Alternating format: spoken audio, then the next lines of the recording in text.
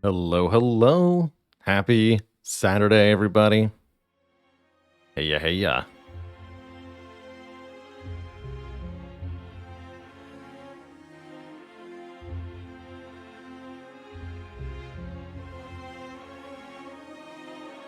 How's it going, Josh Brox?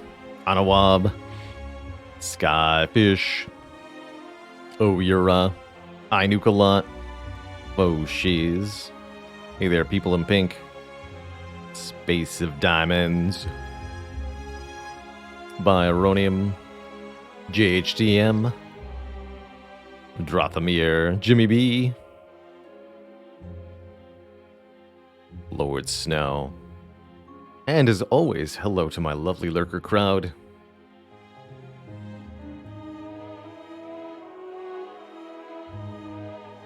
Whether you're quiet because you want to be, or because your chosen method of viewing makes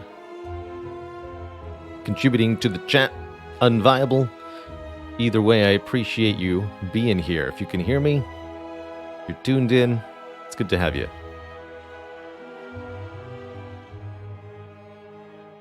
Lurking is ultimately the most scalable form of interaction when it comes to live streaming.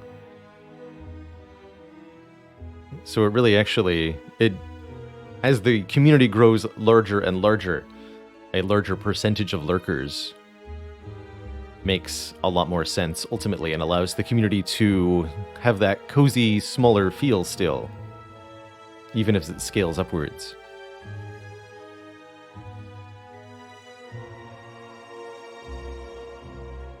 Let me just tweak a couple of things. So, I'm going to do something a little bit different at the start of the stream today. Record a video for the YouTube channel. Another achievement-oriented video. There's a couple achievements we haven't talked about. Where they are. Statistics, character stats. And today I want to focus on the two. I believe there's only two defect-specific ones, which are conveniently not unlocked on this save file. Focused and Neon. Deliberate YouTube content, that's right. It's going to be good stuff.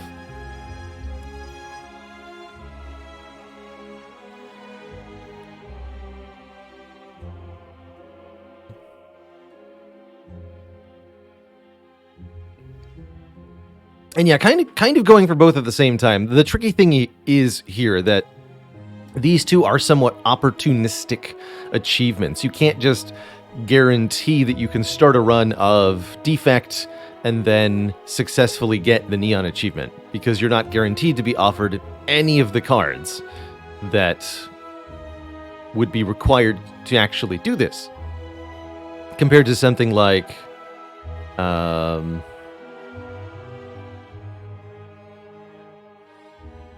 Who Needs Relics? Beat the game with a single relic. This can be reasonably done on a single try or a handful of tries with a consistent approach.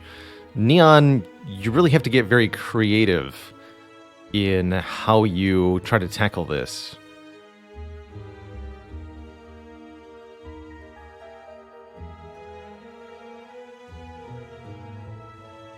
Hello and welcome, my variable name. Here's hoping for a speedy recovery to you, but glad it lets you tune in. Luigi had said, finally got a Neon a week or two ago. Totally coincidental. Totally coincidental is probably the easiest way to get these two achievements, personally. If you play enough Defect, they will eventually pop up. Assuming you're getting sufficiently wacky.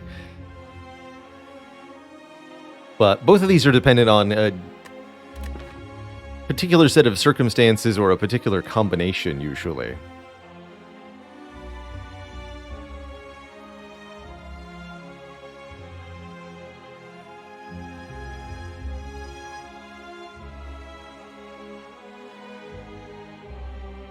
Just Prismatic Shard into a dual wield and then make infinite copies of Defrag. You know, I hadn't thought of it that way, but I like it. Merle! rating us with a party of 101. Hello and welcome, folks. You're just in time, actually, for some primo free YouTube content. Going to be talking about achievements today. I guess we'll open those back up here. Specifically, Neon and Focused are the achievements we'll be talking about. But the chat demands dad jokes.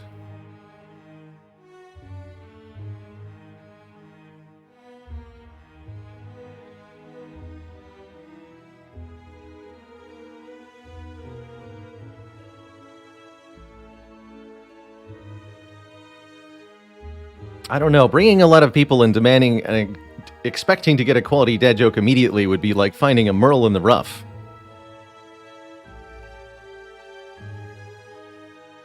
It's a pretty big long shot.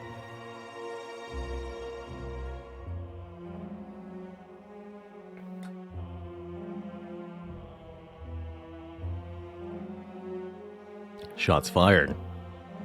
Cancer Prison, thanks for 6 months of support. I stand in solidarity with your expression of rejection of confinement. Say no to pants. Say yes to comfort.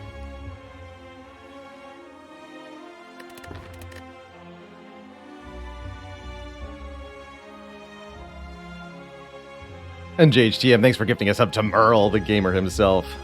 All right, let me make sure.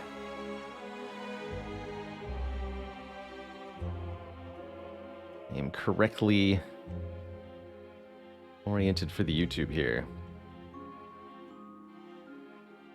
Drop the banner stuff for the YouTube.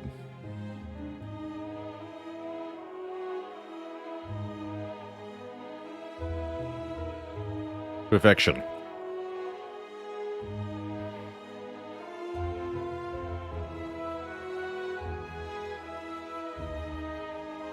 Felly says, is it recorded separately or do you need to highlight it? Please highlight it. I am going to record it separately as well. The separate recording won't have the game audio in case it needs to be edited after the fact in that regard, but I think we'll want the version that has the live audio. During our video here, I'm not likely to immediately respond to sub or dad joke requests. I will be talking mostly about the ways that we're trying to access the 2 achievements. I am playing with the achievement enabler mod for this, so we should be able to see in the character stats that we actually earned one or both of the achievements that we're looking to get. I actually don't know if we're going to get both of them. I'm just going to try to get one, whichever one the run ends up allowing us to do. If we can get both, though, that'd be awesome. Hamanu33, thanks for 10 months of support. You keep watching, I'll keep streaming. One last thing to note. I am running the stream at a higher bitrate today than usual. A little performance test for Tuesday. So let me know if anybody notices stuttering or stream drops. Looks like we're running nice and smooth right now. When I first moved to this current location, the internet gave me a little bit of trouble. But I think that the traffic congestion on my node has let up during the daytime hours as the pandemic has relaxed in this area. And so I think I'm now pretty much in the clear to run at a much higher bitrate. Looking smooth and crisp, that's good.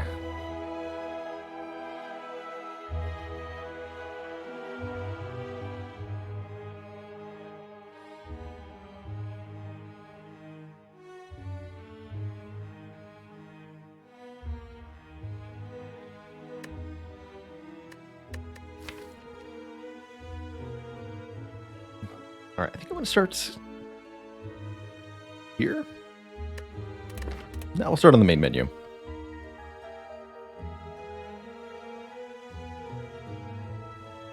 Hey there, YouTube. Baylor here, and today I want to talk about the Defect, specifically the achievements for the Defect. There are two character-specific achievements for the Defect in Slay the Spire. Those are Focused, have 25 or more focus during combat, and Neon, for channeling 9 plasma orbs in one turn. Both of these seem pretty dang daunting at first. They ask you to do something that is way outside the normal gameplay of the character, and that can make them fairly difficult to achieve.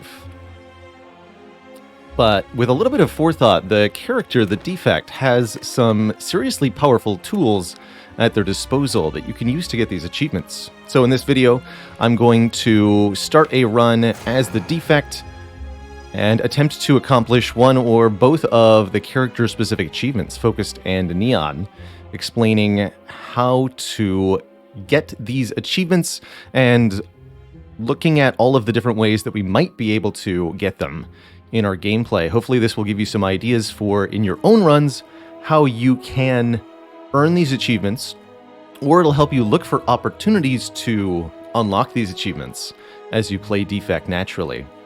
They are pretty difficult achievements to get forcibly, but we'll see what we can do here. I highly recommend for getting these achievements that you play on Ascension 1. You do want the additional elites spawning on the map. This is because the rare cards of the Defect character are very, very useful in getting these two achievements. Particularly, we're looking for the cards Meteor Strike and Creative AI. Both of these are extremely powerful ways to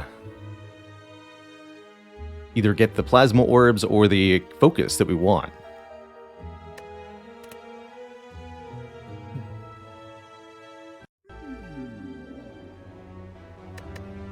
And when you kill elites, you have a higher than normal chance to see rare cards. So we will be fighting elites looking for rares. We're also going to be looking for the rare card at the end of the Act 1 boss. And to that end, I think taking a rare card starting bonus from the whale is a good idea. If you get either Creative AI or Meteor Strike, then you're halfway towards one of these achievements already. And even if you don't, you still have a pretty useful card.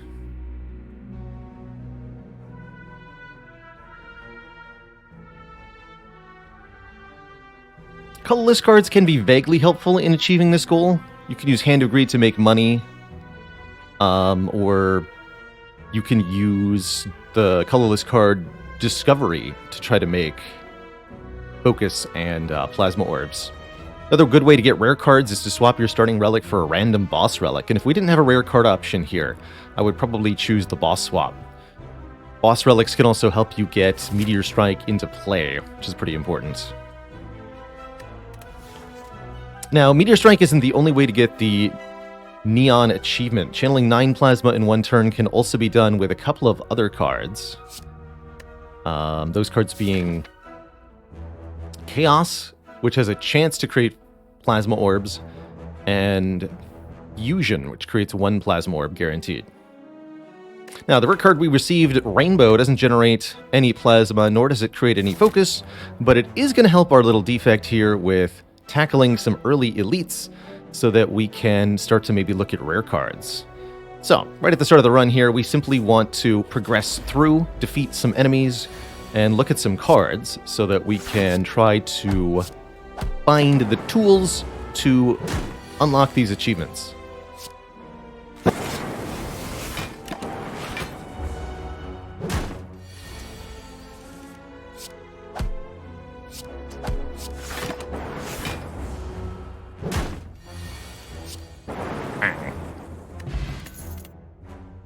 And I'll grab a Ball Lightning early too. This just helps us kill stuff. Pretty good if we get some focus too. Something that we're going to want to grab also is a source of Frost Orbs. Ideally Cool-Headeds or Cold Snaps, so that we can use those to prolong a combat for a while. Something else that we're going to want for this run, probably want to keep it fairly small in terms of total cards here. I'll grab the Reinforced Body, but from here on out I think we want to try to remove as many cards as possible.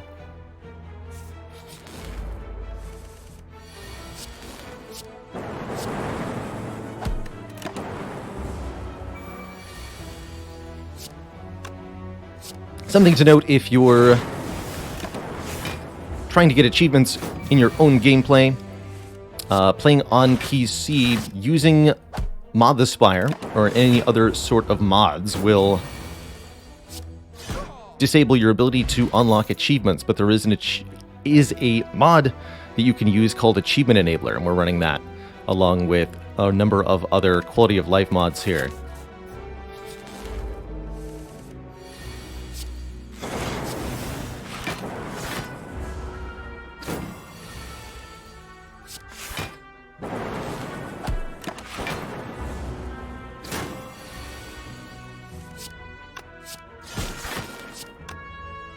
You're not going to die, huh?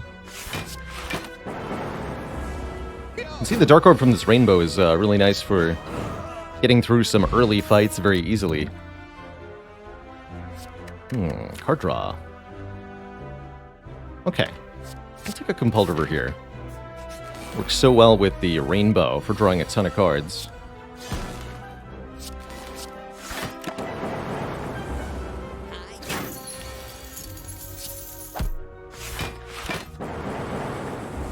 The other big thing that we want to keep our eyes out for in terms of cards that we can find are anything that allow us to duplicate a card or return a card to our hands. In order to get Neon channeling a whole bunch of Plasma Orbs in one turn, one of the best ways to do that is to play a Plasma Orb channeling card multiple times. Either duplicate it or return it to your hands. I think we want to start with Rainbow here.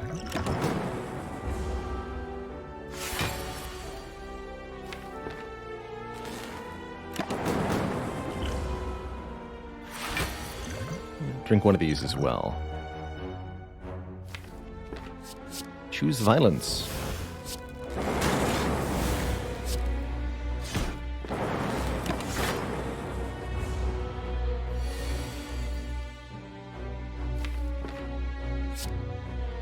Just let this Dark Orb cook for a bit.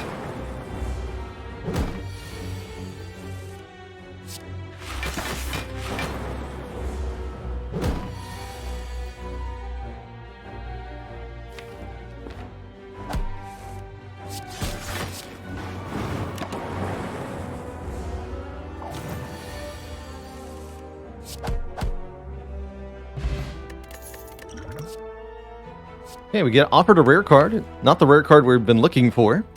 Or not either of the rare cards that we're looking for. Hyper Beam loses us focus, rather than gaining us focus, but it can be used to kill multiple foes, nice and easy-like. So I suppose that I'll pick it up. That's going to further allow us to shrink the deck down. The other option here is Rebound, which could definitely be a way to help get Neon if we find a Meteor Strike. I'll grab the Hyper Beam, and we'll get it upgraded with the Whetstone. Very good, very good. And we'll upgrade this Reinforced Body. Currently, the goal is just make the deck strong enough to kill elites so that we can find rare cards.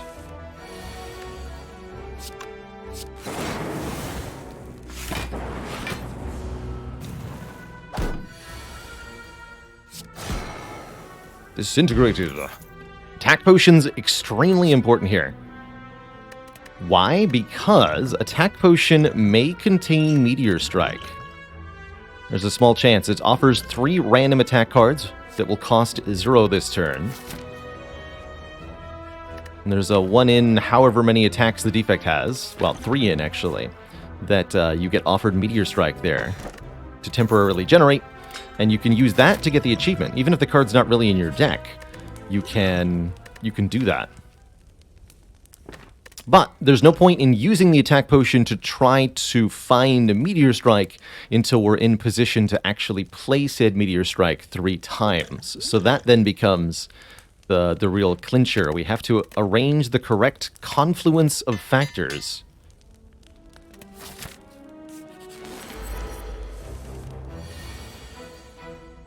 Which right now is bopping the knob.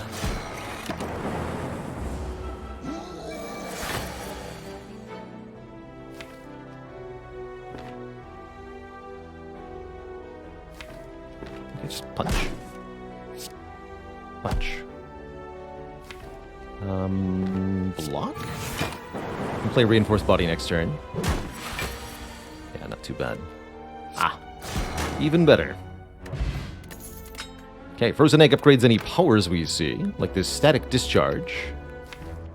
Might want to take a Turbo. It's good with Reinforced Body, and it would also be a way to initially play something like a Meteor Strike.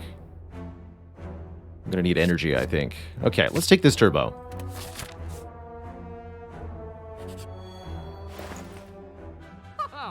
Membership card is pretty good, allowing us to get a 50% discount on all purchases forever. Shops are going to be important during this run so that we can remove cards and so that we can purchase rare cards. I'm also thinking about Madness here. If we can find a Plasma Orb generating card and make it permanently free, that makes it a lot easier to play enough times per turn. Let's start with the membership card. I'm going to remove one basic strike here. And we're going to, yes, purchase one Madness, I think, for potential later use.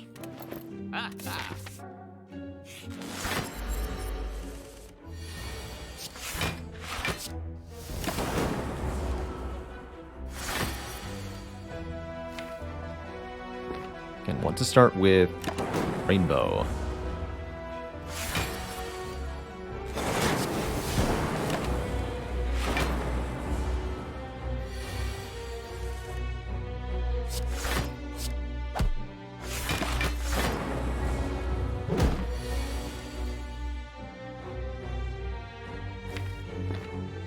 Draw 3, try to get Turbo. Okay. Maybe next time.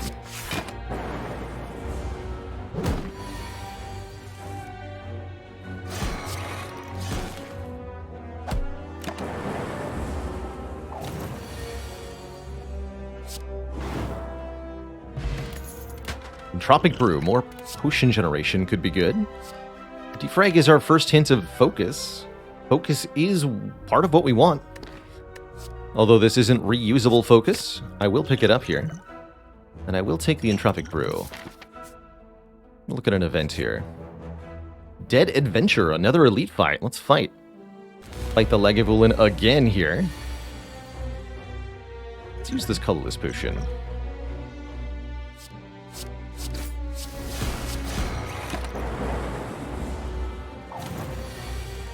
So many rare cards, so little time. Oh right, I have no focus. No. Didn't think that through entirely, did I?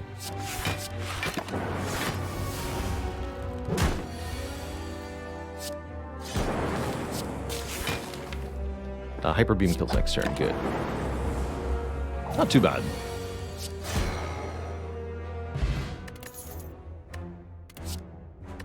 Okay, here we go. Fusion. Channel 1 Plasma. This is a potential tool we can use to get Neon. We would have to play this 9 times in one turn in order to get the achievement, but that is an option. That is an option. So we're going to grab that. Carry it around in the deck. And I don't know that I'm going to upgrade it, because I'm probably going to try to use Madness to make it free. So I think I'm going to upgrade the Madness and not the Fusion. That's pretty funny, actually. Good old Guardian, not too hard here on Ascension 1. Again, our goal is just to get a rare card that we can use to pursue our achievements.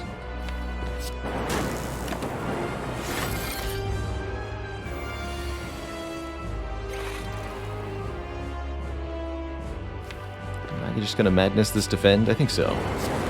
Just want this fight to be short and easy.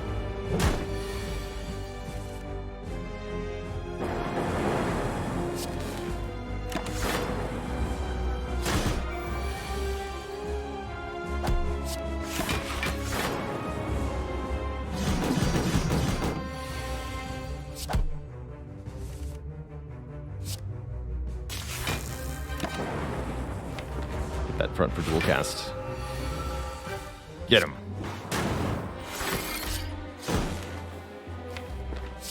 It is time.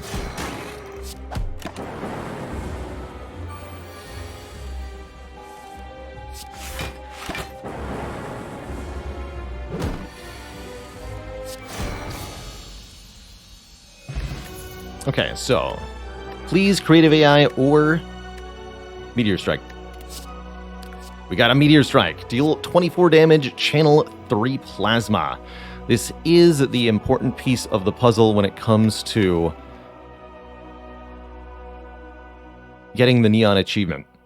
Because 3 plasma at once means you only have to play this card 3 times to get Neon. So, we've set ourselves up very nicely to abuse it here. If we can use Madness to make this 5-cost card into a 0-cost card, then it's not too hard to play it enough times to get the achievement. Another interesting option we could go for here, given that we have a Madness, taking the All for One, returning a card back into our hand that's been made 0 cost. We could try to do something like Madness the Fusion and then get it back with All for One. But that's not going to be as many Plasma Orbs as Meteor Strike here. And we are offered an Inserter. Interesting. Inserter is part of one of the combos you can use to get the Focused achievement. Inserter plus Consume is an easy peasy way to do that. Wonder if it helps us with the Meteor Strike. Probably more easily Astrolabe here. Transform and upgrade 3 cards. Lets us turn 3 basic cards into something a bit more potent. I'd probably transform Strike, Strike, Zap. Transforms are relatively likely to get you rare cards. This could also give us things that we might need in order to be able to duplicate the Meteor Strike, such as Echo Form or Hologram.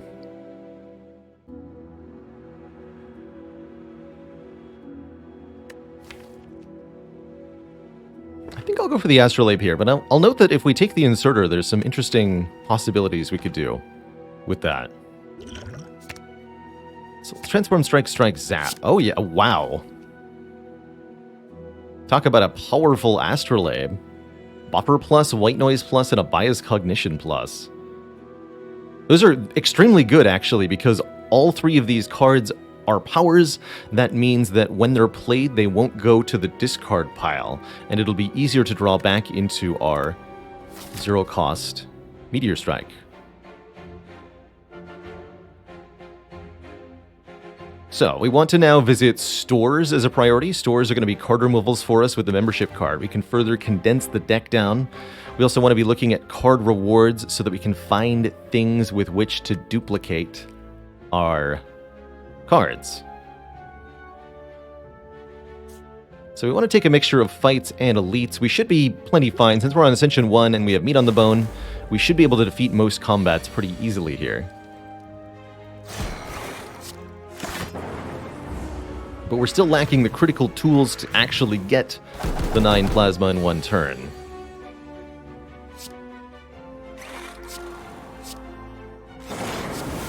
Ouch, by the way.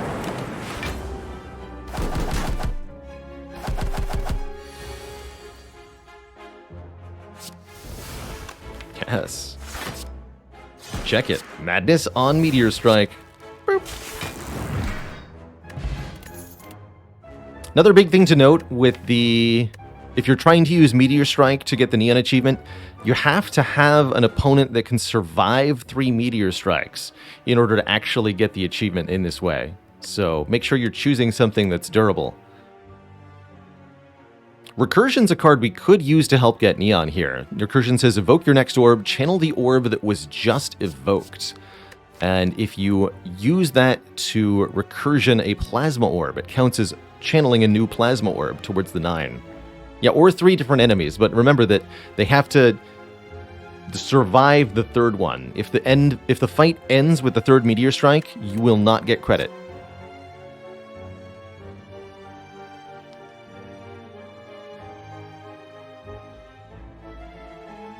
Really prefer an upgraded recursion, but we can just upgrade the recursion. Well, can we? I'm going to hold off. We also need to keep the number of cards in the deck fairly small. I guess I could have upgraded it. That's funny. I'm not going to take a Pain Curse here, but I am going to upgrade our Turbo. I actually think upgrading a Rainbow could be good too.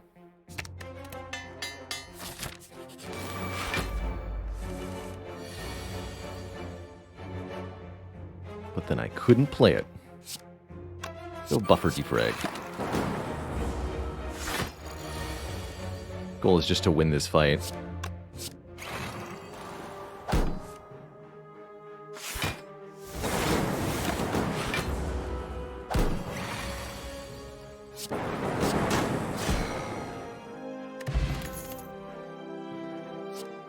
Don't need any of this. Beam Cell could be helpful for dealing more damage, but it's not helpful in terms of getting the achievements here.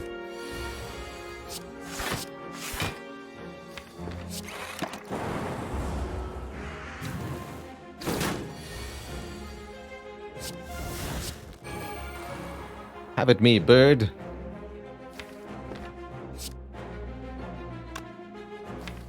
Hey, you know what? Just have fun. Knock yourself out. Literally.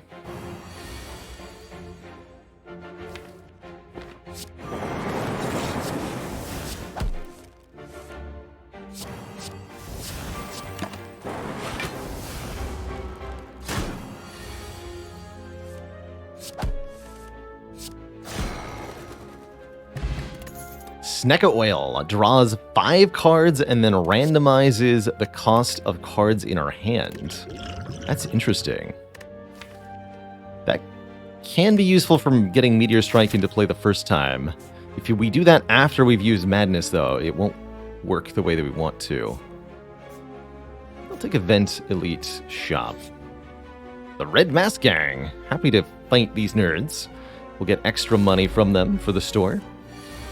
And, well, they're pretty easy to kill.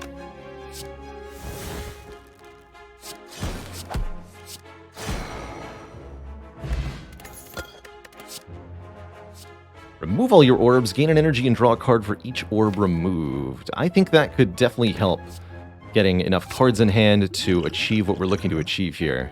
I don't think I want this Snecka Oil.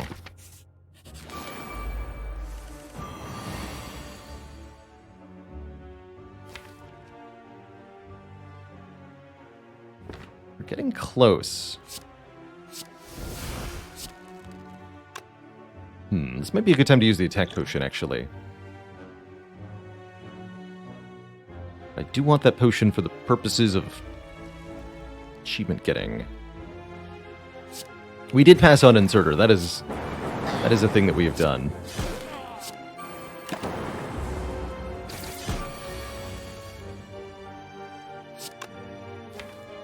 Let's see here.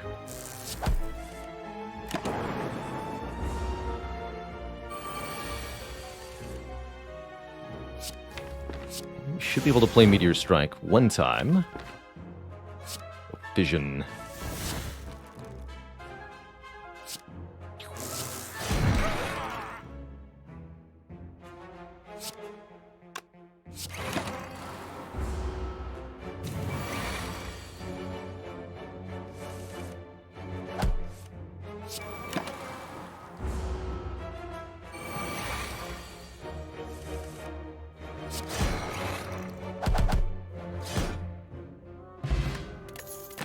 Can give us some more energy.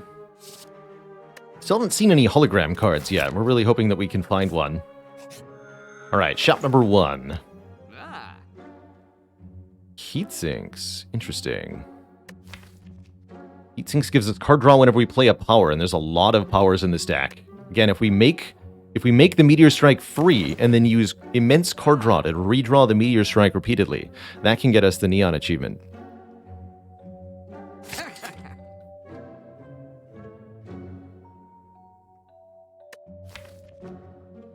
Still need a Frost Orb source, too. Core Surge combos with this Biased Cognition. That's pretty sweet. Makes us very powerful. Toxic Egg upgrading any skills we add from here is assuredly helpful, too. But we do have another shop coming up. I don't necessarily think we need upgrades that badly. We do, however, need card removals. Very badly. Mixed feelings on the Core Surge.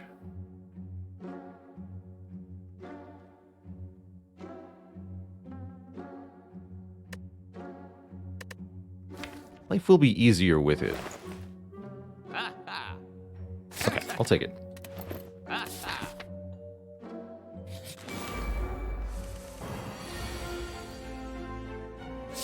Core Surge gives us an artifact that we can use to ignore the debuff of our Bias Cognition, essentially turning it into permanent free focus.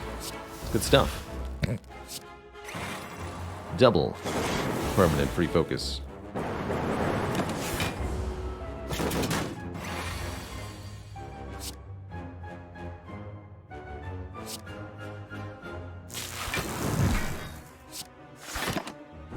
Should have actually played Ball Lightning there to get 2 energy back and then used Buffer.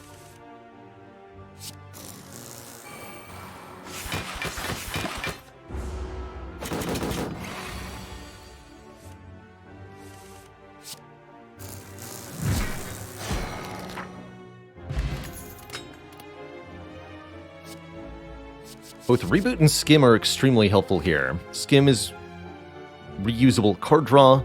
Reboot is one-time free card draw. I think we'd prefer the Skim, particularly if we're able to make the Meteor Strike our free card on purpose. Skim is really going to help with that.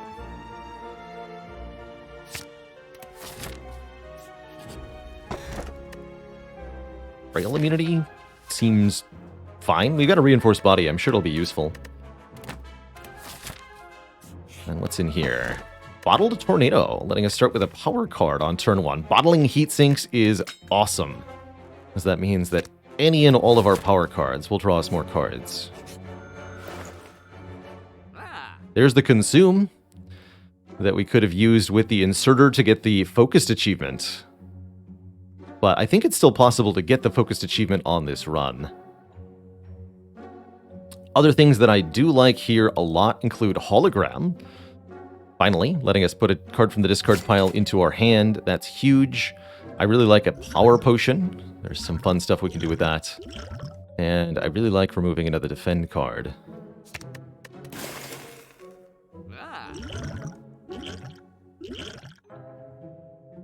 Don't need this Defragment.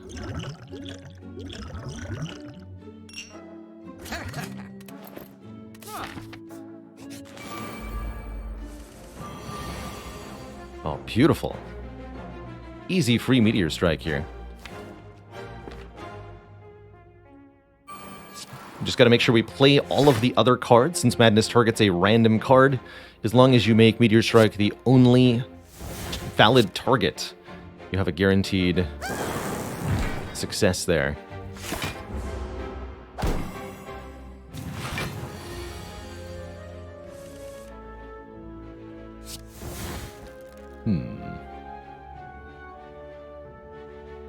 Oh, right, the straws too. Seems nice.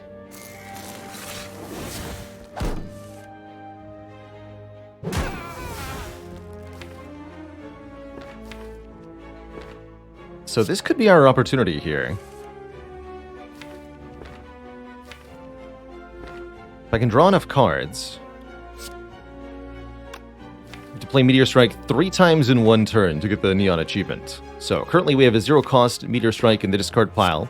Hologram the Meteor Strike. Play it 1 time. That's 3 Plasma Orbs. Now draw 3.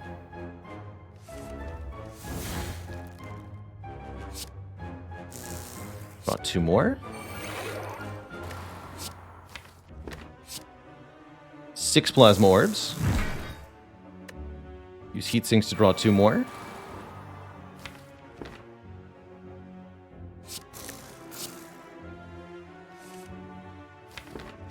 Draw 1 with Compelled River, and then play Meteor Strike the 3rd time.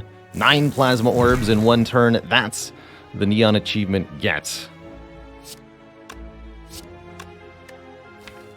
With a little bit more card draw, you could see if I had the Gambling Brew, we could reshuffle the hand and play that a few more times. What I'm going to try to do now is see if we can also get the Focused achievement on this run to really round things out. And what I'm going to try to do to achieve that is get my hands on a copy of Creative AI. But that's kind of how you do it at the core. Get a Meteor Strike, find ways to play that Meteor Strike multiple times, and that'll do it. Actually use Chaos to get Frost? Okay. Take that.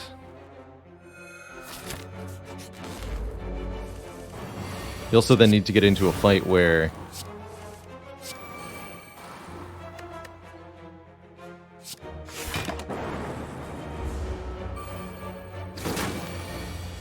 you can use the creative AI to get enough focus.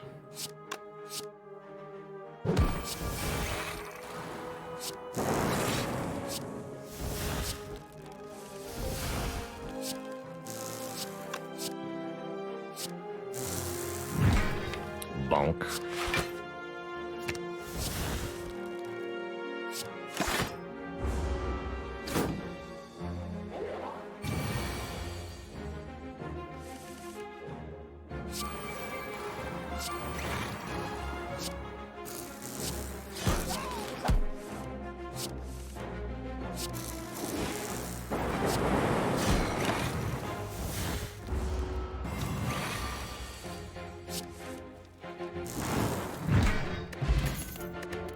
Distilled Chaos can also be a fun way to get Meteor Strike in play for free.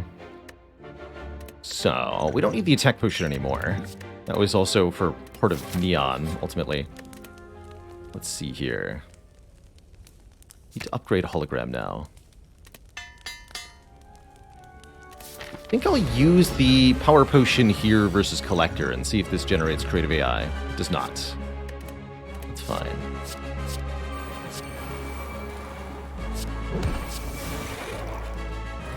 If it had, we could have done some fun stuff with that, but since it didn't, we'll keep going.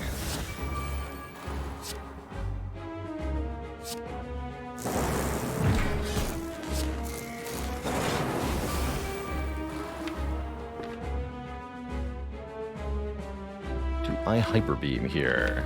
I think so.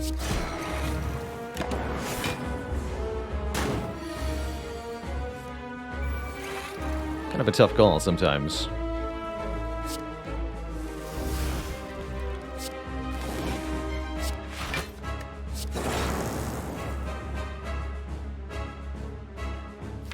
Want to madness those cards.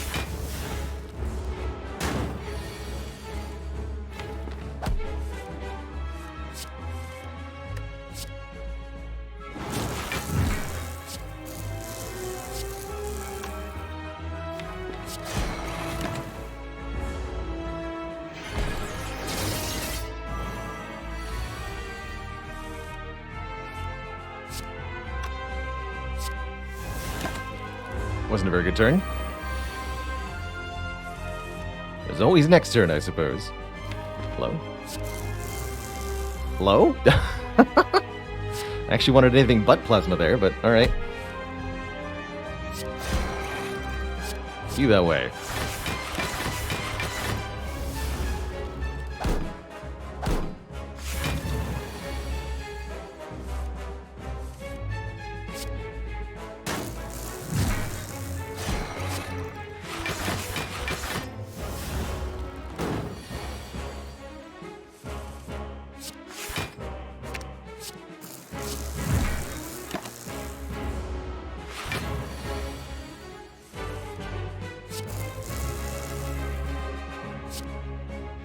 It knows what achievement we're trying to get this run. That's so funny.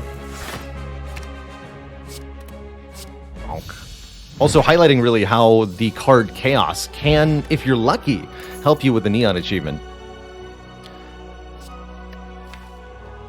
All for one to return the free Meteor Strike to our hand. Sounds pretty fun, honestly. Let's try all for one here. Seek's also helpful. And again, just looking for... Ooh, love Frozen Core here. Just looking for any way to get a creative AI, ideally. Frozen Core says, if we end our turn with any empty orb slots, we make a Frost Orb. And that'll be extremely helpful for maxing out focus here. We want to keep looking at shops, keep fighting elites. We still have a chance of finding creative AI. And worst case scenario, I'll show off this run just beating the end of Act 3.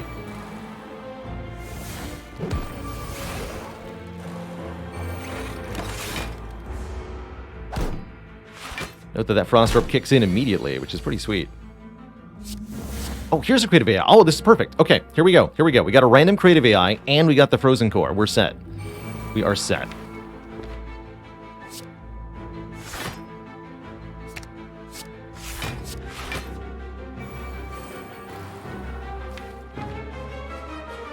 This is particularly useful against these regenerating enemies.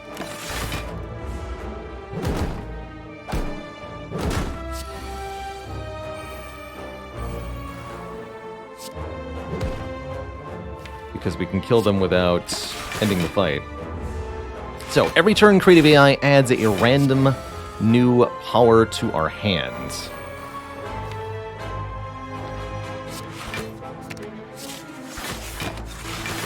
Which is going to allow us to create new copies of the card Defragment, new copies of Capacitor, new copies of Loop. And so, over time, here in this fight, we're going to be able to become impossible for the Darklings to harm. And we're going to be able to gain all of the focus. As we randomly generate new creative AIs and new echo forms, this will speed up a little bit. So even though this looks like it might take a little while right now, we're going to get there in the end.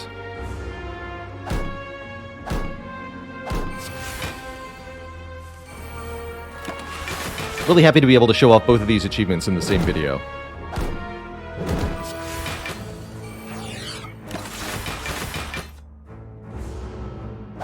So for this strategy to work, you need an enemy that isn't going to get excessively stronger over time, and you need to be able to keep the enemy alive indefinitely. Essentially what you need is to be able to generate as many turns as you want so that you can get all of the powers that you need from one copy of Creative AI. And not every enemy is suitable for this. Some enemies gain strength over time. This doesn't preclude them from being used for this strategy, but does make them difficult. Some enemies add status cards over time. That can really be a problem. And some enemies will force the fight to end automatically. For example, exploders will KO themselves by exploding on turn 3. That makes them pretty unviable. This fight, the 3 Darklings, goes on until all 3 of these enemies die at the same time. So not only is it a fight that we're allowed to prolong indefinitely, it's one where the enemies might even try to prolong it indefinitely for us. If I play these biased cognitions, I'll start losing focus over time, so I only want to play them once we get to the threshold of 25 focus.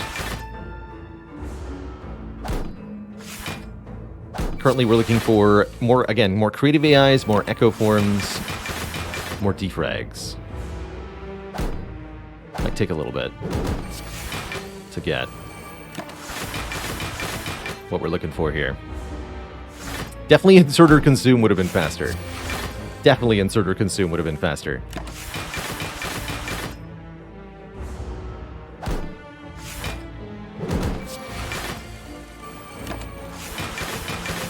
We now have 2 biased, right? No, 3 biased. Okay, so that can be plus 12 focus. That would get us to 20.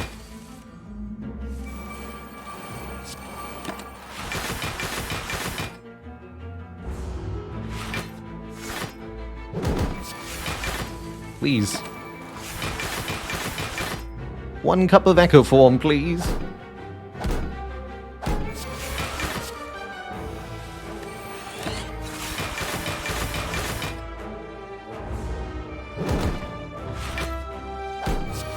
There we go. So now we can double the first card we play each turn. That alone is almost enough with these bias cognitions. Let's wait for 1 or 2 more things to get generated here.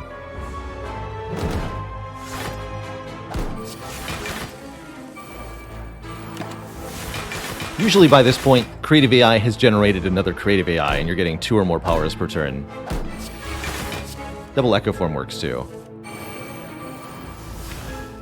Next turn.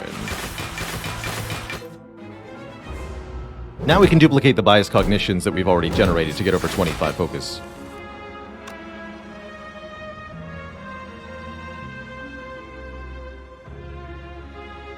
So let's see, we're at 8 currently. Plus 4 goes to, plus 8 goes to 16. Plus 8 goes to 24. Yes. So we have 3 stacks of Echo Form. The first 3 cards get duplicated. Hologram twice. Getting biased and biased. Play Bias Cognition twice. Play Bias Cognition twice. Play Turbo. Play Bias Cognition 1 time. And we're over 25 focus. Now we can end the fight. And I'll show off the rest of the run with this deck just for funsies. But that is how you get the focused achievement on the Defect most easily, I think. Use a creative AI, generate a whole bunch of powers in one combat where you have control and ideally some Frost Orbs to sit behind, and then go to town on them.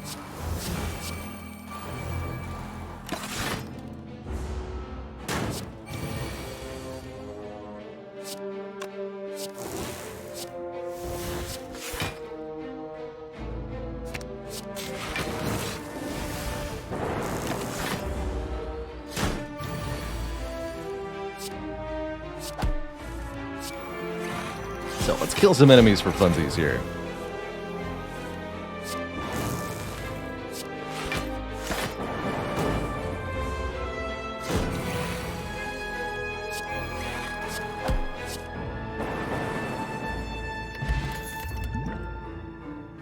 Second compile seems fun, actually.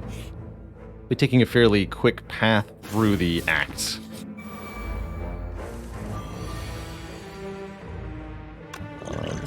This is a situation for Distill Chaos, actually. That's funny. Channeled and then instantly evoked the Plasma.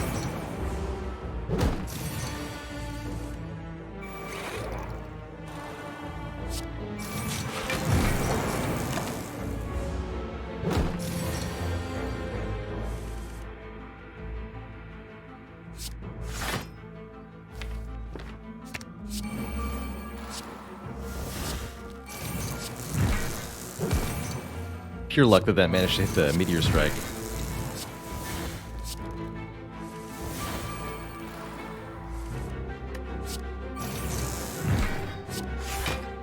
So here's us getting the Neon achievement again with the combo nonsense.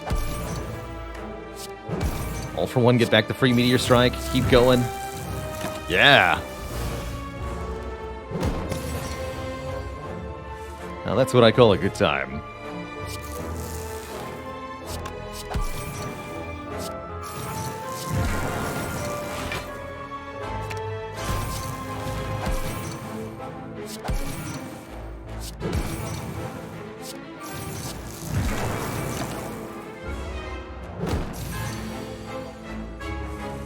Don't think we can quite get the transient kill achievement here. For this to be a transient kill, we'd have also needed,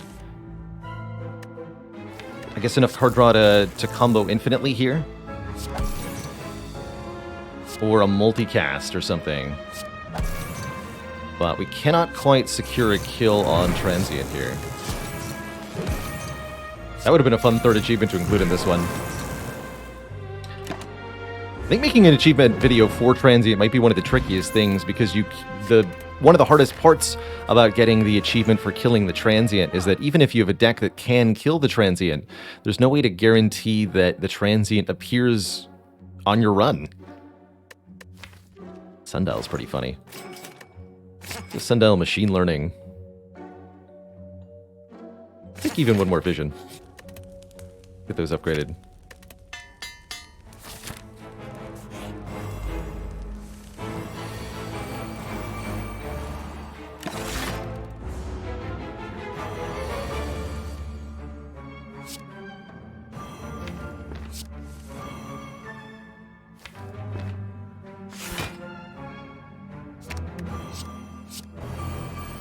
There we go.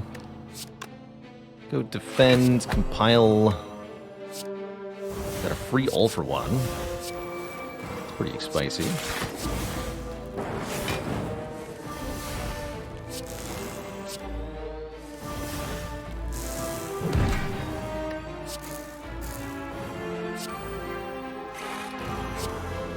We're doing very broken things. It's very fun.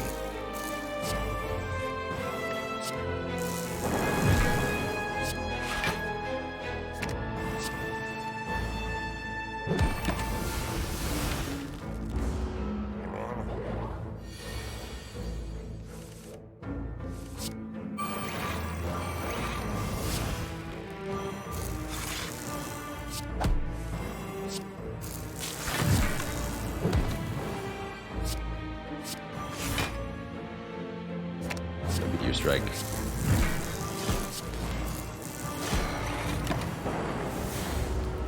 Ten energy left on that turn? That's funny.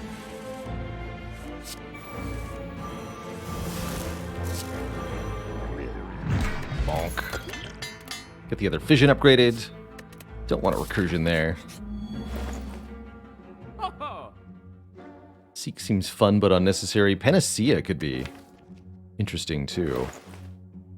Just keep going. I'm not going to fight the heart on this run. We're just going to finish the Act 3 boss. There's only one of them. And close out the run that way.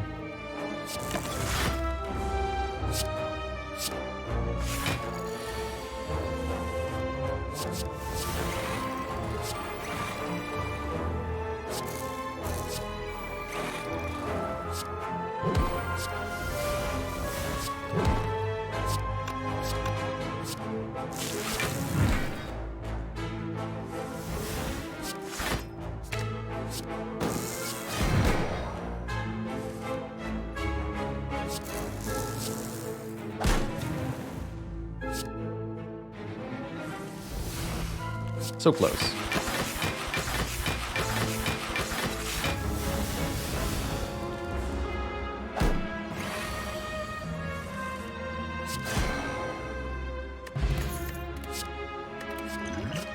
Power Potion also pretty broadly useful. Let's go this path, I think. Fight one more elite.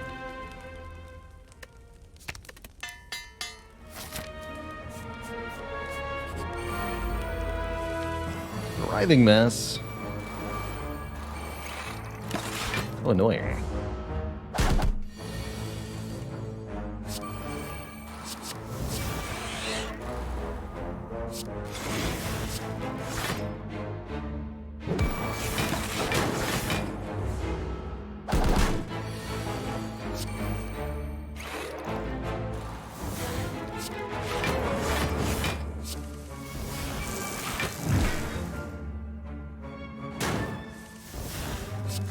That, my friends, is a lot of energy.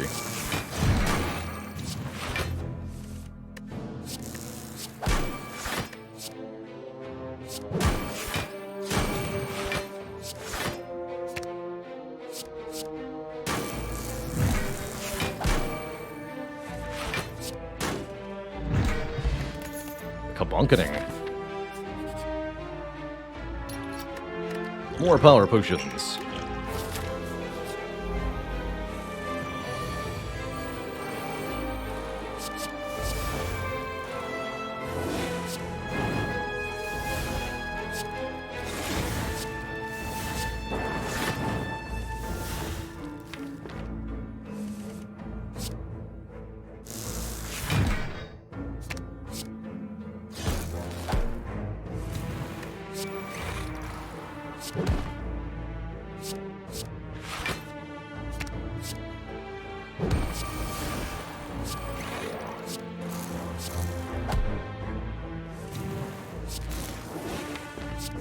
Don't ask me how this deck does this, it's very strange. Wow. Turn 1 Nemesis kill, holy moly. Add a capacitor just for fun at this point? Sure. Give me more powers. Alright, boss. Prepare to be bonked. Yes. Sure. Upgrade all of it. Whatever.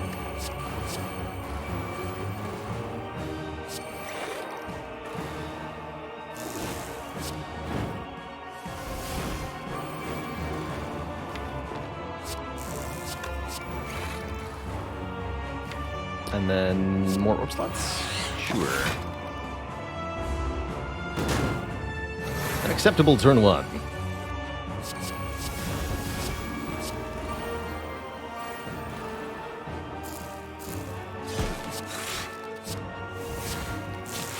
And one last fight where I play Meteor Strike a whole bunch of times to really show off that achievement.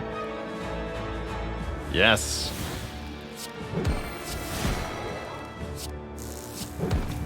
Give me the Meteor Strike. I want the Meteor Strike.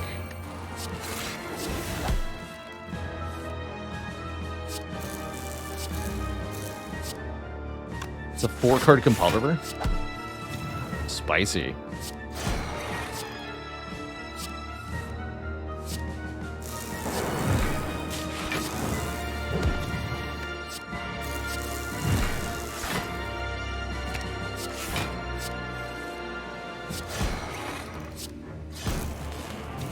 So close to getting them both on turn 2. Dang. GG Donudeka. GG. All right, well, that is the special achievements for the Defect, both Focused and Neon, shown off in the single run there. Hopefully that gives you some tips and tricks on how to get these Defect-centric achievements in your own run. GG. If you like this video, don't forget to hit that like button right below the video there. Or leave me a comment below the video explaining how you managed to get the Neon achievement or the Focus achievement in your own run. What combination of cards and fight did you use to get there? And then let me just show off right at the end here. In our statistics character stats, we now see that both Focused and Neon have been unlocked for channeling 9 plasma in 1 turn and for 25 or more focus during combat. Hope that helped. This is me, Bela Lord, signing off. Thanks for watching, YouTube. Till next time, toodaloo, friends. Good luck out there. Beautiful. It was excellent, I think. I'm really happy that we got both of those in one clean run. Say bye-bye, YouTube.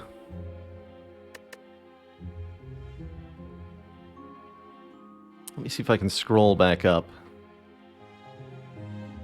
Recent events is not showing the subs there. 1 second.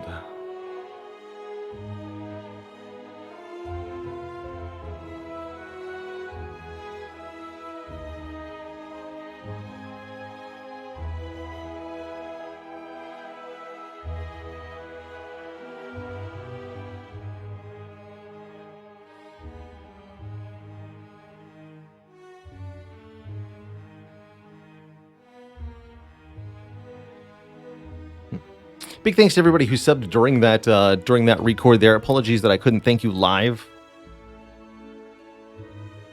But I do really appreciate the support. Now we're going to have to crank it up with an actually difficult run here. We're going to be doing Ascension 20 Defect in accordance with our year-long challenge. Let me get my title updated for that.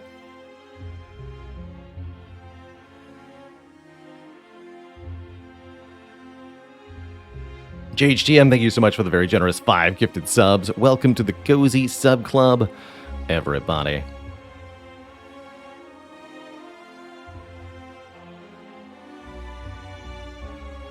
Get in here. 176.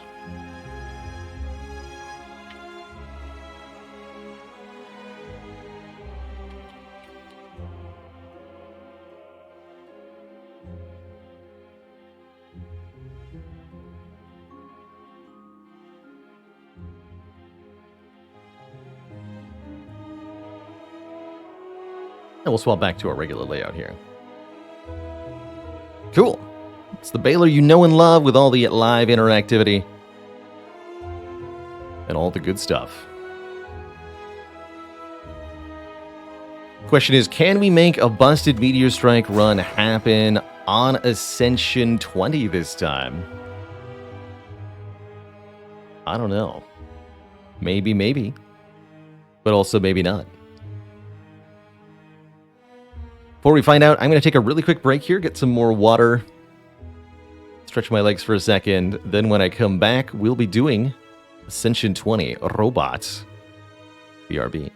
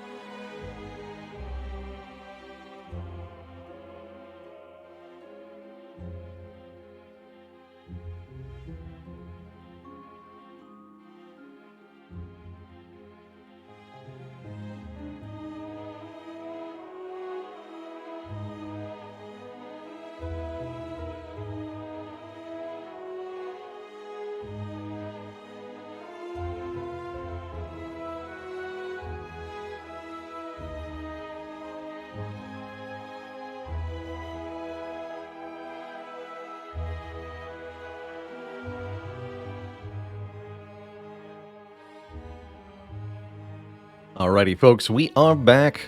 Thank you for your patience. Well, I got myself squared away there. Very excited to jump into a new Defect run here. It's part of our year-long challenge to win 100 times with every character. Against the Corrupt Heart on Ascension 20, no mean feat to do one time. How about 400 times? Do we embrace the random rare that worked out for our achievement video? I'm deeply tempted to do so. Normally not a start I advocate for on A20, but when it works, it works. Taking damage to remove 2 could also be very, very potent. Although I don't generally advocate for taking damage at the start of a run, I do see a nice pathway here that we can use to largely mitigate. Get 2 rest sites. Actually, don't even need to go to that stinky shop. That's a pretty bad shop. Instead of going to that shop, maybe do this. And then potentially... Actually, I like this even more, because then there's optional shop. Shoptional. And what a path on the map like this lets you do is progress through a couple early events. If money occurs, you can include the shop in the path. If money does not occur, don't worry about it. Go somewhere else for lunch, you know? And I like a very late Burning Elite, which means we can easily grab our green key in Act 1. Hey, Dog Barker, appreciate those good luck wishes. I think Remove 2 is one of the strongest starts in Slay the Spire. Now, I want to see what Random Rare has for us today. Worked out for the last video. Give me a Meteor Strike to start. Vision, okay. Remove or upgraded Evoke all of our orbs. Gain an energy and draw a card for each orb removed / evoked. Pretty good with the starting orb that we have. Actually wondering if I maybe want to go this way. Potentially gives me more optionality this way. I like that.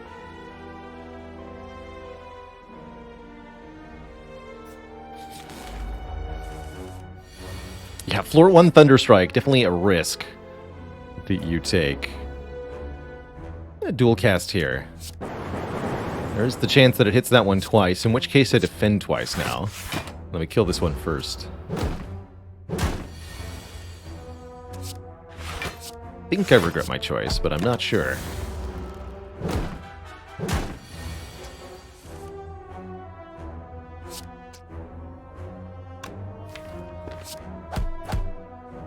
That way.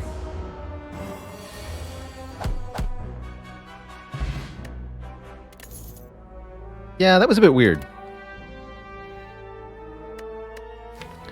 Hologram beam cell defrag.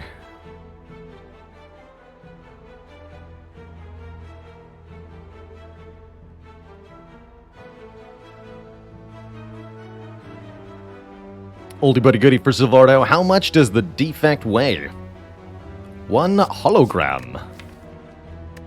I actually support going hologram first card here. I think hologram is a huge enabler for so many other defect cards. Hard to go wrong with a beam cell. Hologram would let me upgrade Zap, and then we can use that for fission fuel. It's rather intriguing. I'm gonna go first pick hologram. I really think that is an enabler.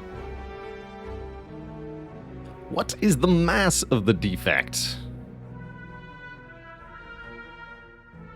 1 hologram. Doesn't quite roll off the tongue the same way.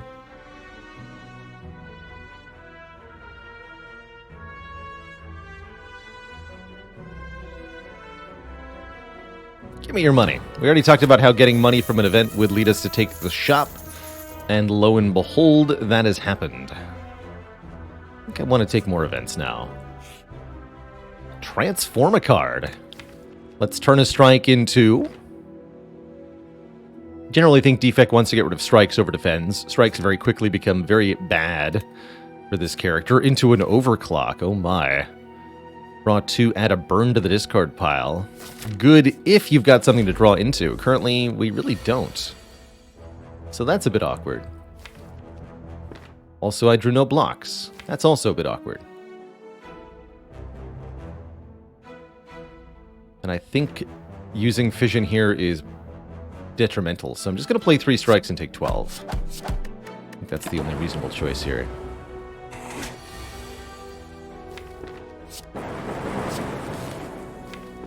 Guaranteed 3 blocks is fine.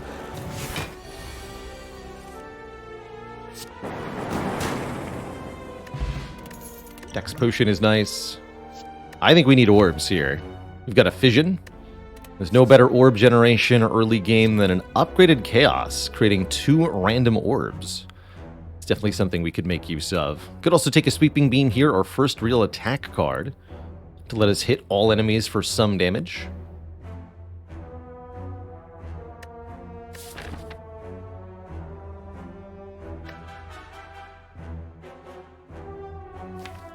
Let's grab that Chaos. And we have one more easy encounter to go through here. The Cultist should be nice and simple to fight. These.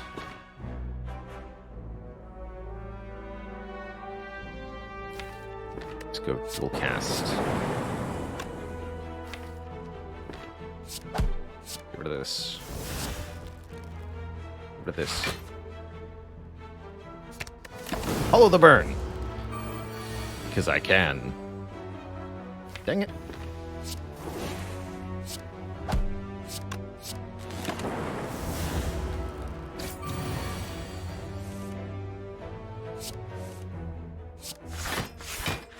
Number guaranteed to kill with dual cast. 19 health after our first few encounters is definitely a bit of a precarious position. We've had to deal with a little bit of an awkward draw, and we've got a deck that isn't actually useful at early fights is part of the problem here. We're lacking upgrades, and we're also lacking kind of a core attack card. Something to deal damage with. I guess Sweeping Beam is tolerable here. Will help against the slime boss, and I do like it more with a Flex Potion. Could take this Beam Cell, which I'm not as thrilled about currently. Got so many upgrades we really want. The Fission, the Chaos, and if we take it, the Sweeping Beam. Upgrading Zap seems like a distant hope at this point. Maybe if there's a War Paint suddenly, but pretty unlikely to actually happen here. Deck has potential, and that's currently all it really has. But we have money, and we're about to get Rest Site, Shop, Rest Site, Relic as our next 4 nodes, so that should help out a little bit. I think I'm going to go with a Beam to help us with Slime Boss. We're going to upgrade first. I'm thinking that upgrade might have to be the Sweeping Beam first. I was hoping for Chaos first. Really feels like we have to upgrade our best damage card, and this one is that. The Sweeping Beam upgrade is pretty good. 3 more damage to all enemies. And particularly if we're using a hologram on the Sweeping Beam, we really want that extra damage.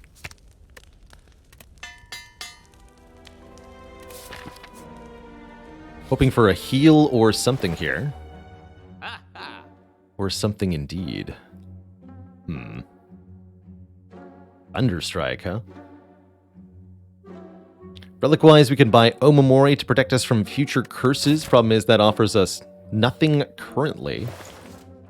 Or the Abacus, giving us block whenever we shuffle the draw pile. It's actually pretty decent at the moment, considering how small the deck is. Dramatic Entrance could be some guaranteed turn 1 damage. That's okay. Leap is a pretty decent block card. That's okay. Actually, I like Leap a lot, especially with Dex Potion. And card removal seems okay. Might even go Leap, remove a Defend.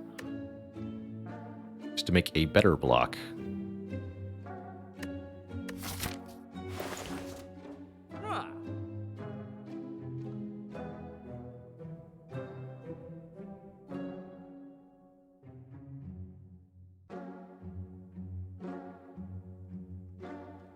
Could try swapping out a potion, but particularly the Fear Potion is very good if we're worried about a Gremlin Knob.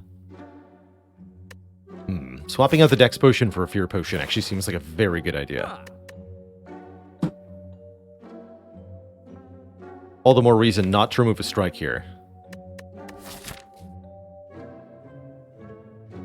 Streamline is kind of okay, especially with a hologram in the deck already. Actually, this is the sort of deck that really does like a Streamline.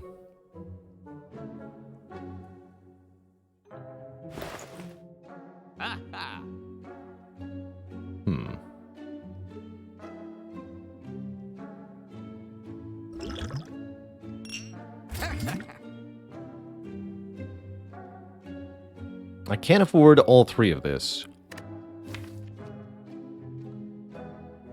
Okay, yeah, let's do it.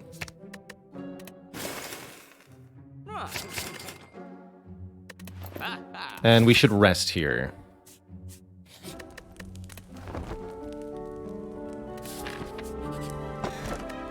Oh, and a bag of prep from the chest? Watch these elites get destroyed. First up, the sentries.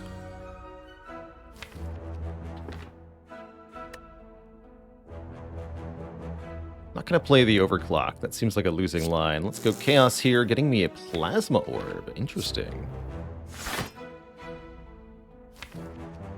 And given that I've got fission, let's get a third orb in play. Heck the middle one, apparently.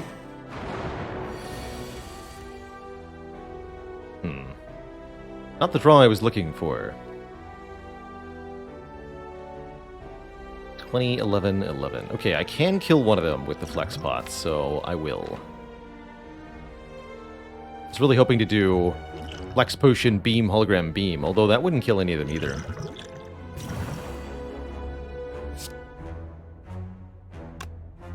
.44, so we can kill the front one. Wait. No, we can't. I'm bad at math. Yes, I'm very bad at math. Well, that's embarrassing. Come on, lightning orb, save my pride. Thank you. Calculated.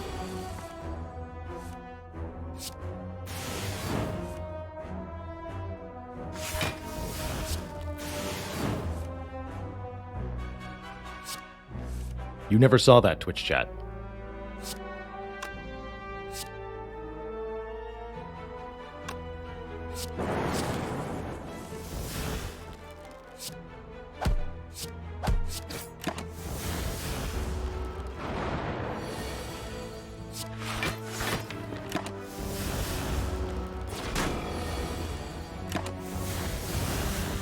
Hurry McDurr, thanks for 10 months of support.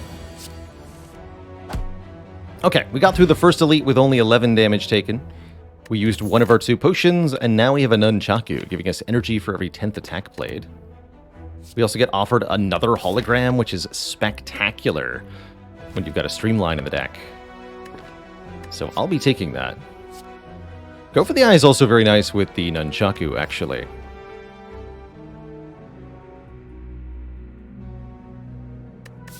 And I agree, we need to upgrade the Streamline, especially if I take the second hologram, which I will.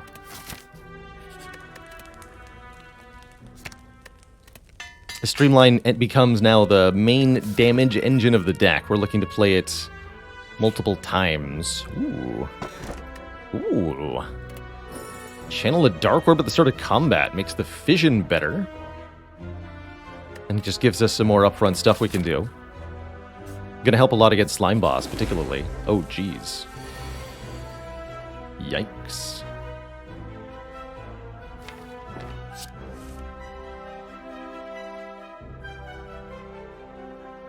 This is nasty.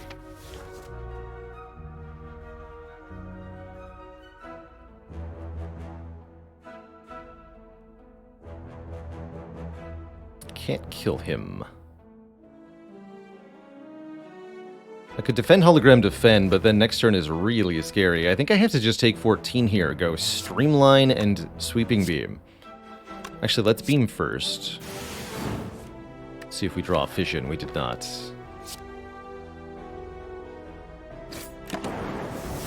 Ouch. Next turn I can dual cast Hollow dual cast, even though I'm entangled.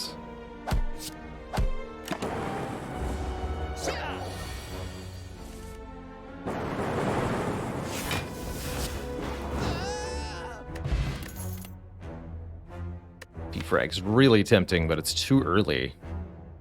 Turbo is also really tempting. Don't think any of them are correct. I think we take none of the above. And I'm going to push my luck here and fight this elite. Very happy it's a Legavulin. Very, very happy it's a Legavulin.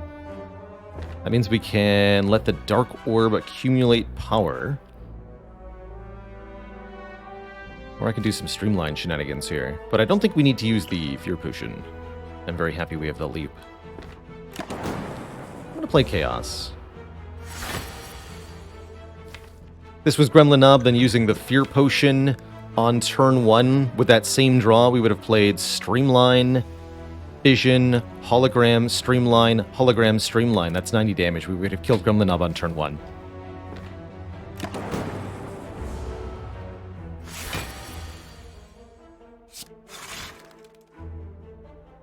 Love the Frost Orb. We want this to be a thing.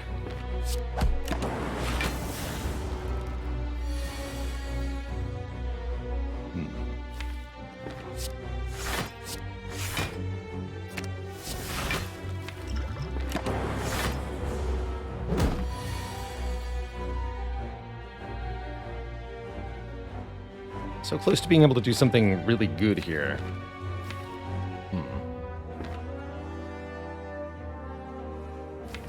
I have to hologram the Leap again.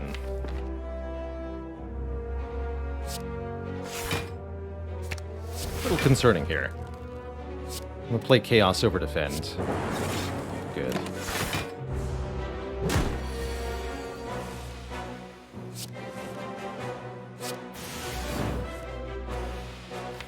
As soon as we draw a dual cast, we win.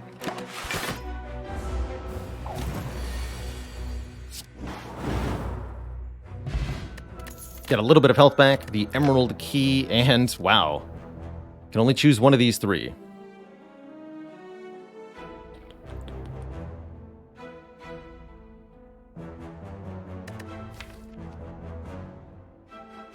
I believe I am going to try to do the slime boss on 16 hit points here. It's a bit scary. If we take an Electrodynamics, I think our odds of defeating Slime Boss are highest. Question is then, do I upgrade the Chaos or the Fission at our fire here? That I'm not sure about. Block from Glacier is also nice. King says, I'm taking Electro and upgrading Fission. Don't disagree with that. Particularly being able to play Fission and have the Dark Orb do something is pretty dang good.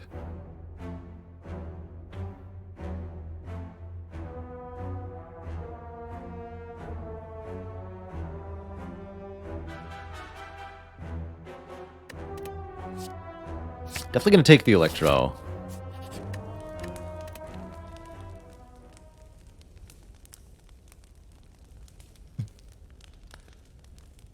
Well said, Grillpack. Grillpack says, one thing I always notice when watching is how good piloting can get you through with a relatively mediocre deck. The impact of turn-to-turn decisions is such a huge, huge impact. A lot of times in these early fights, just as soon as you start a run of Slay the Spire, you're fighting Jawworm or Cultist. Choosing to play a strike or defend on any given turn can have a significant impact in how many hit points you leave that fight with. And these kinds of decisions apply through every single combat in different contexts in Slay the Spire. I think this is what I'm going to upgrade.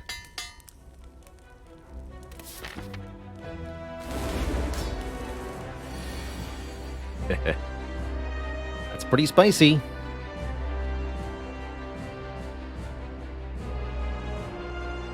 Don't want to lose the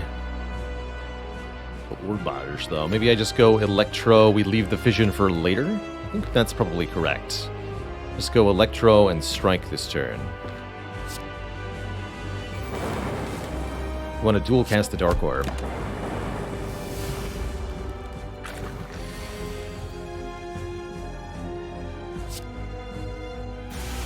Straws. We'll cast this, get Slime Boss close to half.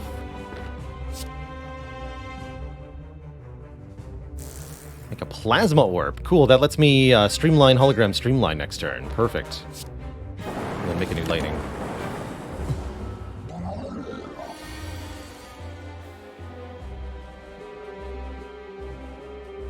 And while I could try to preserve the potion here, I really think that messing with Slime Boss is a recipe for disaster. So I'm going to employ the potion as well. Make this the big damage.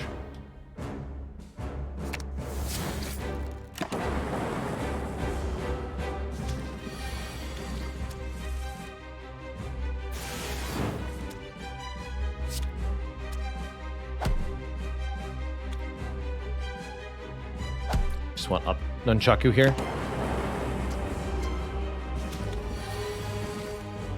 Nope. GG, we made it through. We get some money back and a potion. And we're offered a multicast, a Thunderstrike, or another copy of Fission. Second Fission, interesting.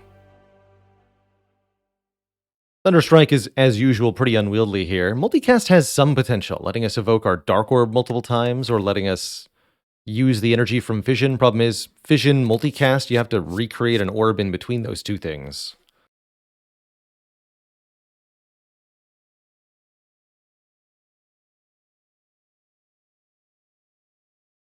So that could be a little challenging.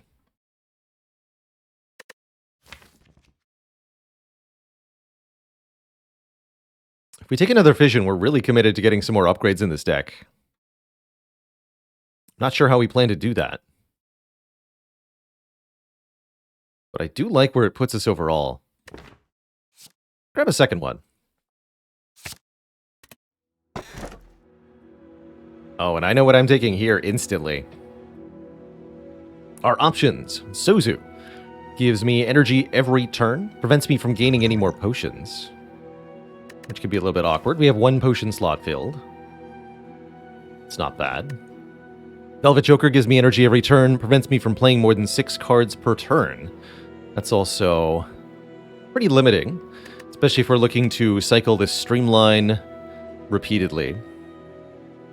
Or lastly but not leastly, Empty Cage, remove 2 cards from the deck. Thinning this deck out further enables us to draw our combo cards together, Electro and Fission, or Hologram and Streamline.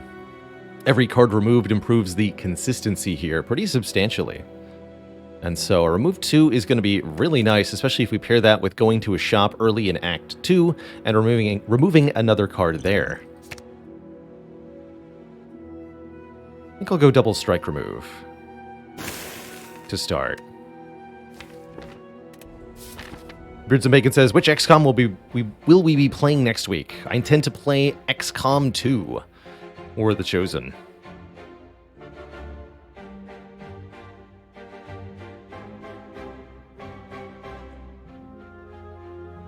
So early shop means fighting this elite. Or if I want upgrades. Oh my. Wow, look at this path.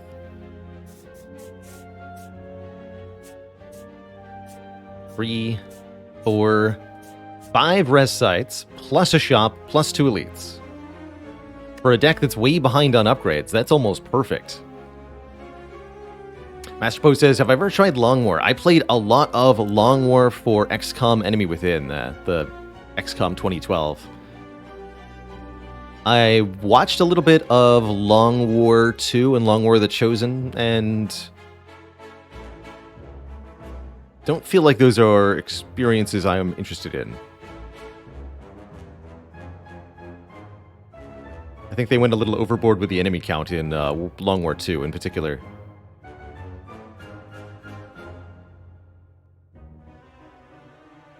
And honestly, I found that War of the Chosen on the Impossible difficulty was actually already a long and involved enough campaign to be pretty dang interesting.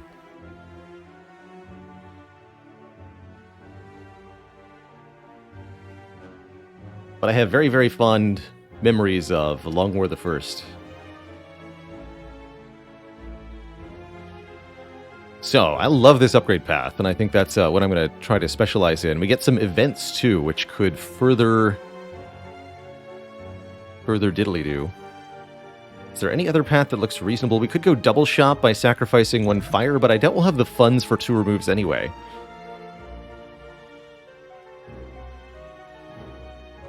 Yes, I'll be playing on Impossible. I don't think it's going to be Iron Man, probably Honest Man with an asterisk on it.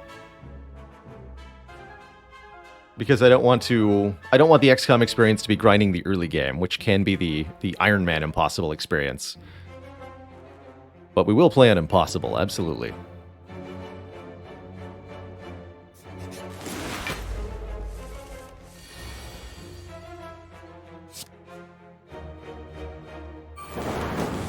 Give me the Energier. Yes. But how do we win the fight? Sir Phobos asks, what is my favorite Slay the Spire-like game? Games that are like Slay the Spire, but not. I think that would be a toss-up for me personally between Monster Train, which I find to be personally really replayable, very enjoyable, with some jam and tunes. But I'd also nominate Griftlands. That's one that doesn't feature on the stream because I don't find it as replayable. But I think Griftlands is an incredibly well done kind of story/deck builder experience that was really fun. Tries to embrace the roguelite aspect, but I don't think it is a good roguelite. It's a good deck builder, but not a good roguelite.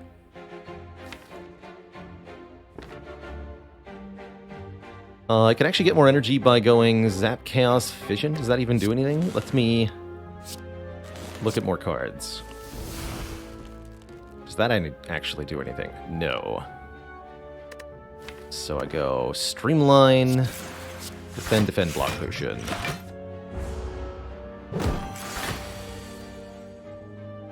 And then here I can Hologram, Streamline, Sweeping Beam. Is that exactly enough? Oh wait, no I can't do all that, actually. Because I don't have the energy.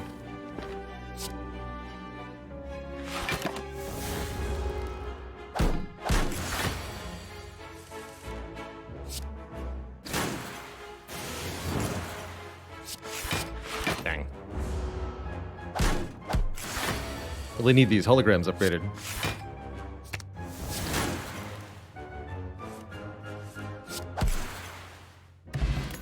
I thought we could do better there. I do like a self-repair. Self-repair can heal us each combat, helping make up for our lack of resting. Second Streamline upgraded is interesting too.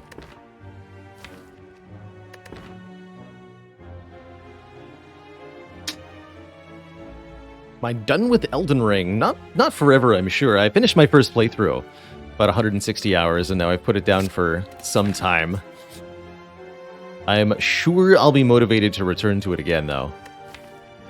And I'm sure I'm going to like what happens if I transform 2 cards here. I still have faith that the Overclock will eventually be good. Let's lose Strike and 1 more Defend. Getting a Doom and Gloom and a Go for the Eyes. Okay, here we go. Got an Area Damage and Channel an Orb card, and we got a Weak Applying, 0 cost attack. Really good luck there. And we're offered strikes for bites, but we have no strikes. So this would add 5 bites to the deck. Don't think that's a very good deal at all.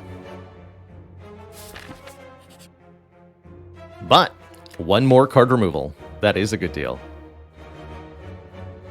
I am ready to remove Zap, honestly.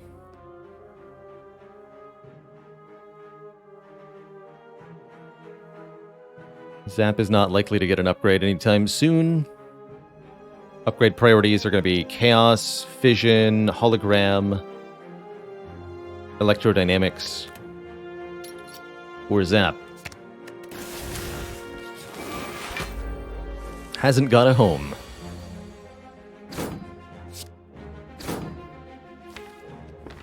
We'll play this.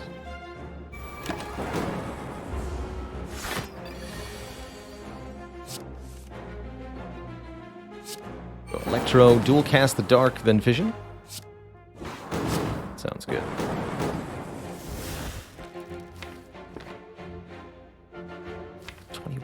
11. We can either tank 11 or try to kill next turn. With a worse draw. Problem is, we might not get the kill, but the good news is we do exactly get the kill. But only exactly. Hey, here we go. I think the thing this deck most wants out of anything is zero cost orb generation. I recognize the irony of having removed Zap, but Chill is incredible here. 1 Frost Orb for each enemy. We can use that as fission fuel to get a whole bunch of energy and card draw, which is mighty strong. Imagine we want an upgraded Hollow for this first elite. Upgraded Electro looks really good too.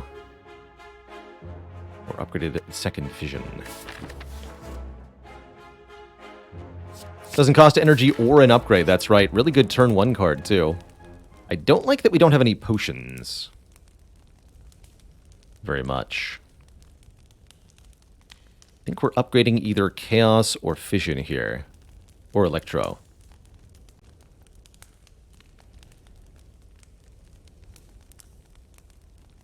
Really do want to be evoking the orbs I channel. But I need to evoke more orbs, or channel more orbs. Ah! Choices. Go with the Chaos upgrade. I think we're overdue on that one.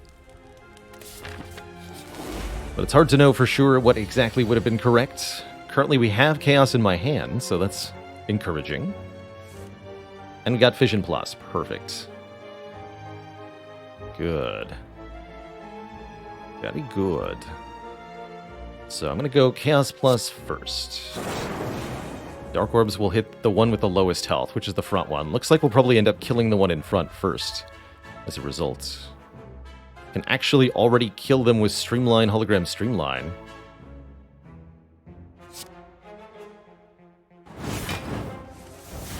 There's Electro, but will I use it?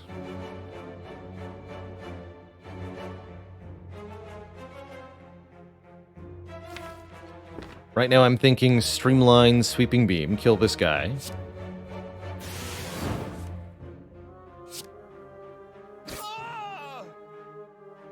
Oh, wait. We drew the other hologram? Check this out. Play Streamline. Oh no, I can't hologram again. Except, I totally can. Thanks, Nunchaku. Easy. Take one or take none? Might take more next turn. If I don't take one.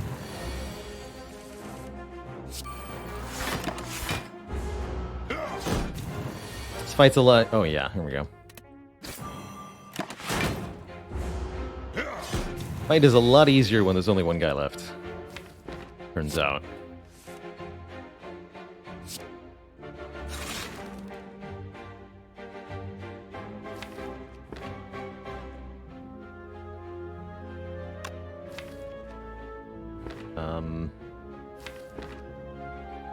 I want to block, then Fission. Beam draws into Streamline. Can't quite KO. That.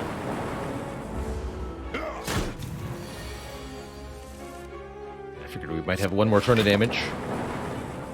Ow. So a little bit of hit point loss to this guy on the way out. Glad we had such an aggro turn 1. Recycle. Interesting. Recycle can quickly turn this deck into silly shenanigans. Could even let us, although it's yet another card wanting an upgrade, could even let us do the filthy things with Overclock. More broadly useful, White Noise, just giving us a random power, is almost always good value, I tend to find, especially if you're in a deck with a lot of powers already. Generates randomly creative AIs, Echo Forms, Orb Generation, Card Draw.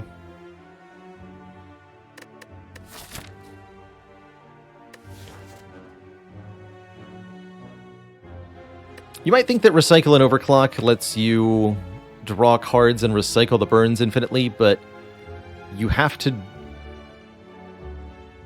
draw 3 cards. The recycle, the burn, and the overclock. And the overclock draws 3 cards. So you're spending 3 card draws and no energy to gain 3 card draws and no energy. And destroy the burn. So you can cycle that infinitely. You'd even need a second overclock for it to actually work, right? Because you can't redraw the overclock with itself. But it's a loop that doesn't on its own achieve anything.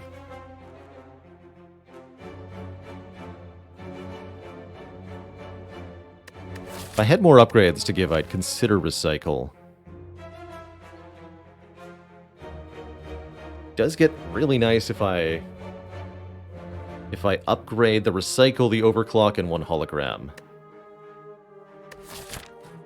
It starts to get really, really good. Ah, heck. Let's do it. Let's do it. So we'll do the recycle upgrade first, followed by a hologram upgrade, followed by overclock upgrade. We'll see what the shop has for us. More energy is definitely welcome at this moment. Happy Flower giving us energy every 3rd turn. Welcome. Love the combination of Happy Flower and Nunchaku. These 2 relics combined can often feel like a boss energy relic together. In particular, you have control over both of them, so you can set up both of them to take effect on whatever turn number you really want them to.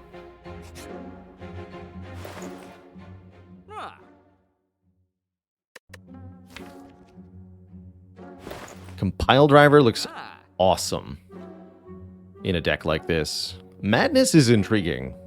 Madness could absolutely let us do some kind of weird infinite combo. Another thing that I really like, the Centennial Puzzle. First time we lose health each combat, draw 3.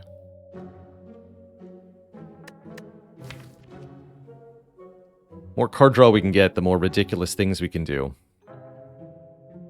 Might even go Compulsive Puzzle here, because we've gotten so many cards out of the deck already.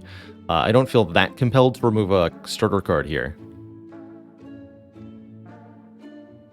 It's only 2 defends and dual cast left, after all.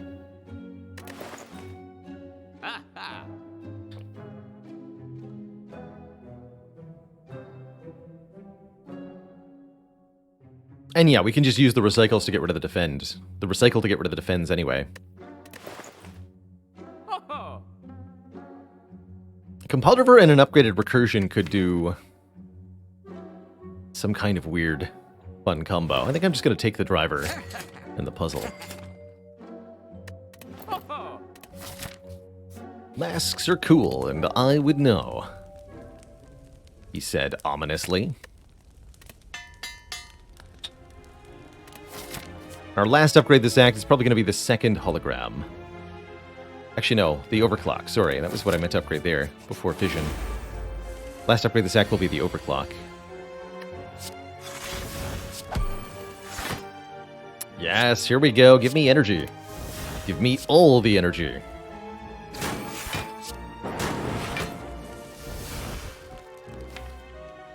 All of it.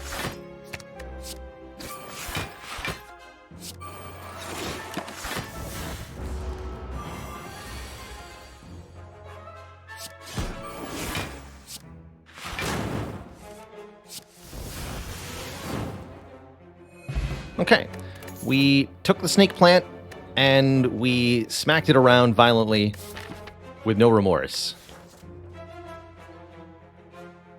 And now we're being offered an upgraded defrag in a deck that does quite a few warp things. Feels pretty good to me. Get in here. This will absolutely help make sure that these orbs are staying relevant for the mid to late game. Electro Fission turn 1. Easy game.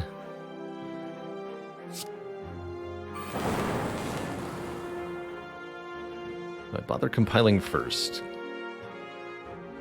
Nope.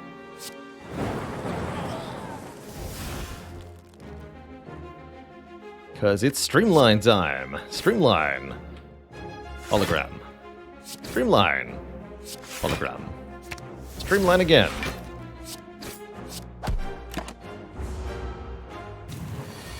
Just bonk him to death, basically. Also, ouch.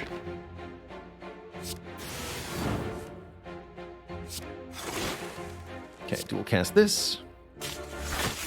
Use this.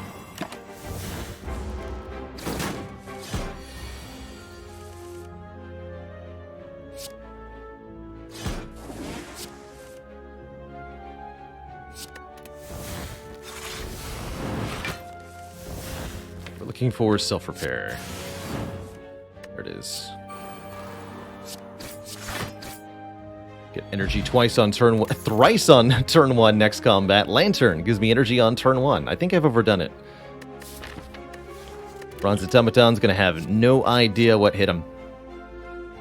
I think Machine Learning is exactly the sort of card this deck wants. A card that lets us draw more cards each turn, but also itself gets removed from play when we put it in play. So we don't draw this card again, but it gives us additional draw each turn. It's going to make it easier to kind of rotate through all of our cards, which this deck is looking to do very rapidly now. I ate your sandwich. Thanks for continuing that gifted sub, making it official.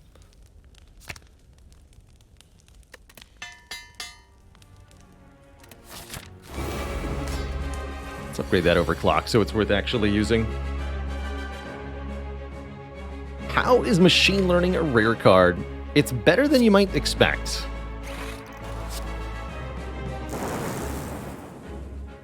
All the energy on turn one. 10 energy.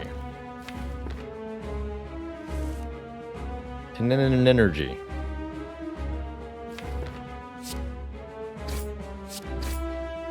Let's get the Chaos back. Electro first, then Chaos.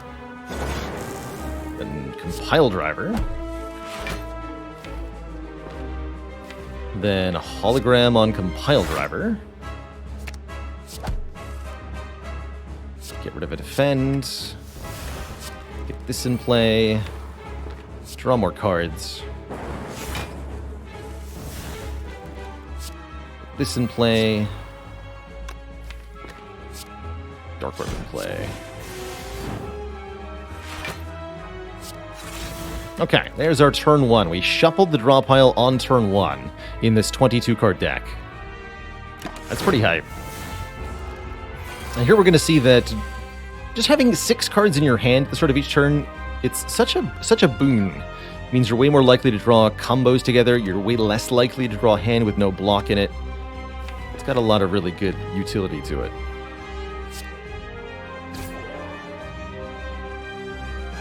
Are we going to destroy Doom and Gloom?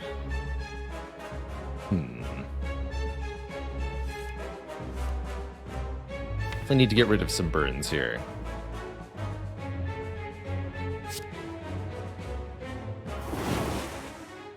Fair enough.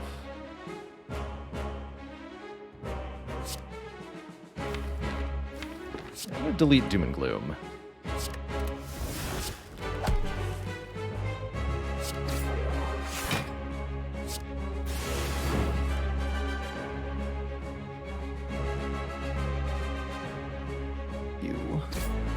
One I can do both. Good. Rid of this burn.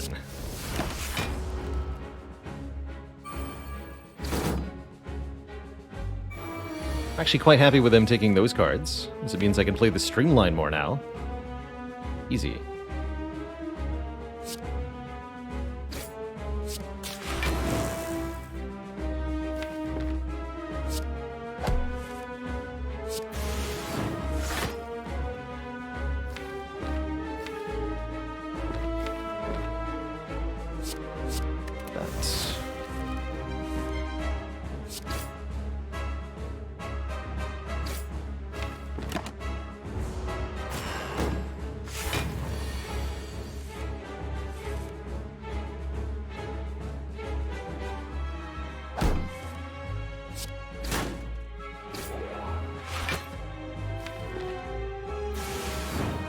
Plasmorb gave me a lot of energy to work with.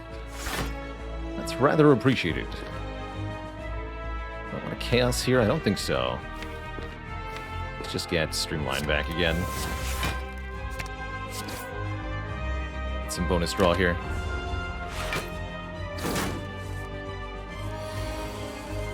So now with basically all of the cards in my hand, I can do stuff like Streamline,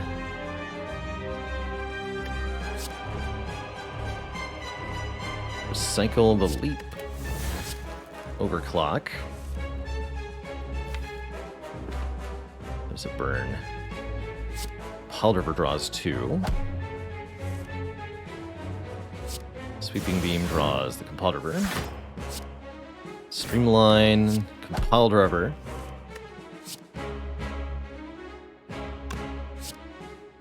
Streamline.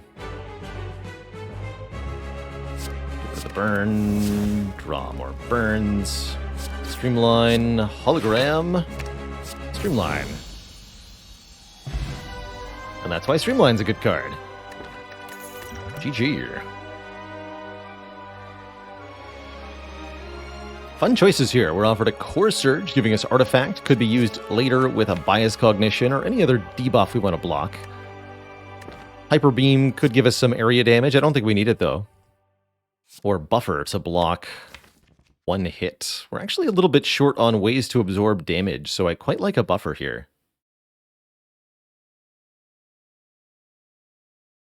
This deck isn't as worried about too many Power Syndrome as most Defect decks are. In a fight against a hypothetical Awakened 1 boss, we can use the Recycle to delete powers that are not efficient to play. Although Buffer does want another upgrade. Still take it here. Choices are Astrolabe, transform and upgrade 3 cards. We're almost out of basic cards to get rid of, but we could go Defend, Dual Cast and see what happens. Philosopher's Stone gives us more energy each turn, but enemies start combat with strength. Or Black Star gives us more relics off elites. We've already got the green key, so we could very reasonably harvest an additional 3 to 5 relics with the Black Star.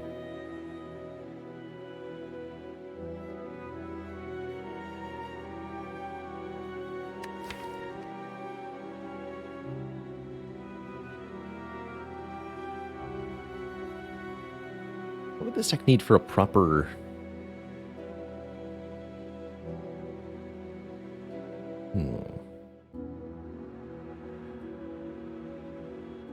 Probably a Cool-Headed and a Recursion, or maybe just a Recursion. Torn here between the Astrolabe and the Black Star. I definitely don't think we need more energy. Especially with all these energy-generating relics, the Nunchaku, the Happy Flower, and the Lantern all. Generally speaking, I think Defect is the character that can most get away with not... I'm gonna go Black Star. Can most get away with not taking energy relics from their bosses, because the Defect has the most ways to generate energy from their cards.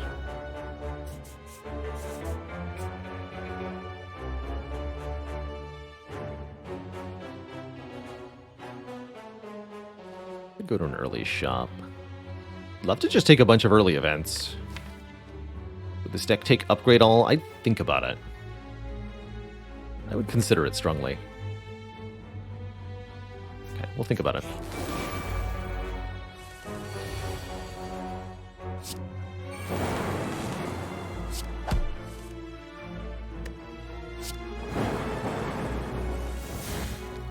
Yeah. Again.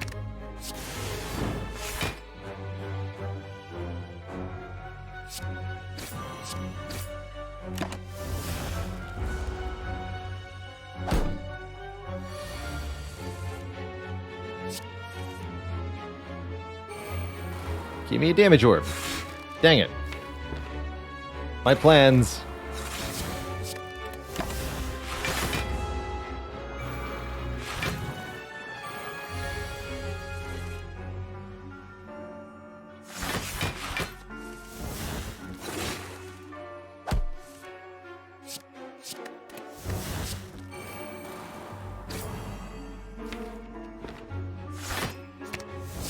more stuff here.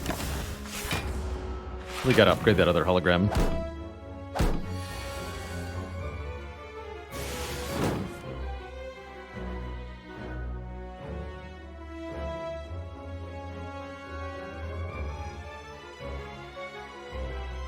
There we go. Streamline, hollow, streamline. I block for enough.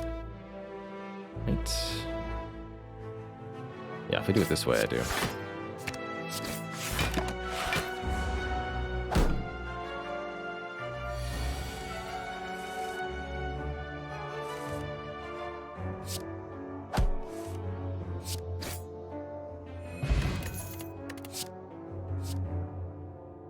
Recursion that's already upgraded seems fated to me. Recursion says, evoke your next orb, channel the orb that was just evoked. We can use this to manipulate the order of the orbs we have, to keep one in particular, as well as to gain energy by evoking plasma, or just otherwise benefit from orb juggling. I think that could be very, very useful for us. We get to fall, losing Sweeping Beam, Defend, or Buffer. We get to lose another Defend. Absurd. Unlucky. Does Recursion retain the same Dark Orb charge? Yes. Yes, if you Recursion a Dark Orb, it keeps the current damage value that it has.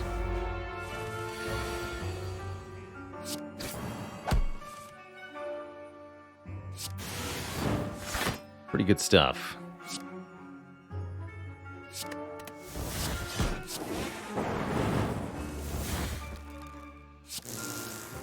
Double plasma, the replasmaning. So yeah, that's why I didn't take a boss energy relic, because I generated basically 12 energy that turn. And then didn't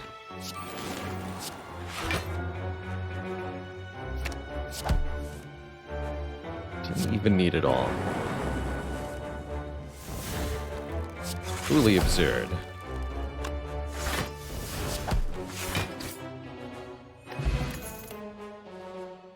Force Field Plus. Block is cheaper for every power we've played. We have the 4... Oh yeah, I'm taking this card. We have the 4 powers required to make this 0 cost. One of the really good ways we can block in the late game, creating a 0 cost, powerful block card. And this is by far the best one Defect has for this particular purpose. We're really lucky to see it here. Early on, yeah, it could be a recycle target too. But our goal is to use that as our way of blocking against the heart. Double Orb Walker is a pretty dangerous opponent here. We will get a rare relic and a bunch of money if we can prevail. Pretty dangerous fight, as I've said. But I think this deck of all decks has what it takes to really show them what for, you know? Especially with double fission in the opening draw. But then, out of orbs. Uh-oh.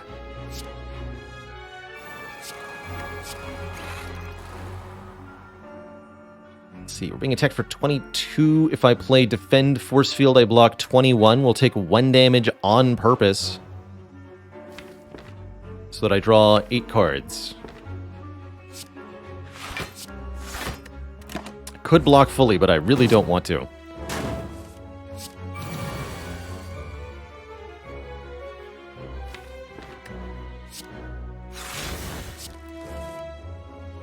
Okay.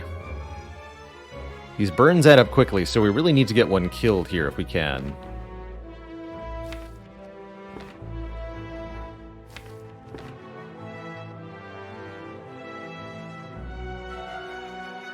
I'll play Beam. Doom and Gloom. Okay, Doom and Gloom is a passable recycle target.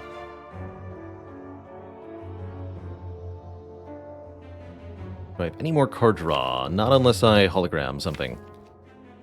I'd have to hologram Fission, realistically. But that means I'm not hologramming Streamline.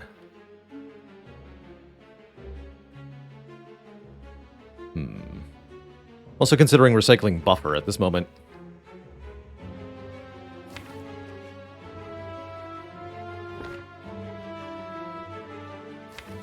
I want to use Chaos with the Compile Reverse, so I think what we do is recycle Buffer. Doom and Gloom, Hologram Fission.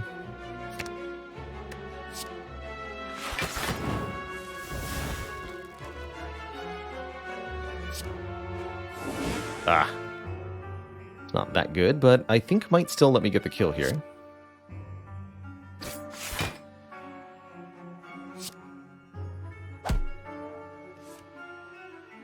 Good. Just barely.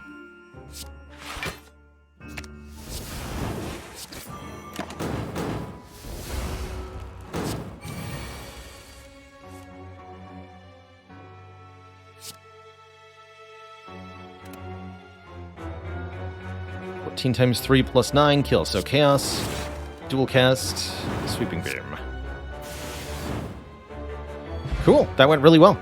We score 55 gold and calipers, letting us retain block from turn to turn.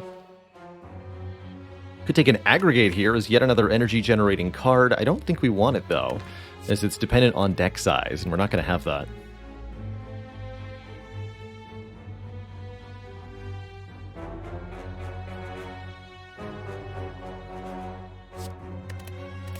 Skip. Psychotically well. I like that description of how that fight went. Not inaccurate. Here's where a recycling force field is viable, but I think we might be showing off our block generating engine this fight. So I'm not going to do that.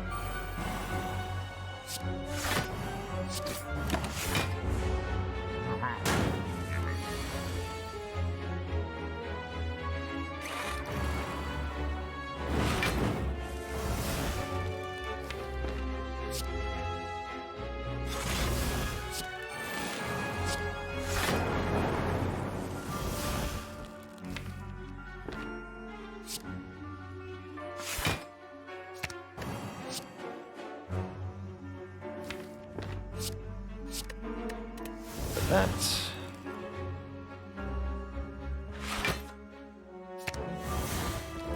I'll keep the go for the eyes.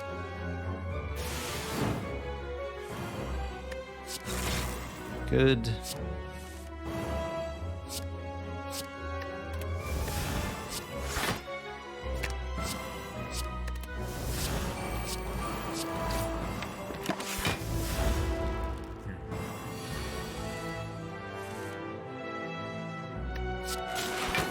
Perfect.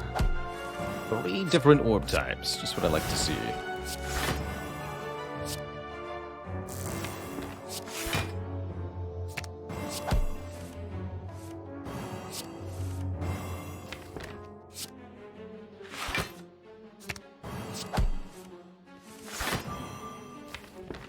Okay.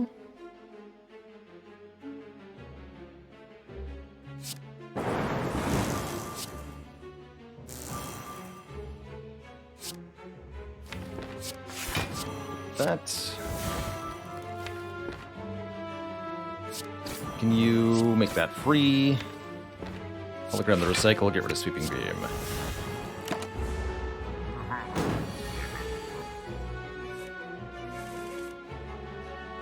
Perfection.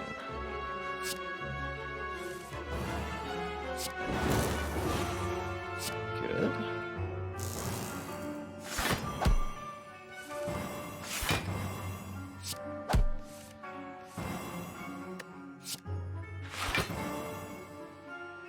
Easy.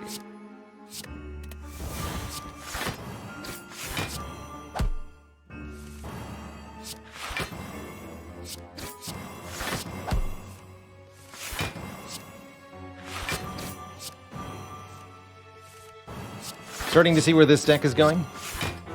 Pretty powerful.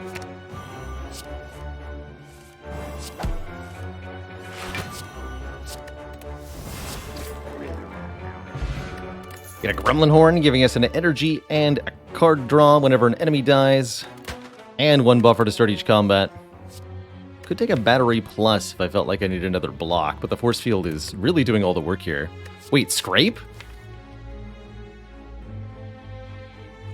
Scrape draws Recursion, Force Field, and Recycle.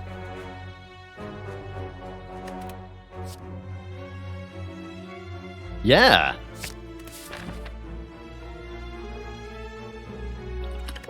This is a card I really don't get a whole lot of opportunity to use on Defect.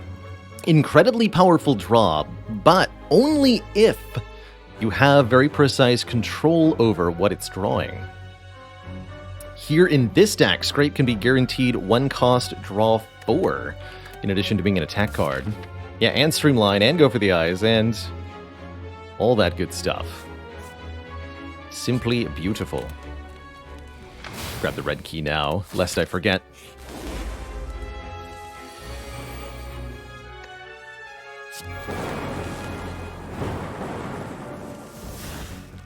So proud of our little Defect. All they're managing to achieve.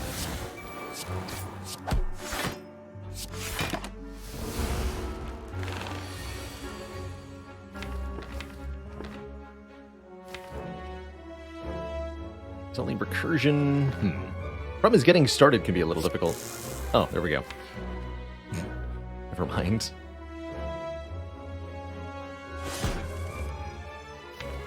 Absolutely brilliant.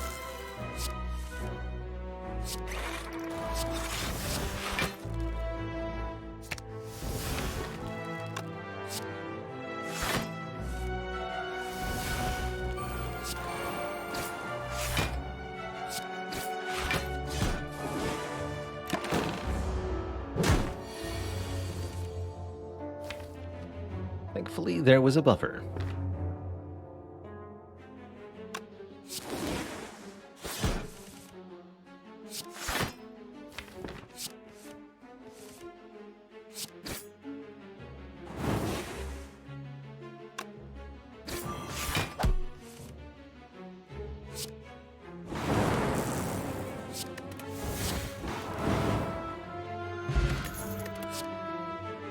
Stack's interesting. Actually, Capacitor would let the Compile Driver draw more. Looks for the Defrag, too. Yeah, let's grab a Capacitor here. We don't need to upgrade it either. We just need to have more orb slots so that it's easier to have more different types of orbs. Not going to take the Shuriken, as we need to go to Act 4, although I will note that it would be pretty sweet to be able to gain strength per 3 attacks played. All 4 of them attacking me on turn 1. Very rude.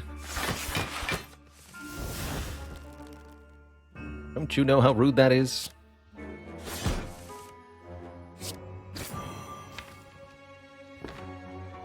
Discard pile. Use 14 block if I play Doom and Gloom. Doesn't seem worth it.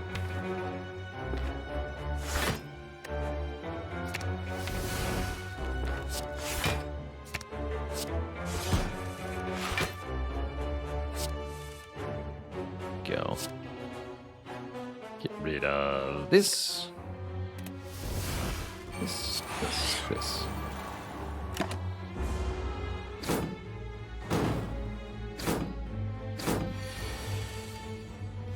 Easy every time.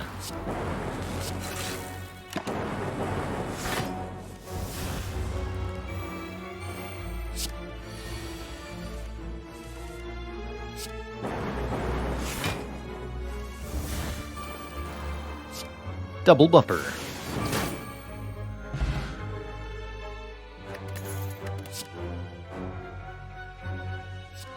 Beam Cell Plus is interesting, but if we're actually cycling the Streamline as many times as I think we are, the vulnerable won't matter at all. A little bit worse with the last few additions. I think a little bit more of a spool up time. But it's going to properly function in the final couple fights. Like a power potion over a block. Is the Storm for Orb Gen worth it? No. We definitely, in particular, don't want to have...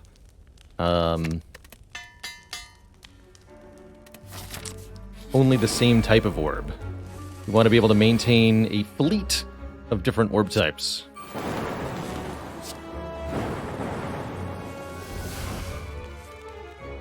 Good. Get rid of this. Draw some cards. We can also use Scrape with the holograms. Next upgrade is hologram, by the way. I don't know why I keep forgetting that. I might even go... No, we have Black Star. I was going to say I might even go double upgrade over Elite, but no, if we're getting 2 relics, we shouldn't do that.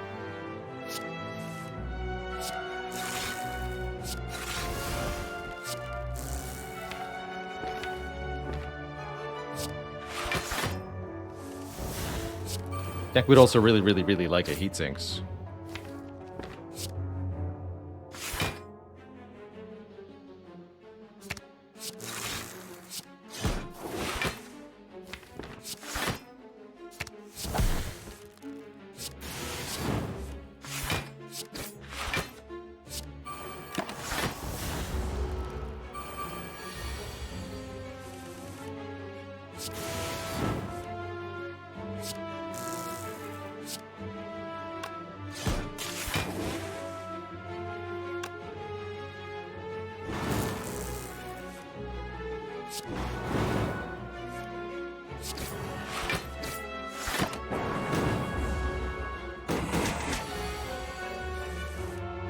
Problemo. Get rid of that.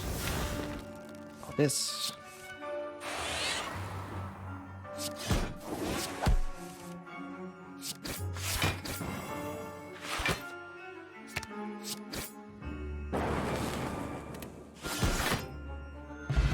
The boot. A potion belt to hold a smoke bomb. And these cards. I can't say that's a particularly whelming set of rewards, but whatevs. Let's prep for the last delay. It shouldn't be hard.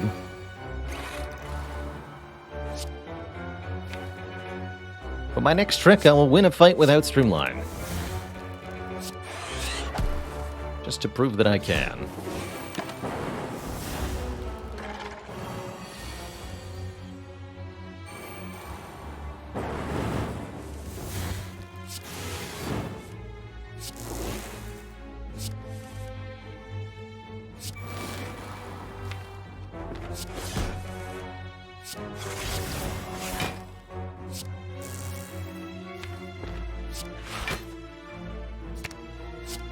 That.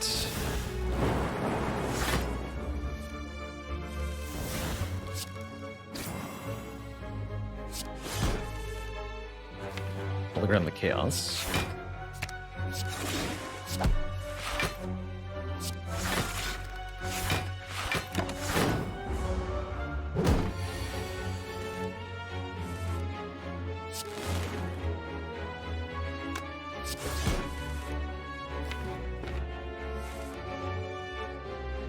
Let's lose Doom and Gloom now. Get rid of that burn too.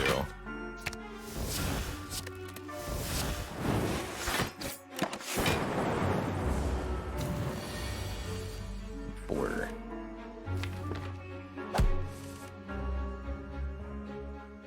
No plasma orbs yet. This one. Now we have no frost though.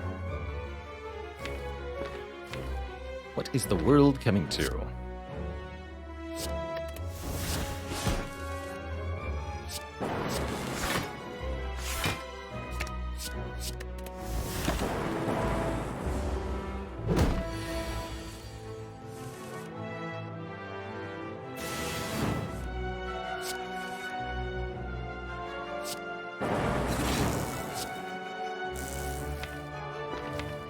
It's going to discard Compile and a Hologram, huh?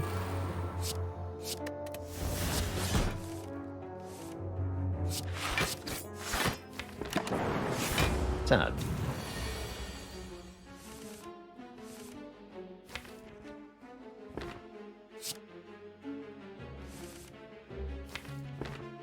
Perfect. Now I think we're good.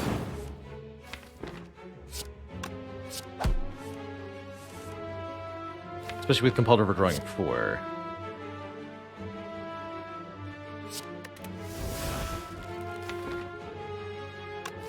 Burn, recycle.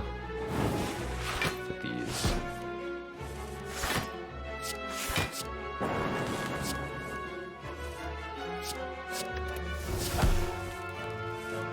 Yeah. There's a proper infinite we have now. Once we get to that deck state. Could add a second Chaos or a second Recursion. I think just fewer cards is what we really need, though.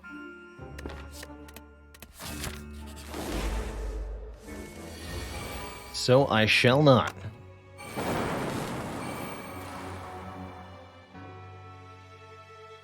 Can't even do the thing. It's fine.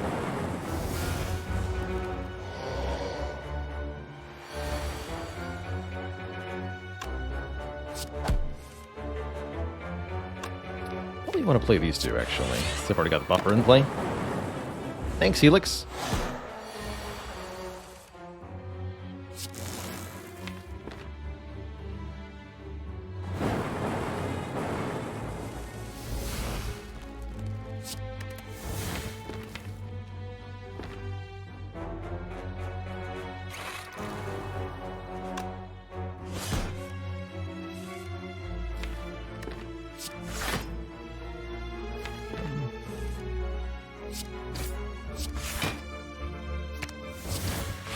Could have done that a little differently.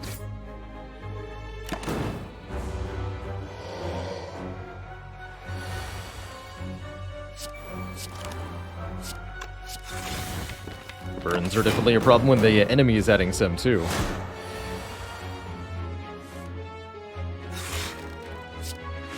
Apparently I'm blocking now. Should have taken the chaos again.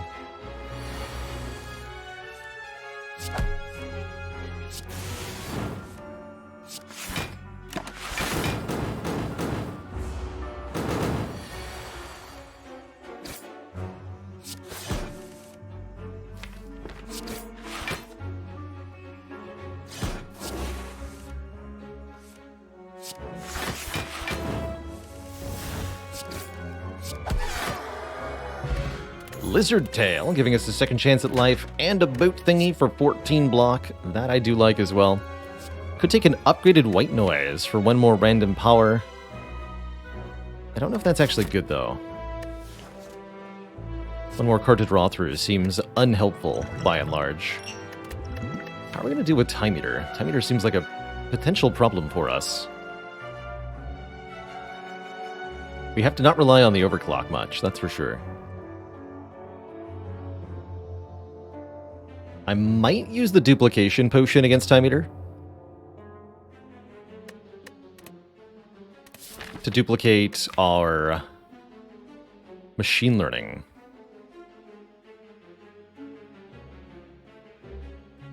Could try scaling with orbs. Yeah, use the calipers with frost to get a ton of block. Since we have capacitor, excuse me. Time to upgrade this, though. Past time to upgrade the second hologram. Way past time. Let's just say I'm glad we've got buffer. Okay. Part 1 of the fight. Simply play powers. I should have done defrag first there. Unfortunately, the slimes added by the Time Eater are going to be a real problem for us consistently. Tis the way of things.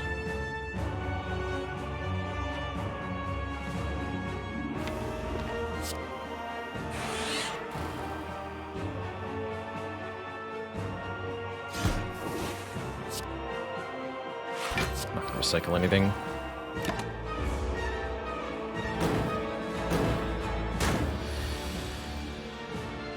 That drawdown really, really hurting, as you can see. I think I am going to duplication potion machine learning.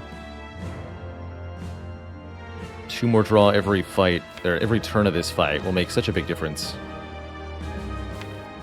Then I have to hologram go for the eyes or something. Can always buy a new potion.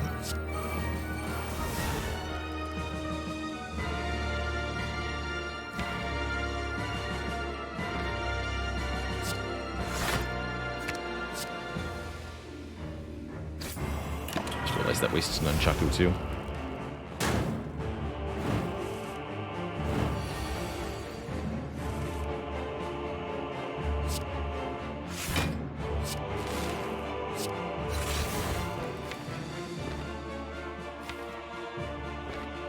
So don't rely on overclock. That's one of the takeaways here. Nor streamline. They want recursion to dark orbs or something.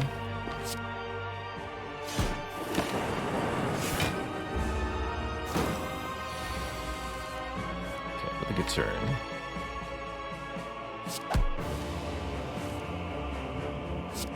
Destroy this. Get rid of this. Get rid of this.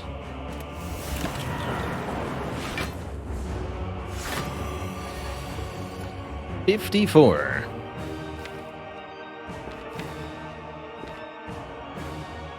Spooky.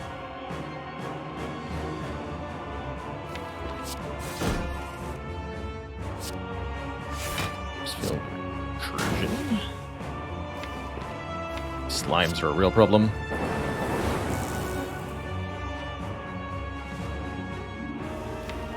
As you can probably see. A hologram vision here. Hopefully this isn't a foolish choice. Foolish!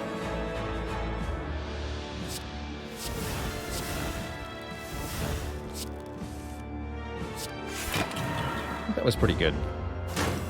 Have to build the orbs back up.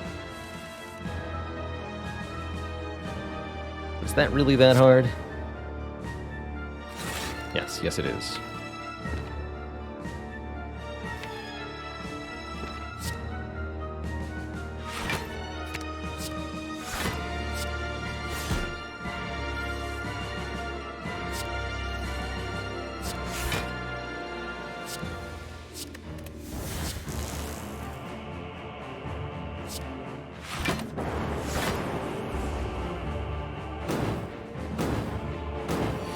Definitely struggling here.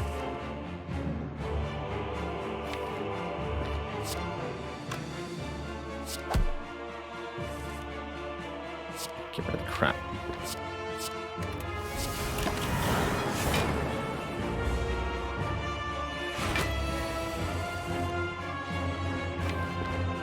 Here's our turn. We have to get rid of the junk. Have to.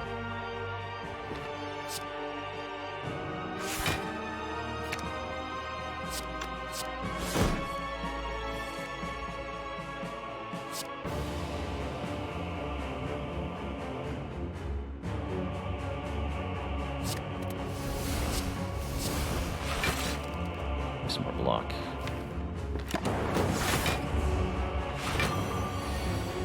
$60.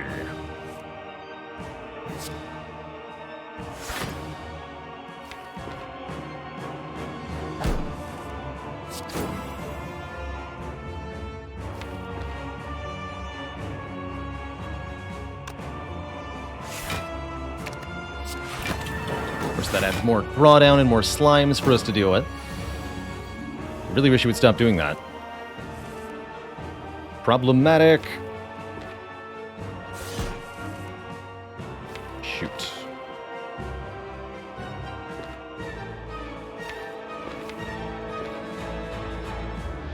Compulsory. What? Oof.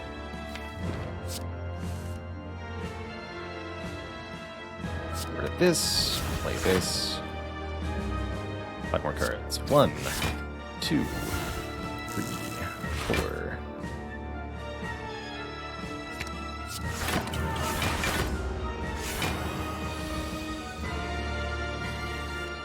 It's getting really spooky here now.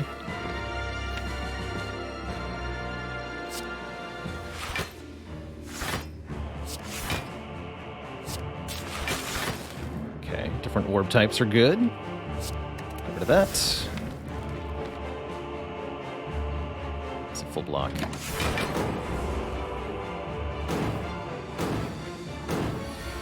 Okay, thank you for not doing any more nonsense, sir.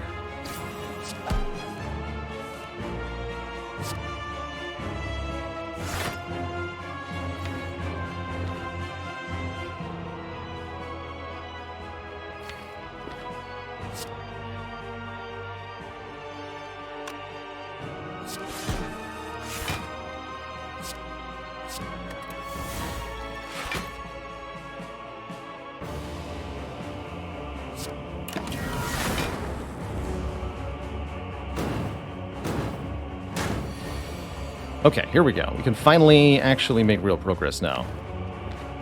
Perfect.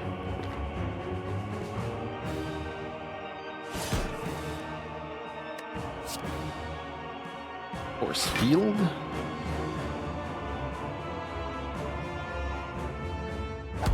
That's where I do regret getting rid of Streamline earlier in this fight.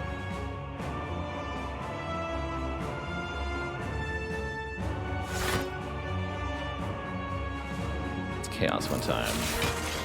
Jeez, man. Recycling the Doom and Gloom was also maybe not the best decision.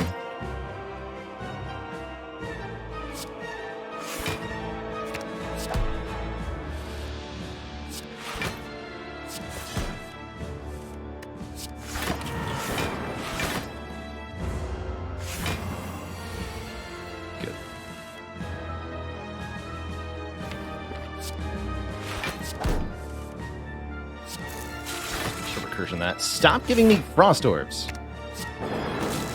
Thank you.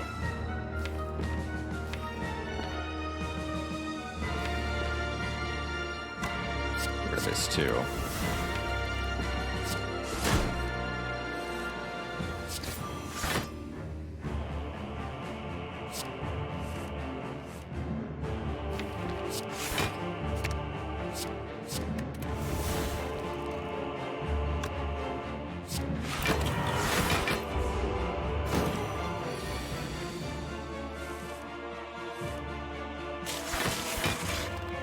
Huzzah!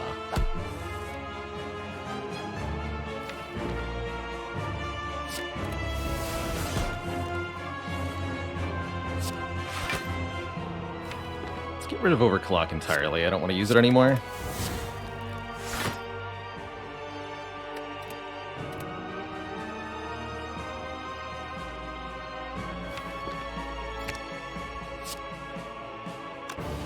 Recursion. Follow recursion pile.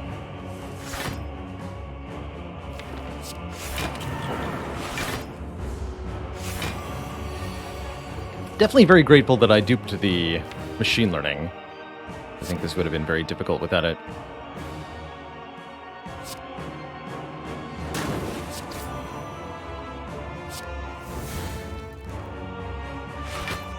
For next turn too.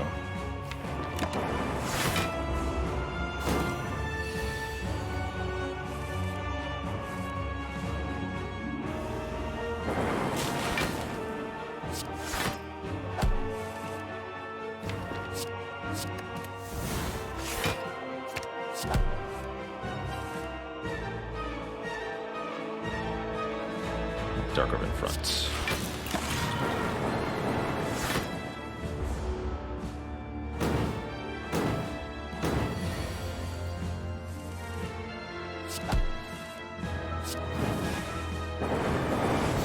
Okay, a long and arduous but successful Time Eater fight. We will not have this difficulty in other fights because we will not have our draw reduced and slimes constantly added. That said, Awakened One's going to be a fun kind of challenge. Gaining strength every time we play a power card. Which I'm not going to refrain from doing.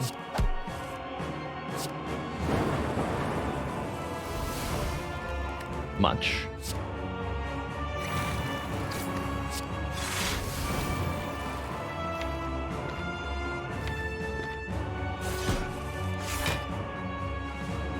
Don't recycle Streamline. Cool. You get rid of Capacitor, though.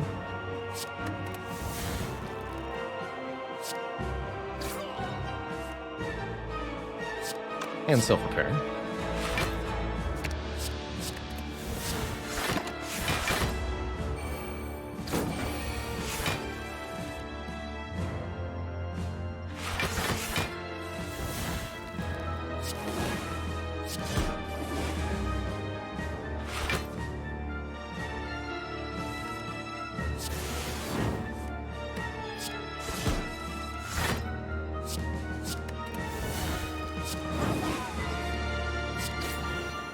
Still need to play one more power to make the force field free, which I guess has to be buffered.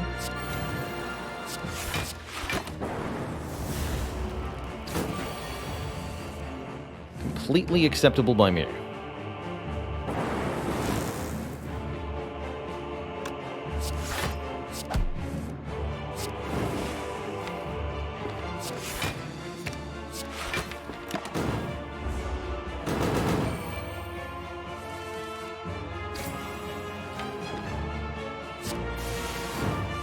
Some bad cards. You are gone.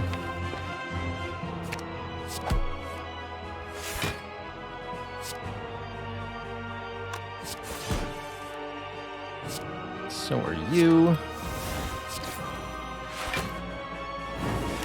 Lose a buffer here.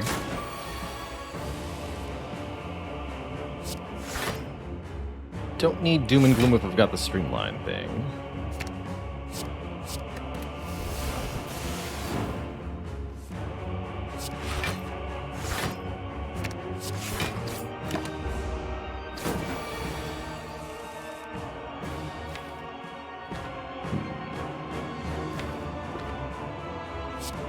Interesting. That's a bit bad. So my remaining 2 buffers. Kind of having difficulty getting ignition here. Part of that is Compulsive only drawing 2.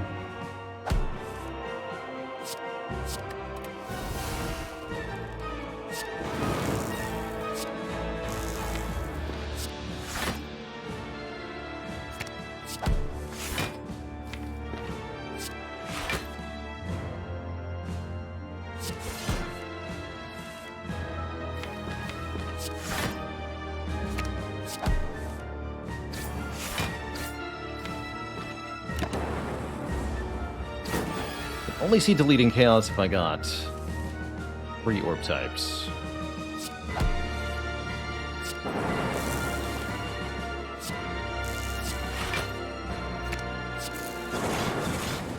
Which seems like it will never happen.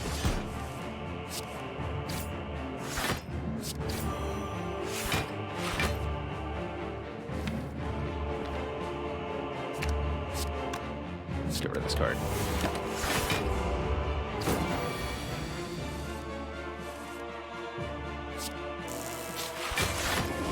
There we go. Now we are, I think, in the right place here. Oh, actually, without the overclock, it's not properly infinite, so I do need the overclock, huh? Interesting. Because I have no way to get the scrape back into my hand.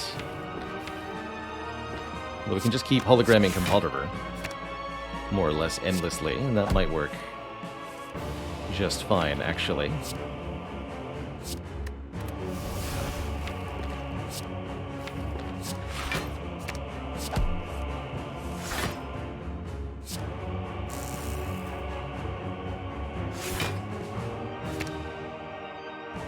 Let's 3.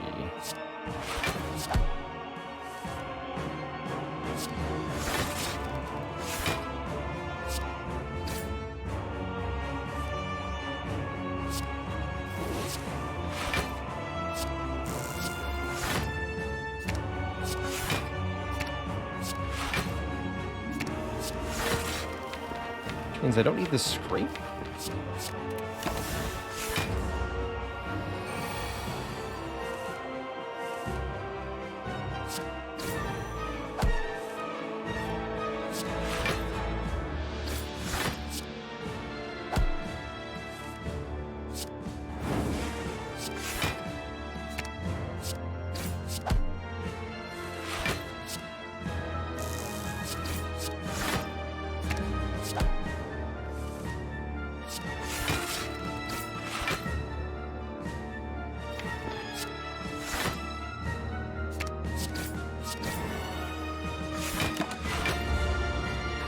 Not perfect, but definitely good enough.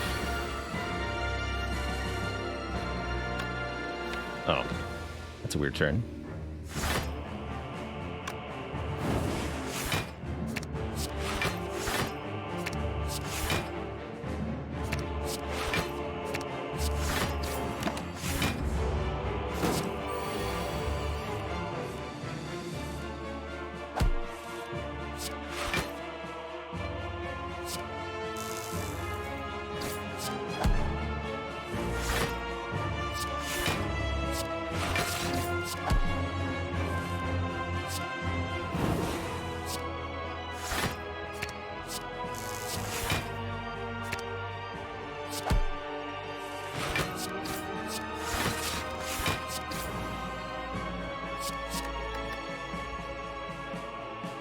Hey.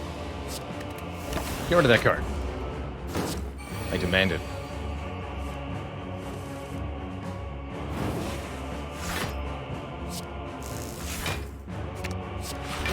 Don't bother. That'll take too long.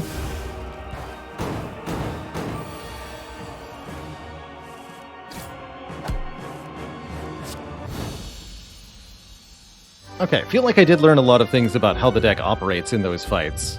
We do, in fact, need 4 orb types. We do, in fact, need the overclock. We want it to be properly smooth. Seeing 6 health, I think 1 upgrade is probably great here. Could get a 6th orb slot. We could get more weakness on Go for the Eyes. We could make dual cast free. Or we could make Scrape look at 1 more card. Scrape upgrade's pretty good. If we're planning on using Scrape, we want it upgraded.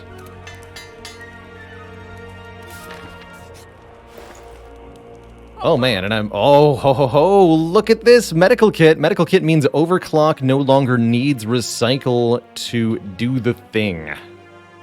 That's huge. That's really, really huge. Unplayable status cards can now be played. Whenever you play a status card, exhaust it. Burns be gone, is what that says. Beautiful. Other things that I think are good here. Ancient Potion to block vulnerable from Heart is a big deal with capital B, capital D. And we could take a relic alongside. Data Disc or Toy Ornithopter or Cord Removal. I really like the 20 health represented by the Toy Ornithopter in particular.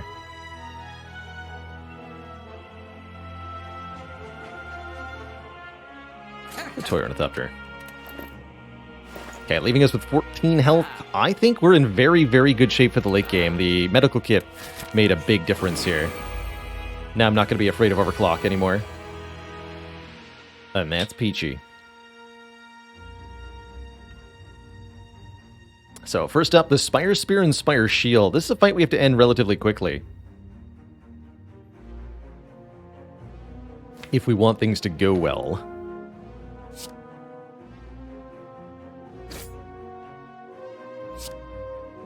Draw me some cards. Okay, we discarded Buffer, Defrag. Got Fission plus Go for the Eyes. I'd like to get some more cards in my hand that generate orbs. Play 1 Fission. Okay, holograms. Get Streamline back a couple of times, start streamlining damage, or we can Scrape to try to draw Chill, Recursion, or Overclock. Drawing with Scrape is a good idea here.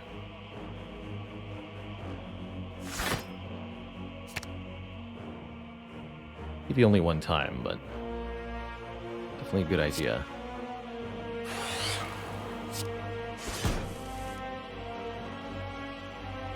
Got Recursion. Still no sign of the other stuff, unfortunately. Use Force Field here. Do that again. There we go. That's what I wanted to see.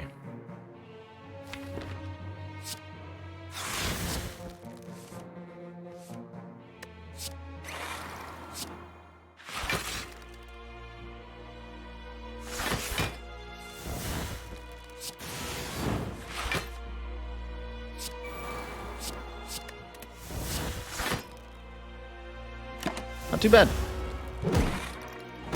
I keep exactly 0 block. Wait a minute. Now, wait just a minute.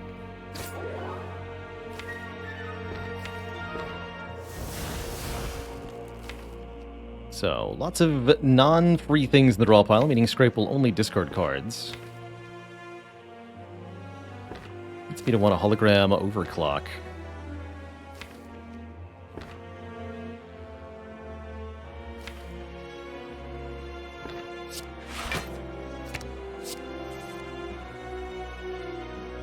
mostly cool with that.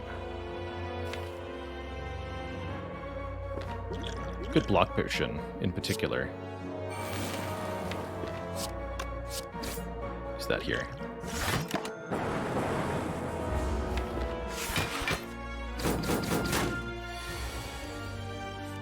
They wanted to have buffer for this turn. This turn could really hurt, actually. There's very little I can do about that. Yeah. Awkward.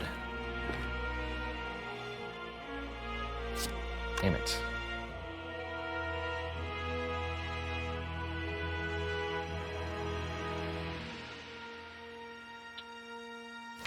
Kind of at the mercy of what chaos generates, huh?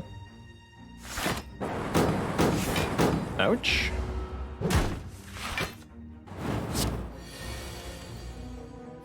Too many burns.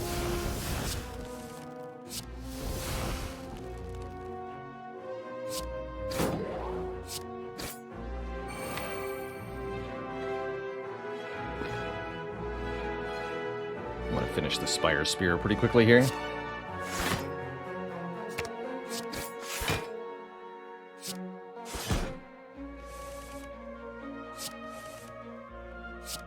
Good.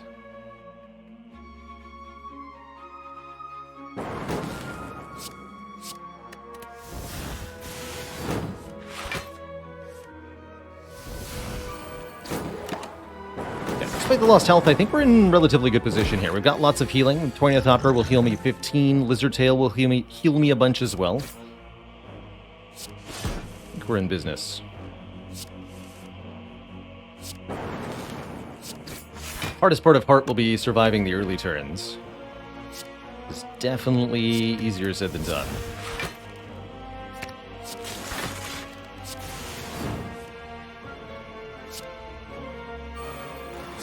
Self-repair helps too.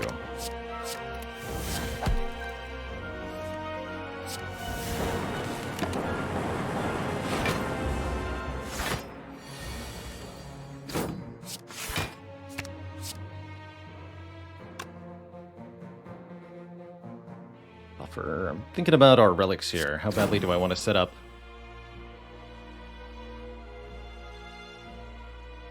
Such. I think having one more energy on turn 1 seems like a good idea.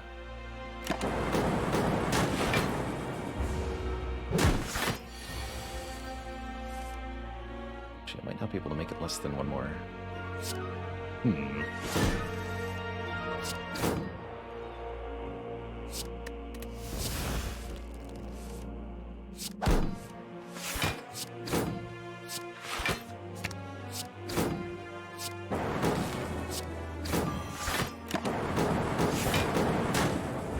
Right?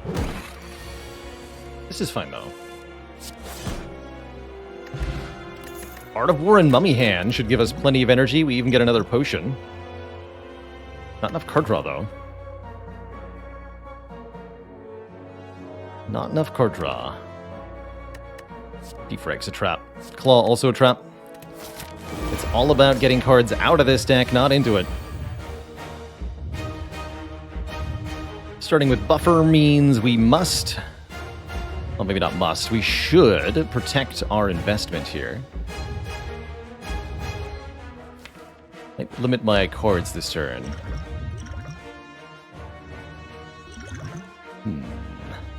Probably creative AI with the Mummy Hand, but biased with the Ancient Potion's also a thing.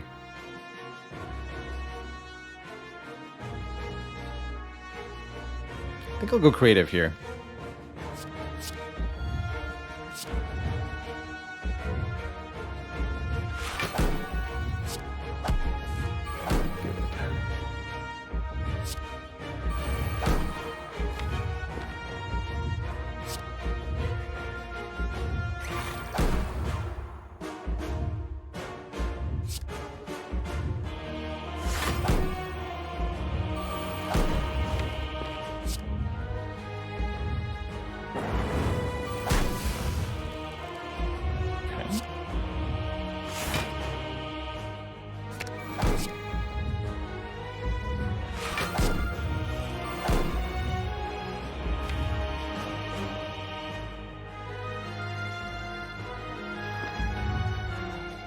Needing to get these powers in play.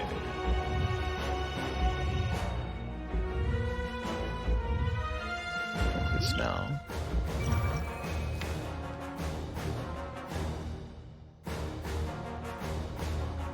Trying to figure out if there's any potential harm in using the Snecko oil. Making recycle expensive would be really bad, I suppose.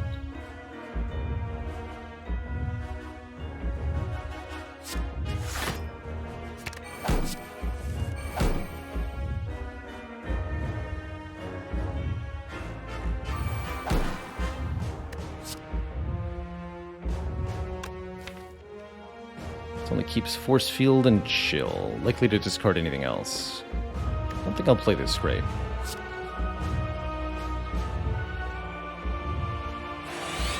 I dare get rid of Go for the Eyes?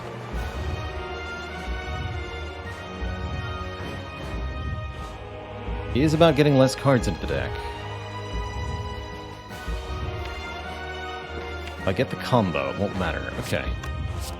Get rid of it.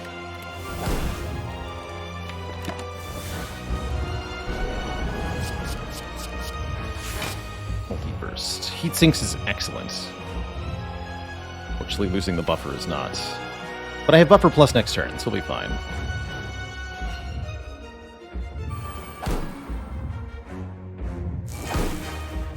Really happy to see Plasma as well.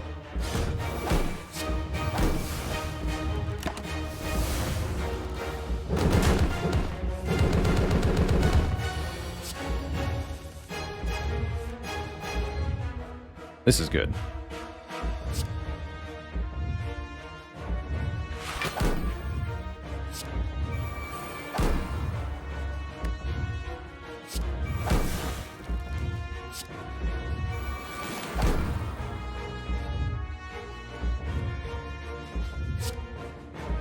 Slimed buffer?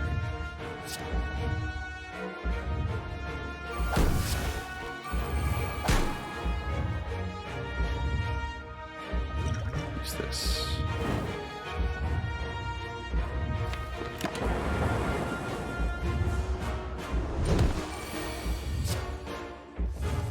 Storm is not to be played.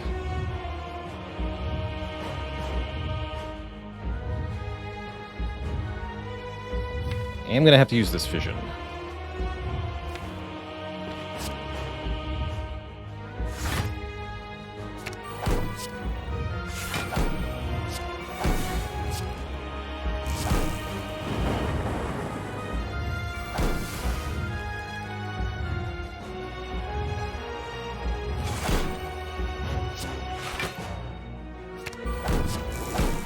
Perfect. Get rid of this now. Play this to make it cheaper. Draw cards.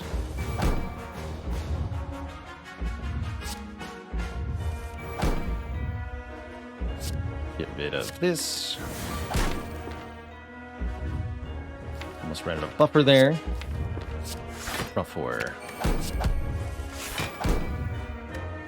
Get rid of this.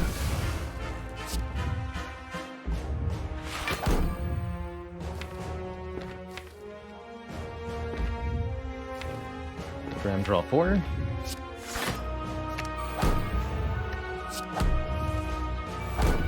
rid of this. Hologram, draw 4. So the recursion first. Straight line. This gets gone. This gets gone. Draw. Oliver, draw 4. Burn first.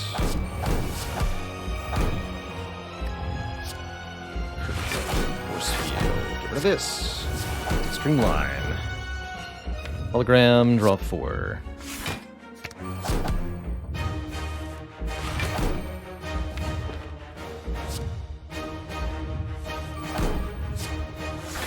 Get rid of Sweeping Beam.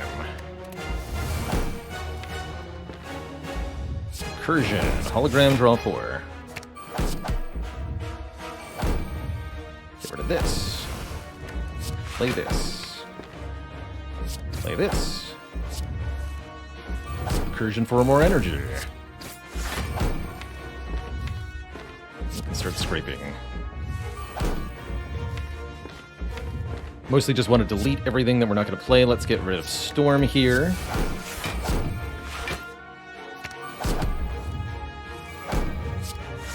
The burns. Are we good to get rid of Chaos? Just use Recursion as the only thing. Yes, get rid of Chaos. Hologram, draw 4.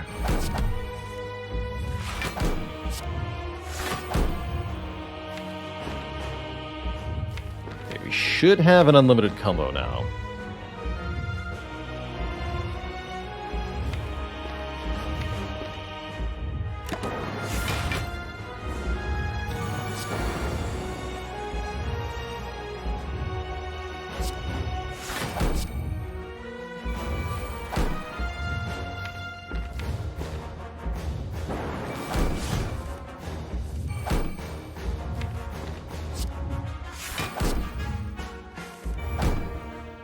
We want Scrape to draw Streamline, Force Field, Recursion.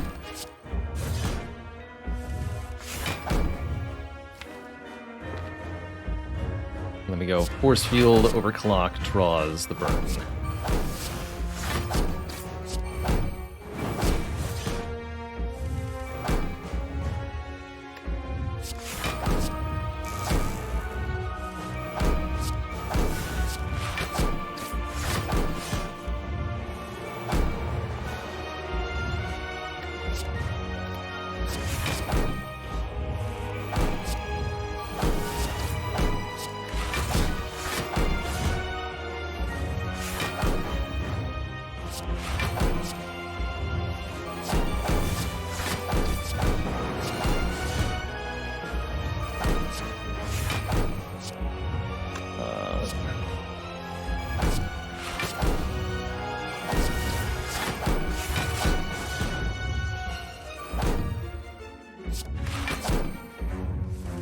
I actually think this quite goes infinite.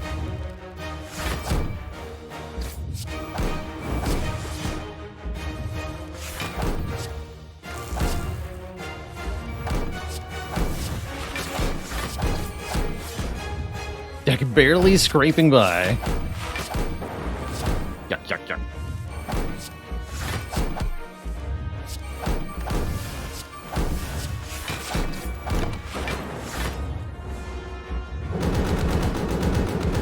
Casual 216 block retain. There's an Echo form for us.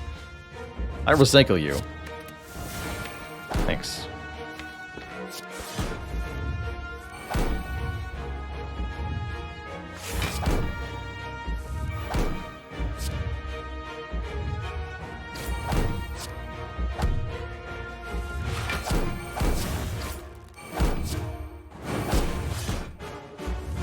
You know, without a recursion in this deck wouldn't have had a recursion in it.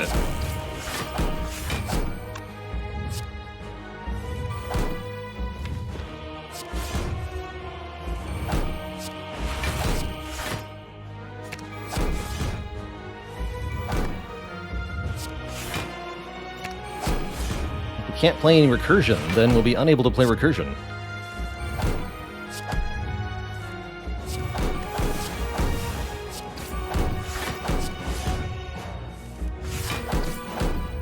Sorry, I'll try to streamline my humor a little bit more. It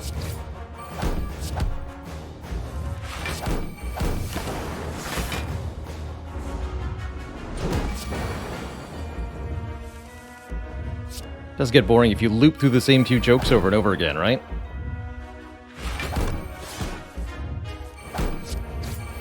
Compile driver.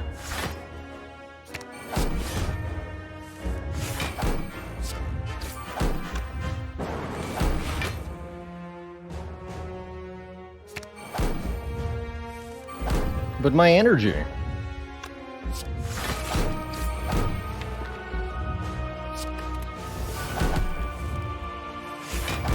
Xaxes with the recursion. GG. Mr. Hart. What a cool defect run. That was definitely a bit of a brain breaker. But absolutely a wildly successful run. GG.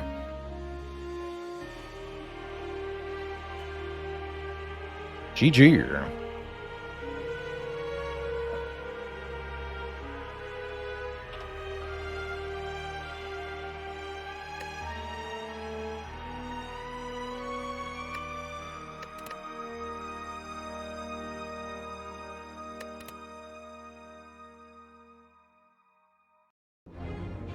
How's it been done?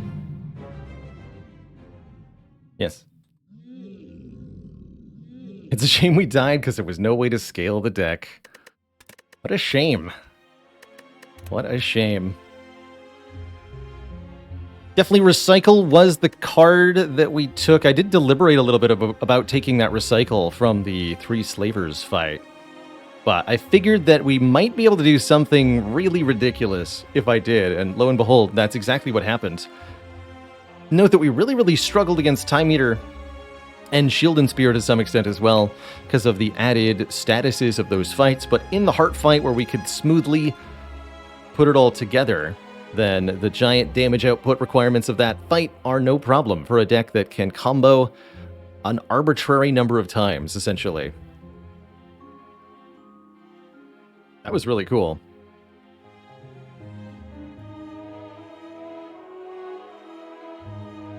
Neat to see a deck that won, not necessarily on the back of orbs, like not orbs plus focus, but orbs plus compile driver. Different number of orbs was the really important thing there.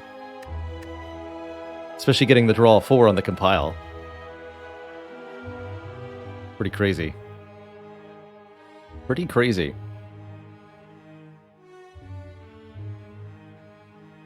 Definitely need a mental break after that one. I'm going to take a quick stretch of the legs, a refill of the water. Then when I return in a few minutes, we will play a run with the Watcher. Don't go nowhere, folks. I'll be back in just a few.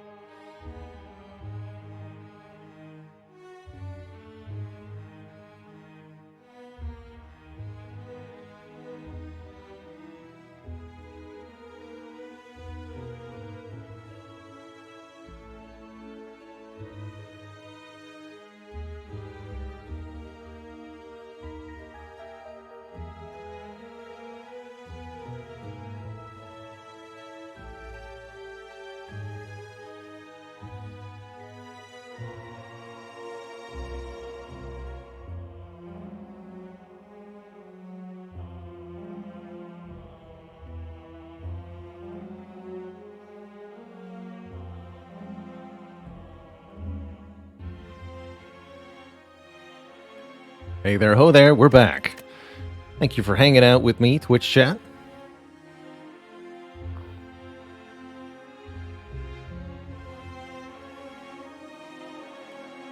Gonna be watcher time in just a quick minute here.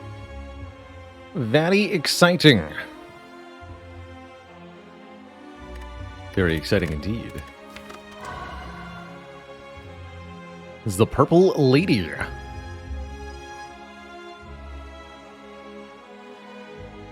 How's it going, Nico B. Robin?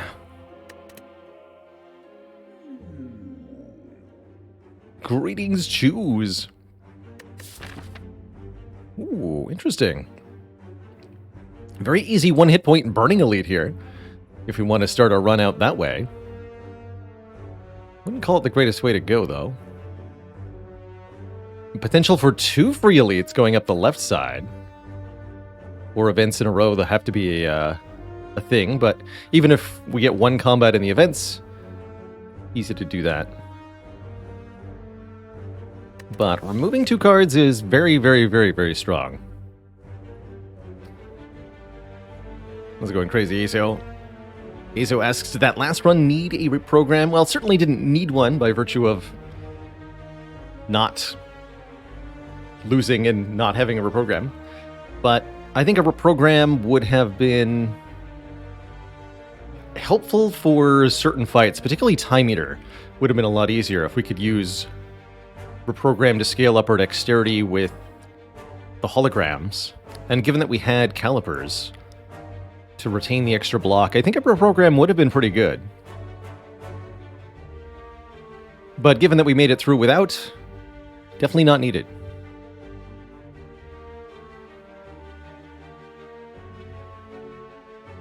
Small world indeed, Bob the Snake. Soon everyone will watch my stream. Everyone. I'm going to try the double elite snipe up the far left here. That sounds like a fun way to start. Yaz Lament says, enemies in your first 3 combats have but a single hit point. I'm going to try to do signature move. Absolutely. Let's try to do signature move.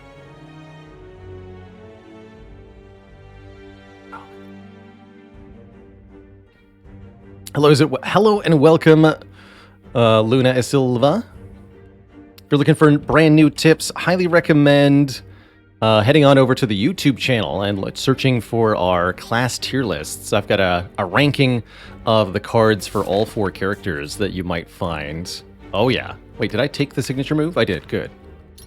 Now we remove strikes, not defends, on our watcher run.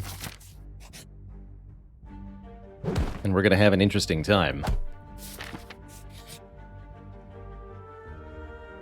Big fish. I think we might have even gotten the double elite snipe. Nope, not quite. Not quite. Have 60 damage.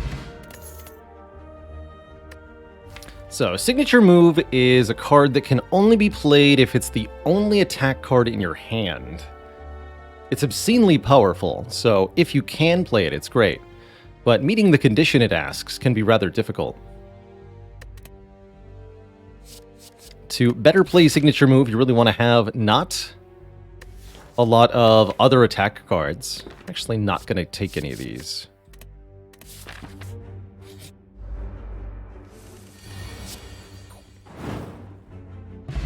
Gambling Chip, oh my, letting us discard any number of cards on turn 1 makes the flurry, the signature move much easier to utilize. Schnitzel says, why is signature move good but not clash? It's the difference between your card contains no other attacks, your hand contains no other attacks, and your hand contains no non-attacks. That's the key phrasing difference, and one of those is much easier to meet than the other. Attacks are cards that you can at least control the density of in your deck, or play them if they're in your hand alongside the signature move. Non-attack cards includes skills, powers, but more importantly also curses and statuses.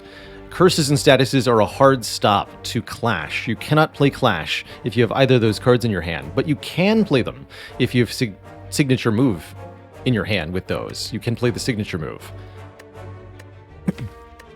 So essentially, the condition on signature move is less restrictive than the condition on Clash. It's also got an absolutely enormous slapping of number on it, which helps. Contemplating Flurry here. I think I'm going to say no. I really do need something that can hit small enemies. Zero cost attacks are good with the signature move, because they never prevent you from playing the signature move. And yeah, extra good with the chip. I'm going to take it. First upgrade needs to be Eruption, so that we can actually play Eruption and signature move together. But the next upgrade will be the signature move.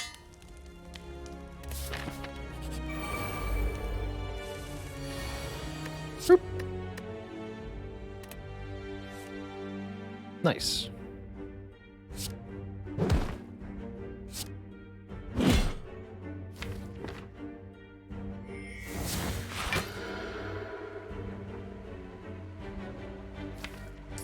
Almost assuredly drawing Eruption next turn, which means the 8 damage Flurry kills this one. Let's hit here then.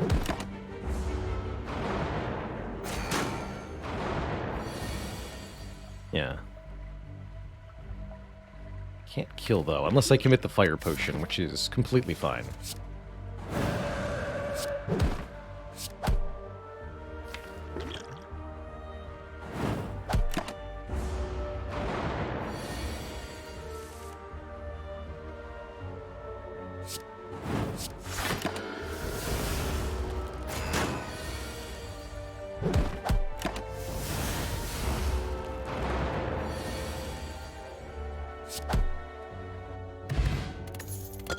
Damaru gives us one mantra at the start of each turn, and we're offered a card that gives us an extra turn.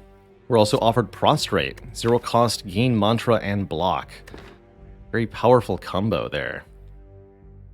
Definitely love Divinity Stance with signature move. Pretty sure we need to take the Vault over the Prostrate, though.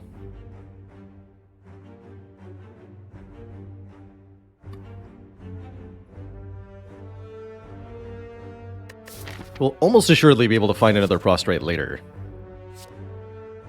And I would even take a Prey. Frail immunity seems alright, especially given that we're fighting Slime Boss. Not that we're likely to let the Slime Boss make us frail. But, you know.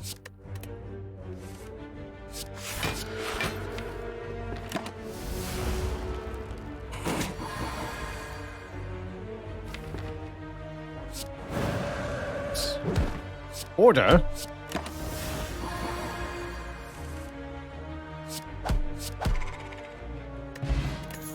Good potion. Don't like Sands of Time with signature move. They really don't play very nicely together. Could take a Third Eye for some Scry.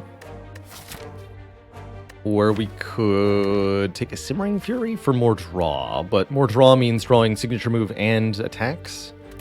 Not necessarily good. Not even sold on this Third Eye at the moment. Let's skip it all. Keep the deck small. My double signature move. Sanctity seems pretty good. Block and draw if the last card was a skill. It'd be a lot better if I'd taken the Prostrate, but it's still not bad. And we want to remove a strike. Then strikes prevent me from playing signature move. They're the most important removal currently. Let's do that. Card remove, add Sanctity.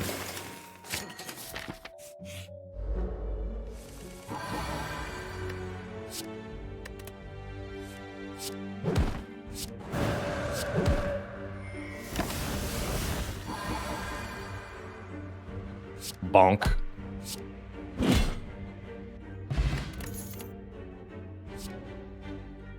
My money. Oh well. I guess I'm fine not taking a second Sanctity. Feeling sad about the 40 gold we had. And continuing to remove cards. Let's lose another strike.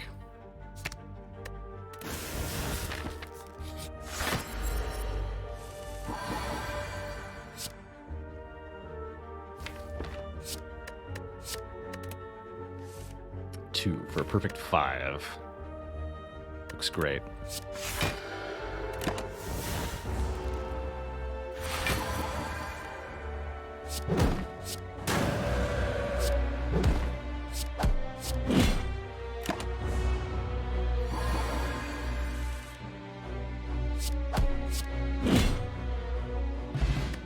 You can see that the signature move does so much damage that we really don't need anything else at the moment. There's the prostrate. Perfect. 0 cost, gain mantra, gain block. That's going to combo with our Damaru. We're going to upgrade it soon. Although I might upgrade Vault first. Actually, we should upgrade signature move first. Take that 30, make it a 40.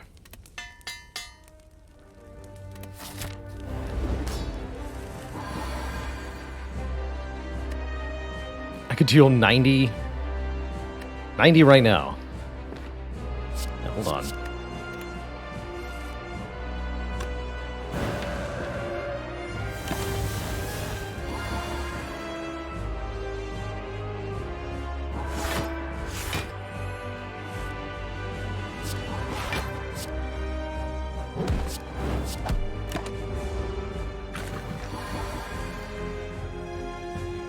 Instant death.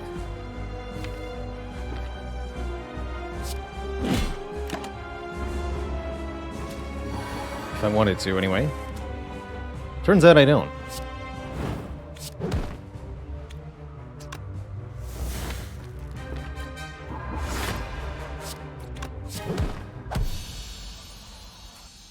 It's GG.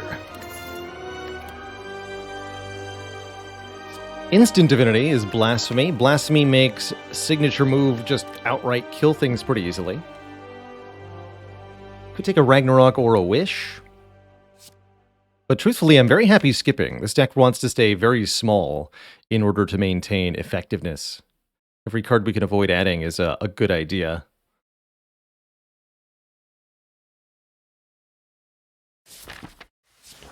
Skip. Oh ho! Instant energy gain with Holy Water.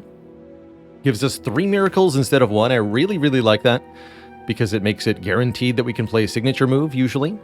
It's also nice for comboing into Sanctity Draw. Could take extra energy every turn with Coffee Dripper. Or we could take a little bit of stuff with the Tiny House. Actually, one of the best aspects of Holy Water that I didn't mention, with Gambling Chip, we can discard the additional miracles to draw more cards on turn 1.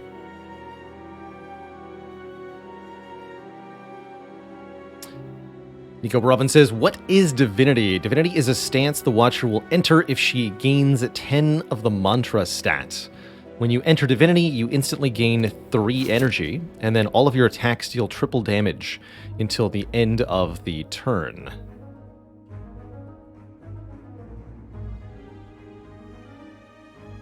Wow, there are basically no rest sites this act.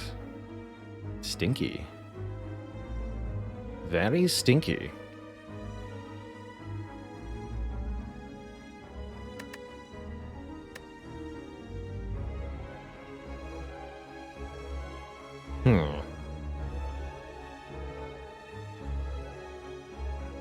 Just like this path. It's no stores. He's otherwise pretty good.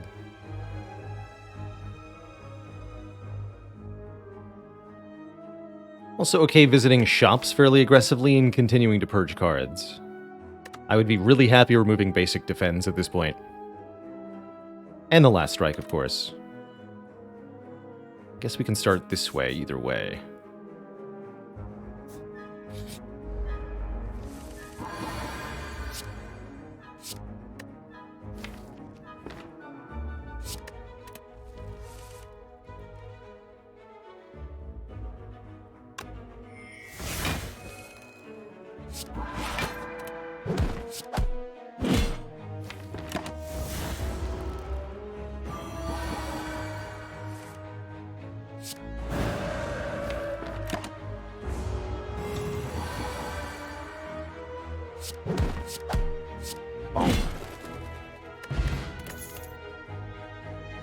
Talk to the hand.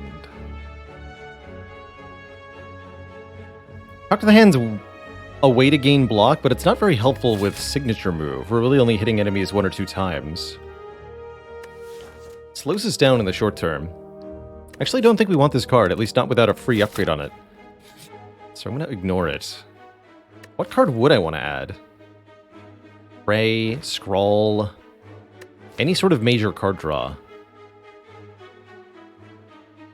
I don't need the healing, so let's look at 20 cards. Not allowed to skip once I look at them, though, is the thing, so we do have to pick one. Another Prostrate is definitely a pretty good option here.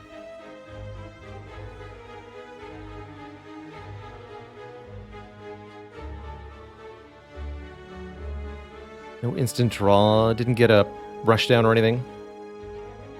Hello and welcome, Stratos the Geek. We do not play with any mods that change our gameplay. No, we have a whole bunch of quality of life and visual mods for the stream installed, but nothing that changes how the game Slay the Spire works. Go double Prostrate. Foresight for the Scry could have been nice. In order for a Scry to do anything, you have to have cards that you don't want to draw, and this deck seems to be taking the approach of just remove all those cards. But I guess we still have starters for now, and there will be statuses eventually. But yeah, I'm not sure.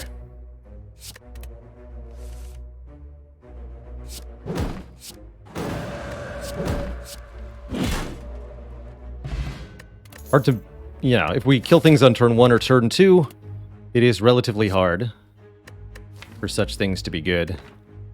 There's that Prey. Gain 3 Mantra, shuffle an Insight into the draw pile. I'm going to do it. Let's add a Prey to the mix here. And now I really think we want card removes. This Relic will probably come at the expense of a card removal.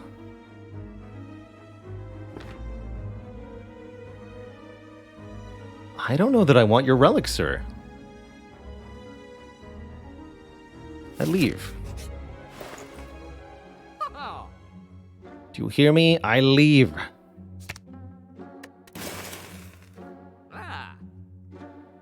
We need 125 gold for the removal at the next shop.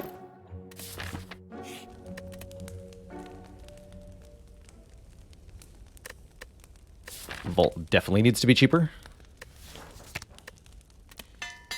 And we want to upgrade the mantra cards next, probably.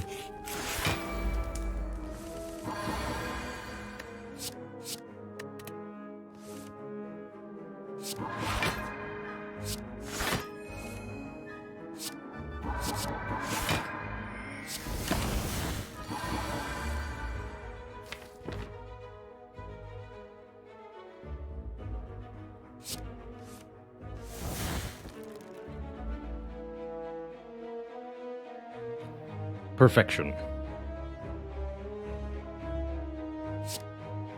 Flurry. Eruption. Flurry. Ray. Signature move. Wait, no. Flurry, then signature move. Yeah. Don't have Scry. This deck could almost use the pressure points, but the signature move is just doing the bulk of the damage anyway.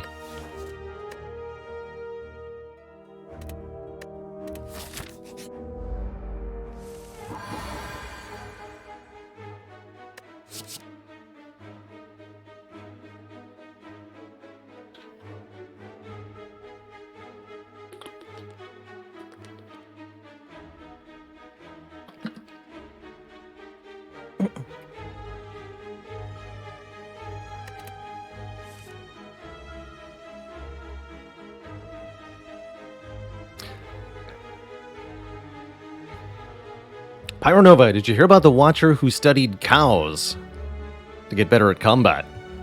She had the deadliest of signature moves.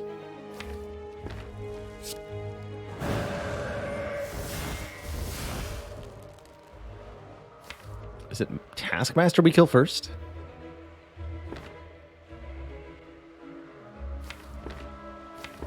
No, question mark.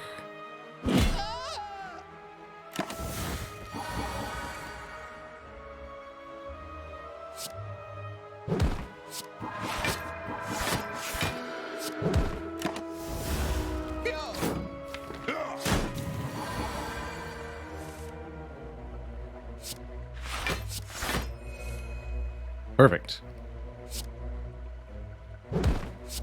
Same play as last time.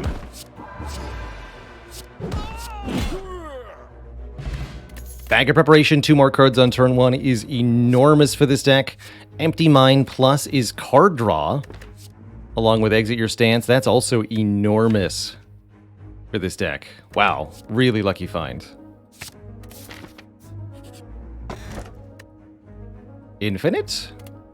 Sundial says, every 3 times we shuffle your draw pile, gain 2 energy. Okay, well, we definitely have something weird happening now. Further card removals are advised. Oh, here's a rushdown.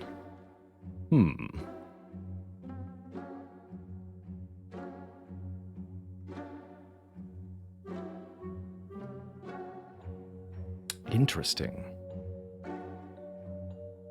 Find a rushdown later. For now, we must continue to remove card. At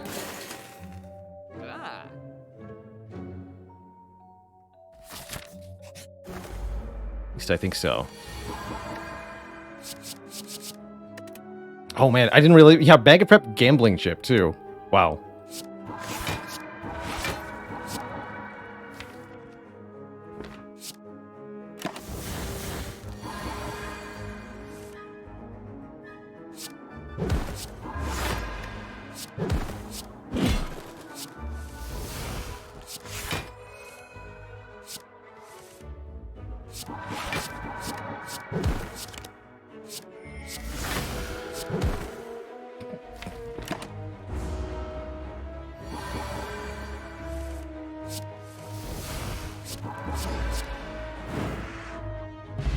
This is a cool deck.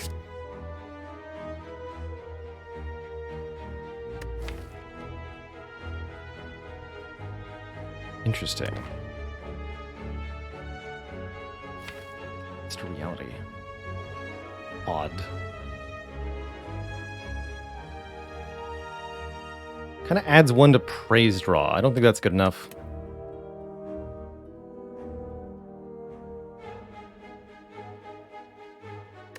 Yeah, 2 Sanctities and Sundial is enough to go infinite with. Fire Flame Fire, thanks for 24 months of support. Exclamation point, Watcher. Wait, no, that's not the one. The Watcher tier? Watcher something. Hold on. Watcher Guide, that's the one.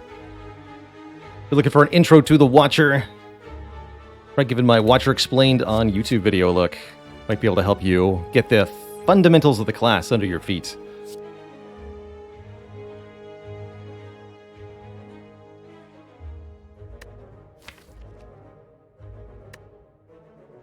I think we'll go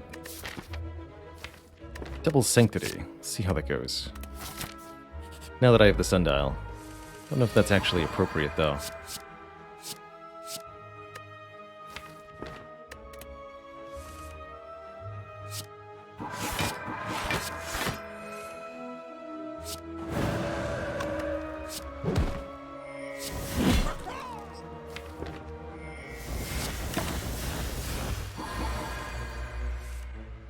Definitely appreciating the extra miracles on turn 1. A lot.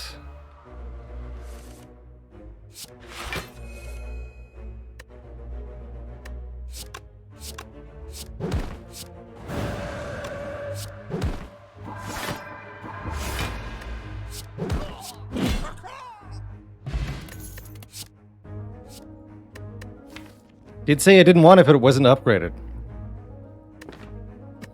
Gets exhausted, I'll take it. And I'll take this blessing as well.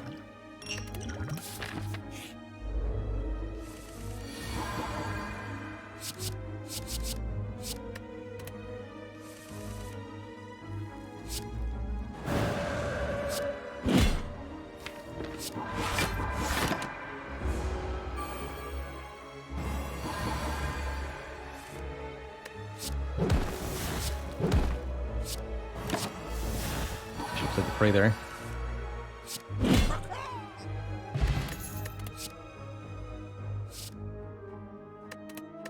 Don't need none of that. Champ shouldn't be a problem either, especially if we use the Fear Potion.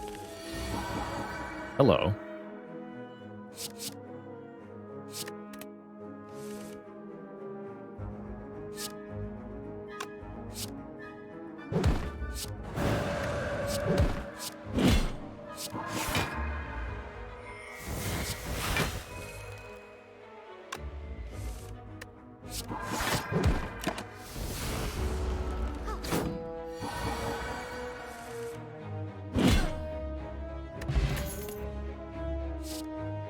Definitely don't need any of this.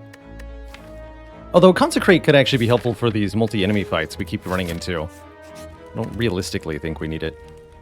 What we want to do now is upgrade our mantra generation, and then maybe our block. But mantra gen first, starting with the prostrates. Definitely starting with the prostrates. I'm not going to play signature move on turn 1. Current goal, accumulate mantra. And exhaust anything that exhausts.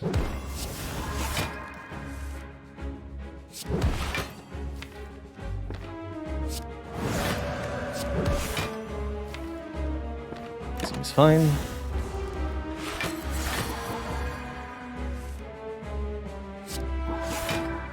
Instant divinity if I want it. Can't say that I do.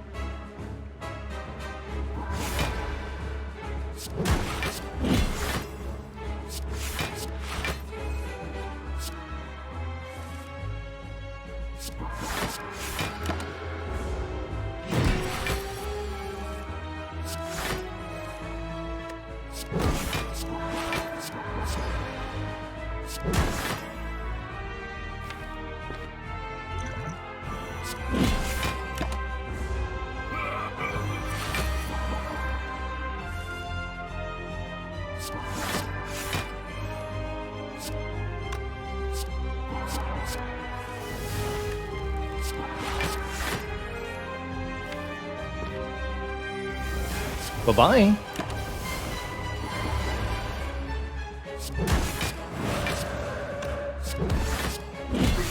GG. Don't think I actually needed to use the Fear Potion, but it sure felt good there.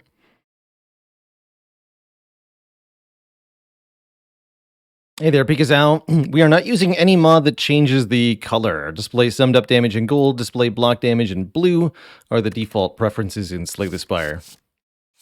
Could take a lesson learned here to help us further upgrade the deck, but realistically, we just want fewer cards in the deck. So I'm not going to take it. No point in blasphemy here either, right? We can get Divinity on turn 1 if we want to. Just got to upgrade stuff. Blah. Cursed Key also blah, so probably Runic Dome. Runic Dome prevents me from seeing what the enemy is doing, but given that the deck is so ridiculous in what it does, I don't imagine it matters too much. Certainly we appreciate the additional energy each turn. Makes the Sanctities way better. Good.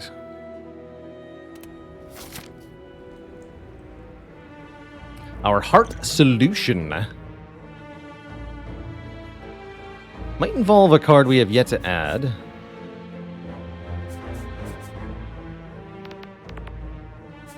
Take some events. Grab this early shop. We can remove one more defend there. I'm a little worried about how the statuses may clog us during Hearts. But if we can get enough cards in hand, which is partially just getting enough cards removed, then we can simply use Double Sanctity to defeat Heart. More or less indefinitely.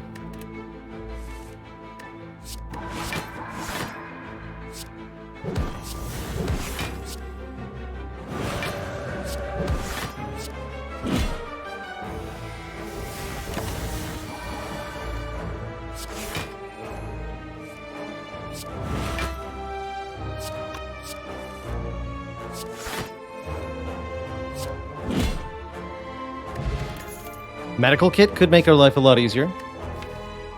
What about Crescendo or Tranquility? Don't think we have a lot of need for them now that we're doing Divinity sufficiently often. Membership card is definitely tempting, but if I get the membership card, I cannot remove a card here. And I don't think picking up the membership card is going to make a difference whether I can remove it the next shop or not. So if the only thing I'm concerned with is how many removals I can get, then the membership card does not actually help me with that. Which means I think I remove another card. Oh, Impatience is also here. Hold on. Can't buy them both. Impatience, if you have no attacks in your hand, to draw 2 cards. That might actually be better than removing. Especially if I can upgrade it, which I totally can. Okay, give me that. Yeah. Uh-oh. No. Thank you. I do not want your curses today, sir. Actually, Brilliance is a pretty good card, huh?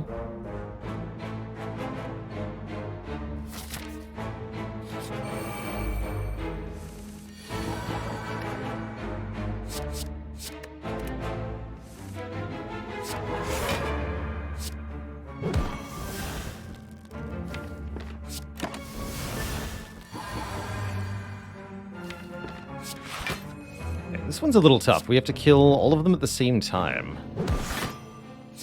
Not necessarily all that easy to do.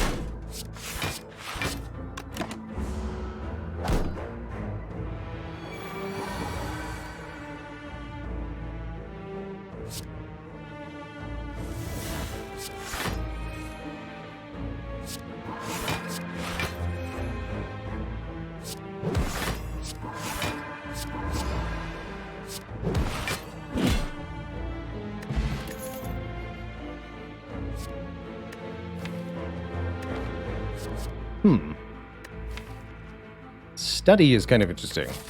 Problem is it's per turn. So I don't think we care that much.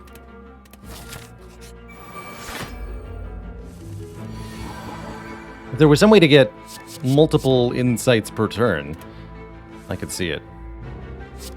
Have I ever soft locked at Darklings? I have not, but I have heard tales of those who have. It's a pretty nasty way to go. You cannot kill the Darklings at a rate of more than 1 per turn. There's no escape from the fight. You'll be stuck there forever.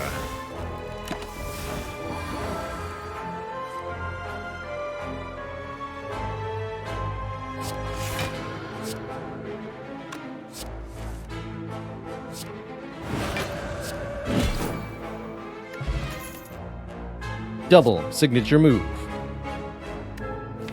That's true, I have soft locked in a different fight, Spear and Shield, although that's not a true soft lock because they were able to kill me.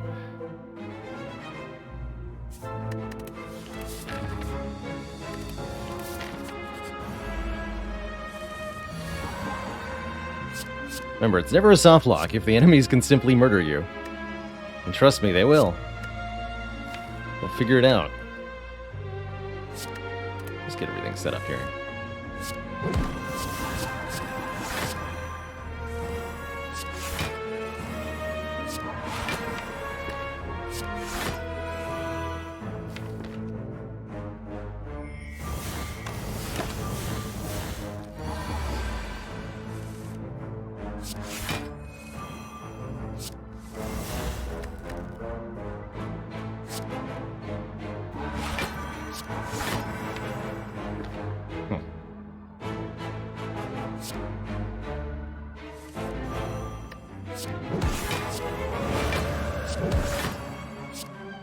224 damage.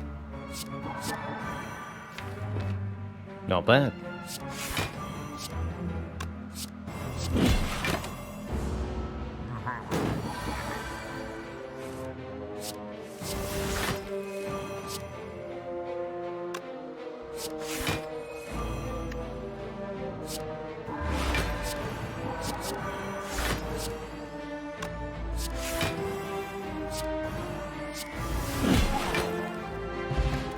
Courier gives us a discount at the shop.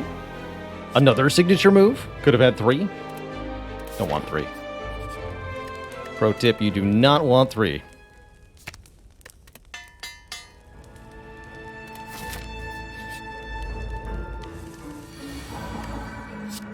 It's a bad time.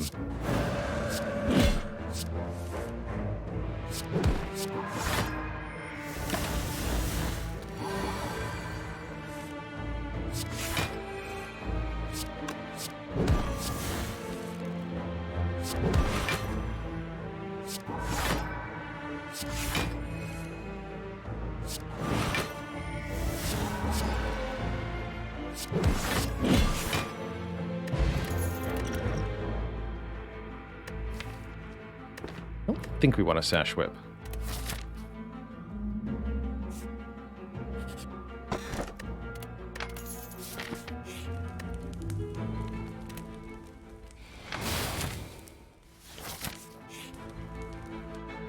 Upgrade card. Perfect. Can upgrade another mantra generator or a block generator. A mantra generator. Other prostrate. Now I want cards with variable amounts of mantra so I can have more control over my stance. Let's do a 2, a 3, and a 4. Canine Mancer, thank you so much for 3 months of support. Much love to you. Yes.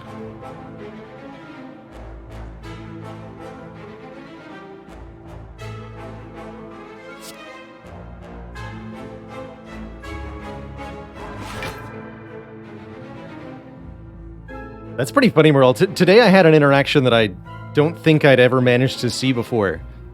I was doing a little bit of testing pre-stream, and I managed to Echo Form Melter against Guardian, such that the first hit transformed him, and then the Echoed Melter removed the 20 block and hit him again. I'd never done that before.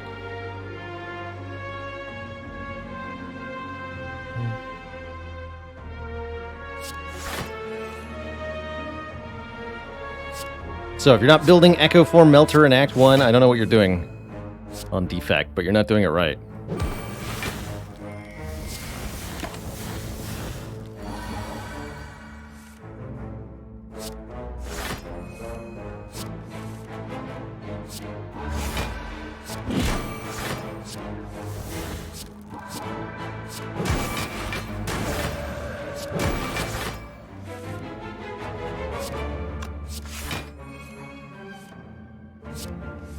Deck is so cool.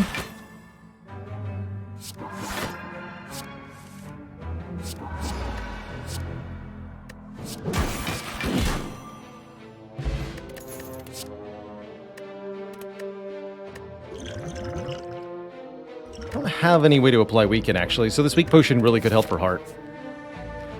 AK Sal, thank you so much for the very generous 5 gifted subs. And Atlas WW, thank you so much for 100 bits.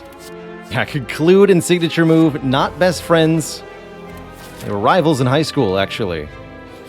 So don't put them in the same deck together, or else. Should keep this, discard this.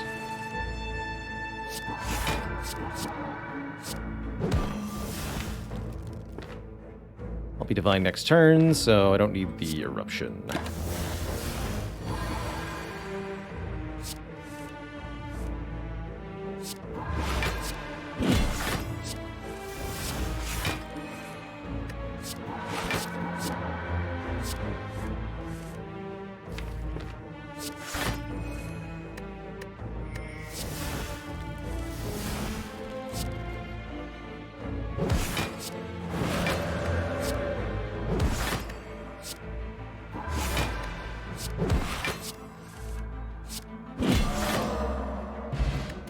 Nunchaku's really going to help us keep those turns going by generating energy for every 10th attack we play.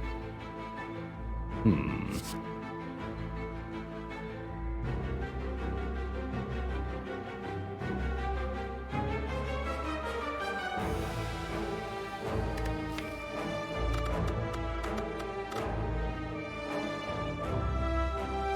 wonder if we're going to be able to go infinite proper. Weird.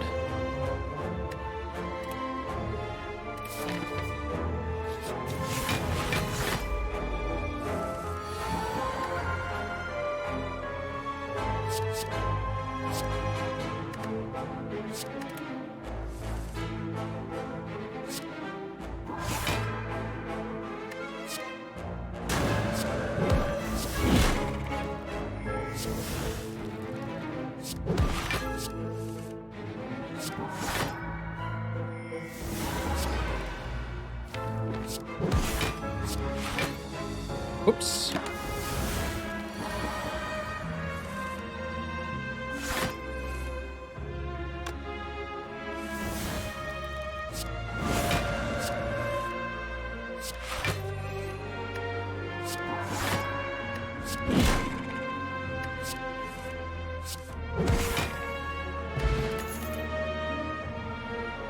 Don't need any of this. We could try to get vulnerable in order to make our signature moves deal more damage, but I really don't think we want to add any more cards.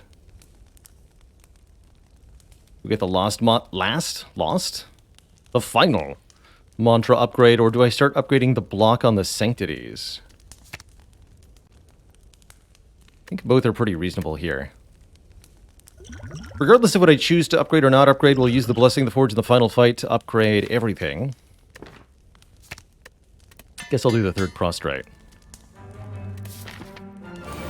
Yeah, it's really funny how we have barely at all even acknowledged the existence of the Runic Dome. So thorough is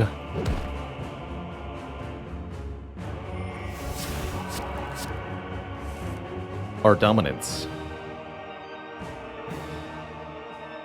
I think I'm even going to bother, unless I can get into divinity here, which I totally can.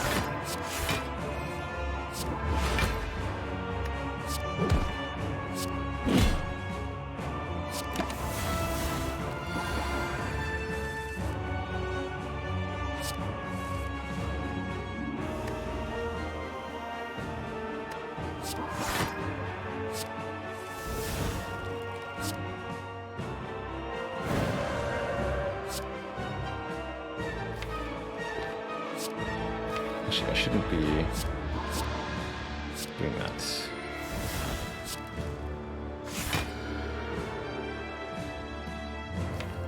But I'll take damage. That's fine.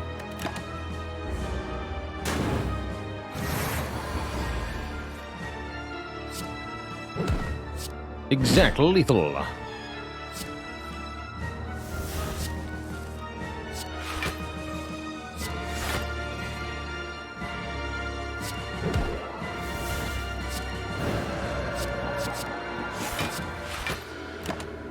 Not even attacking me. Then what was the point?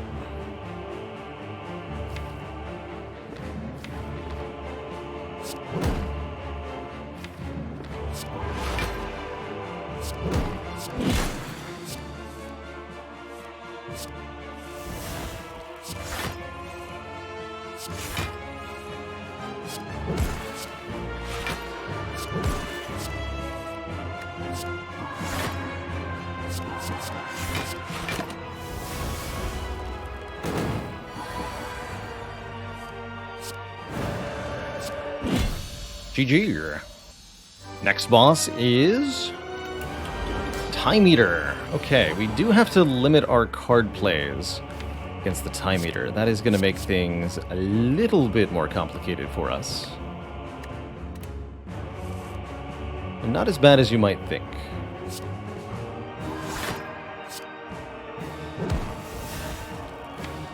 Do we Eruption? No, because we discarded Signature Move. Can't really just spend our card plays drawing cards all the time, is the thing.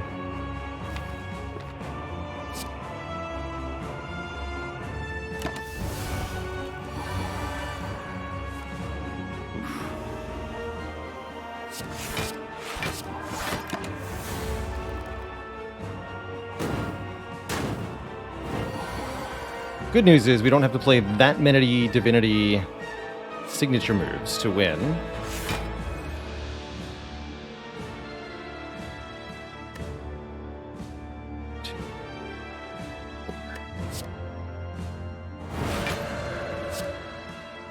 This next.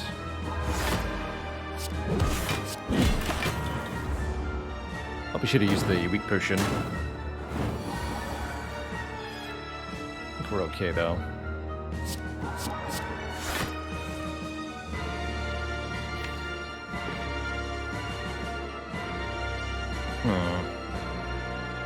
Keep having really bad draw orders.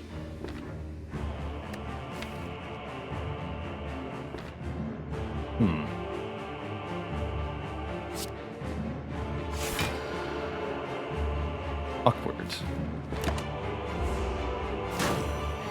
Okay, now we have to use the weak potion too. Great.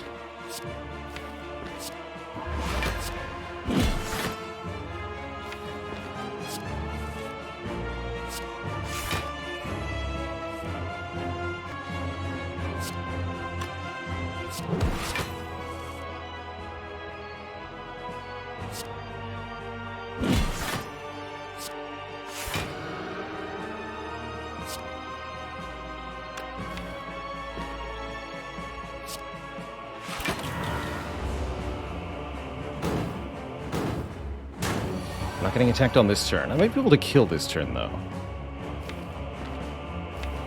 No, I can't.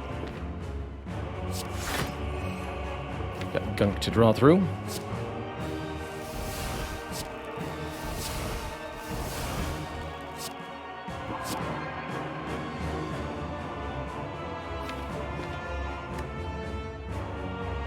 Could try to play 7 cards, but I don't feel like I should.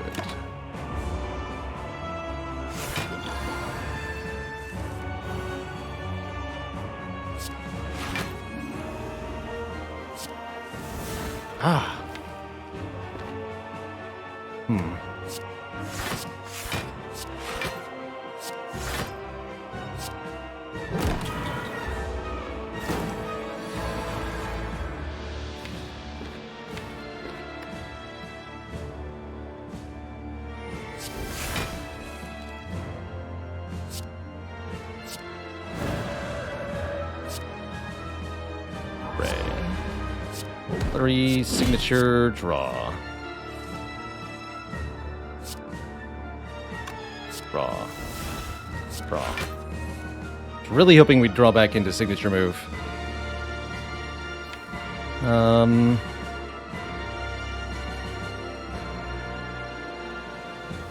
think it has to be pray, defend, defend then.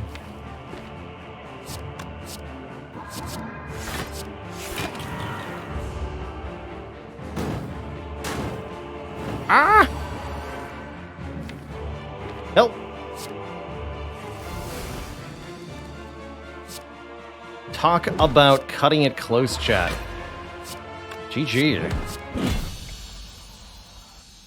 Yikes. Absolutely yikes. Two thump, a deep pulsing dread can be felt throughout the room. Is this the heart of the spire, the source of all this health loss? Alright, given that I have a Blessing of the Forge, I will be resting for all my health back. Show me medical kit or something else good. Nice. And a rush down, even better.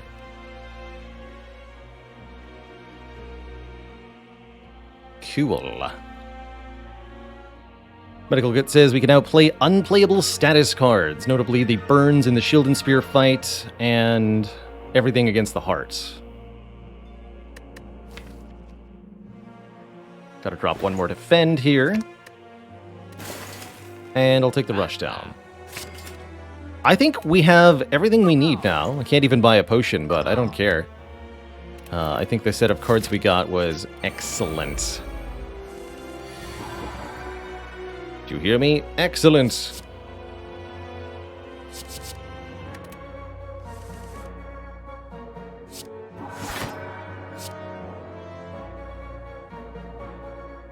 You need to be under 120 health.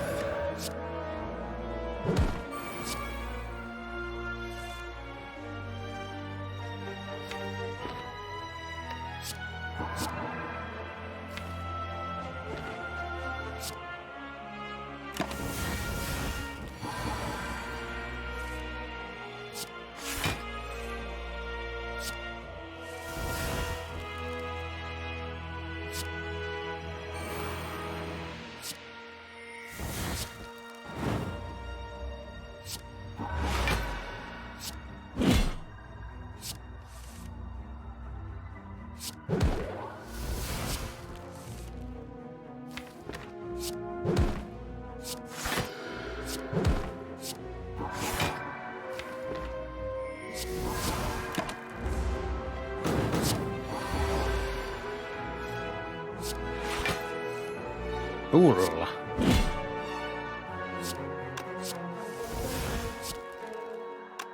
I set up the sundial.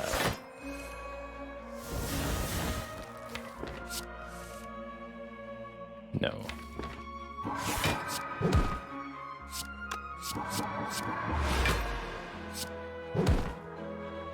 Take my full health and I'll like it. Lastly, here's a mental fortress to give us block on stance change. Slows us down a little bit on turn 1, but this definitely helps us figure out how to block versus the heart and deal with the beat of death. So I'll be taking that too. Perfect. All right, I think we have all the tools we need to succeed in this final battle against the Corrupt Heart. I do mean all of them.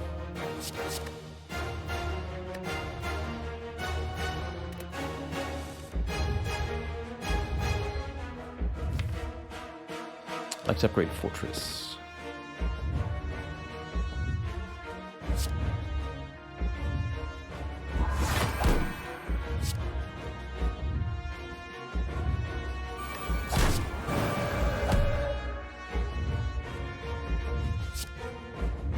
Have to take some beat of death here.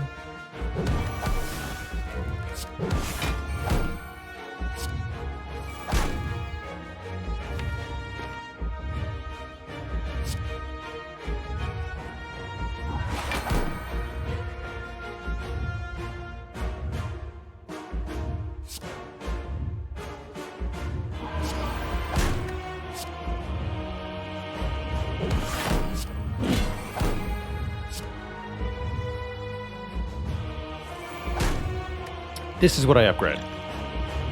All of these cards. The only card we're missing is this one unupgraded Defend. Every other unupgraded card now gets upgraded. Oh, and the Sanctity. Hold on. I do want that Sanctity. Let's not bother with the Defend. Go Defend. Insight.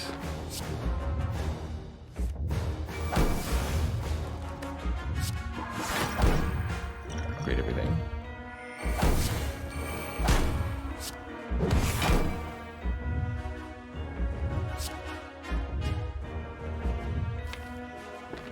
Basically already kept the heart. What are we looking to do? If we vault. Asphyxia 108, thanks for 2 months of support. I'll have your sub on a pike.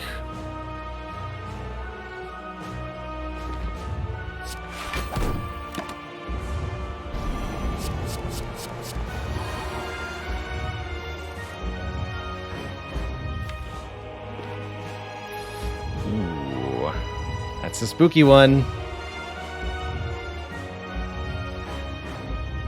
If I play Eruption, I totally might die.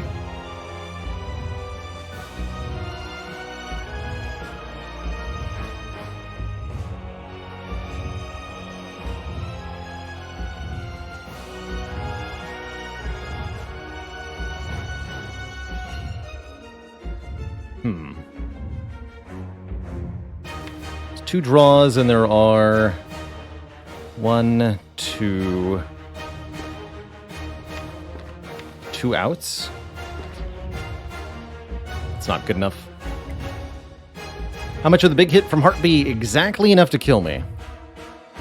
If I play Defend and Burn. Or don't play the Burn. So we're 50% chance to be instantly dead. Unfortunately.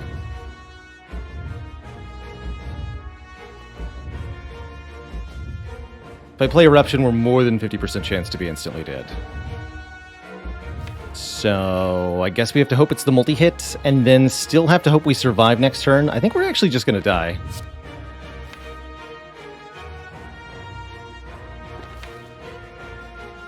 I needed to not end with these cards in the discard pile, I guess. Shoot. Thought we were going to be a bit better than that. So do I accept? Let's see. 1, 2, 3, 4, 5, plus 6. It's pretty iffy. I think we have to play the Eruption. If it doesn't pan out, unfortunate. But if it does, we'll have a chance of winning here.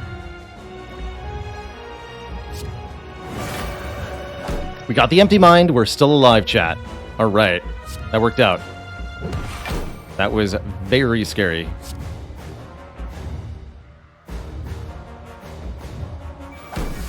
Hugely, profoundly scary.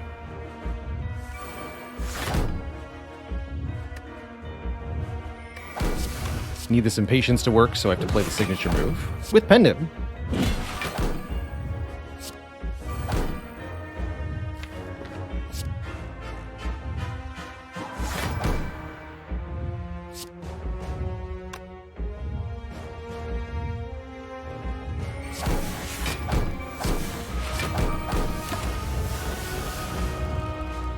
Was the multi-hit, so we would have always lived that. But now we have 67 headed our way. And we're actually dead to this here, because I didn't get any card draw. That's unfortunate. GG.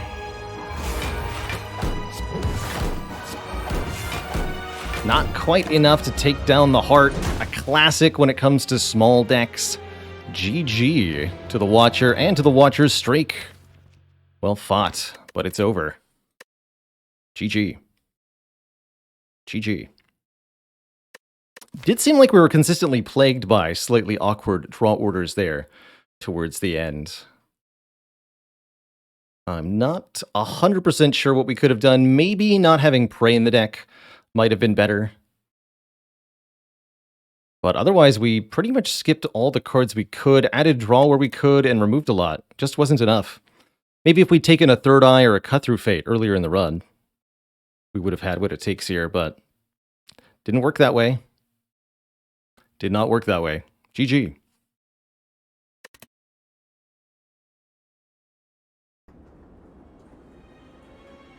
Yeah, now we know why we should have used Vault turn 1.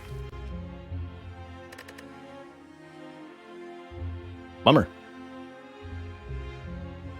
But a good run nonetheless. That means we'll be doing it again with the Watcher when we return to the Spire, which will be next week.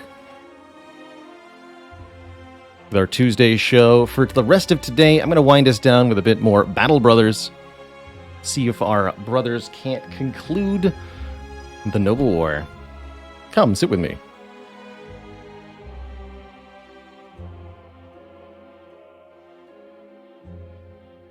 Fort Baylor.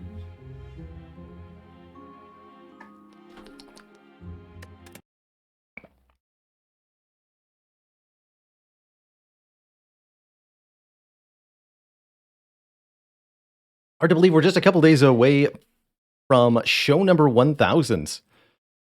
4 years and 1,000 shows here on Twitch. It's been crazy to build a community that's so large, so supportive, so cozy.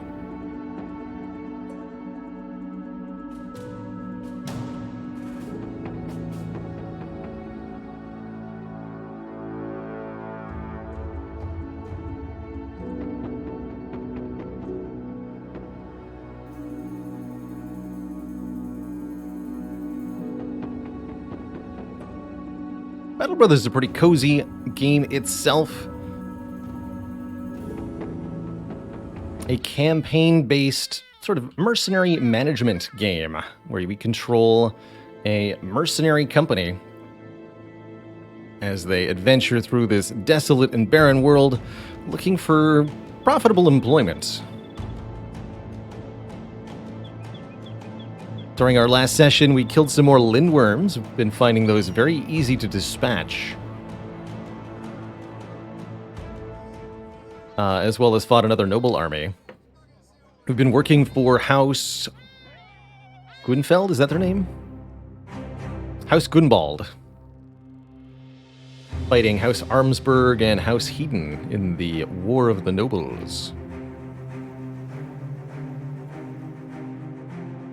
How's it going, Animal? Yeah, you just tuned in right at the end of the Spire content. Perfect timing. Could go poking back around in the desert if you wanted, but I'd like to get some more noble contracts done. I guess we'll sell some swords and such here. We have more than we want. 10 minus 12, 105.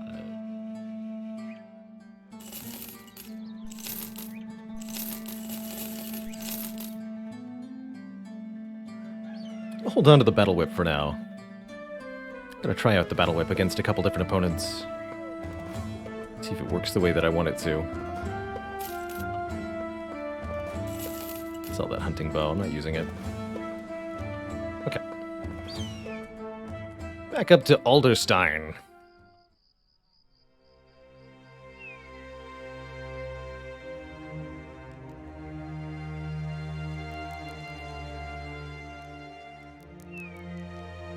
We have the slot for another retinue member. I believe we hired our 4th retinue member, the Bounty Hunter, increasing our chance of encountering champions and giving us money per champion slain.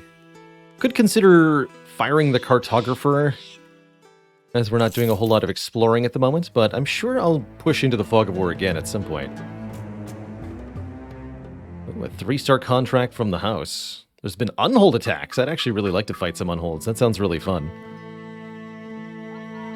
Heraldic shoulder plates, 40 plus 4. I don't think I've seen this armor add-on yet. It's a pretty decent price for a 210 armor. 26 hundo.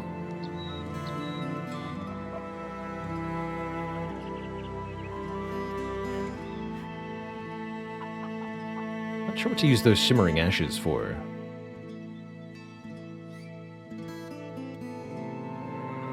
Sure, I'm gonna buy this reinforced mail hauberk.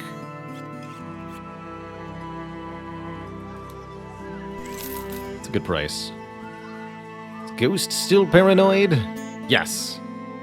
Yes, he is. And it keeps him alive. So good. Henry, you're upgraded. Have thicker armor, sir.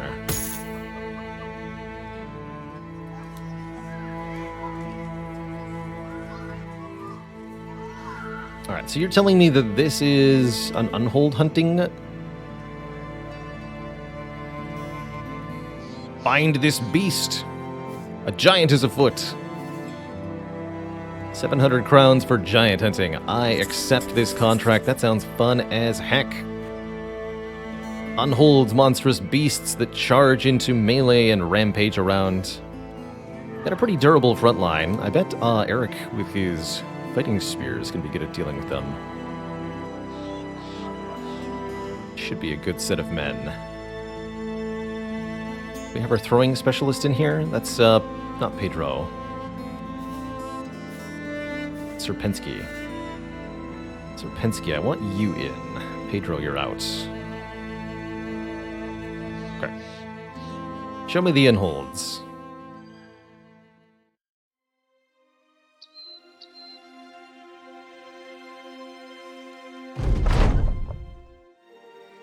That armor won't save you from a single lick, the peasants say, but they're wrong because this armor is heckin' thick. Just 3 unholds should be a very easy fight. Pinata Frenzy says, did I miss a Lindworm fight in the previous stream? Yes! We fought 3 Lindworms and escaped unscathed.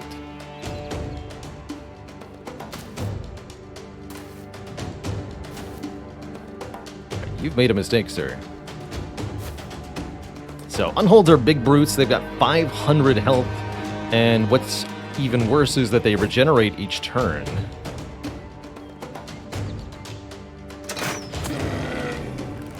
the tune of 50 hit points.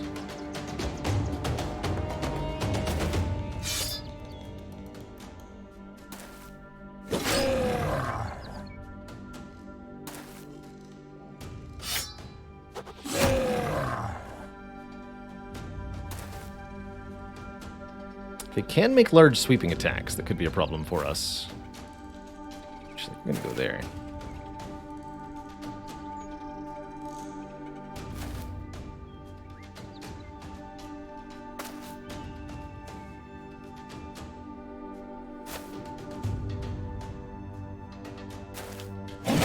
Polearm guys can move 2 spaces and make an attack, which is very broadly useful.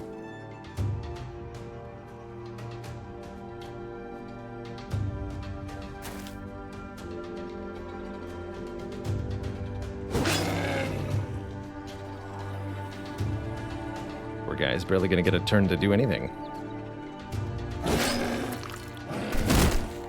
Ooh, nice stun, though. Get him, Tom. One more hit.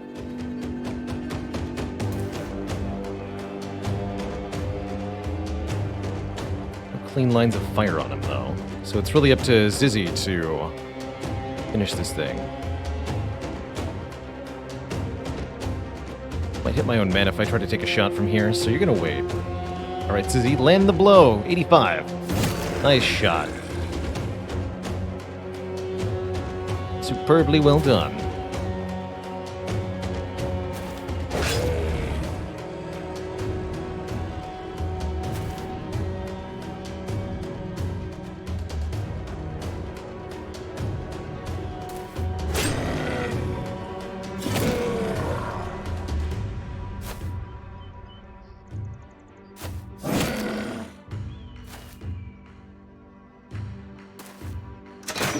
By having our people hop in and out, we can have several people essentially share an attacking tile like that to get a lot done in one turn.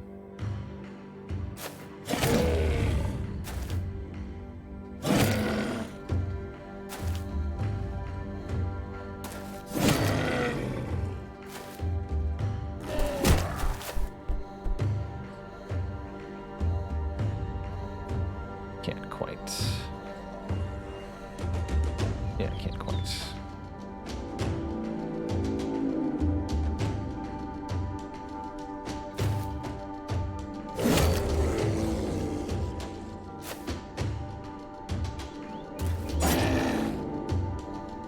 Oops.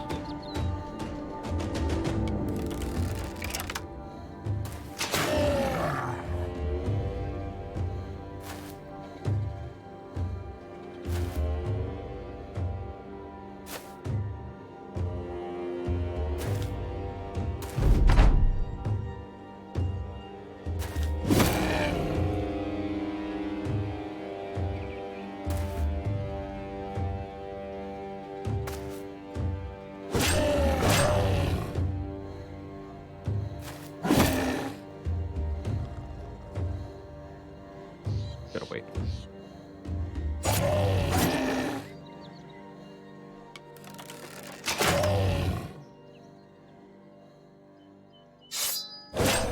Nice and easy. We got a couple giant skull and bones and an unholds heart. Perfect. Those skull and bones are an important crafting material, so getting a couple of them very easy-like is great.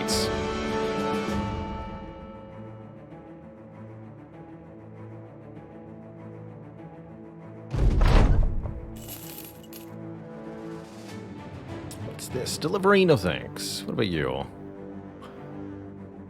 Want you to head into House Hedon lands and tear as much of their territory up as possible. 3020. Hold on. Hedon is not the one I'm willing to target, right? Right. I'm willing to target House Armsburg. Let's head up to Lichtmark.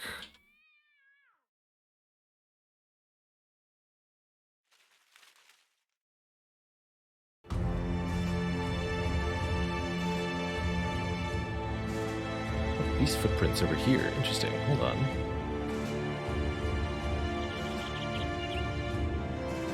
What the unholds? Something new?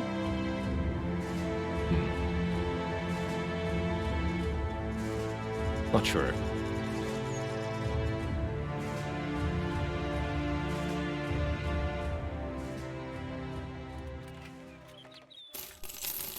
More doggos, please.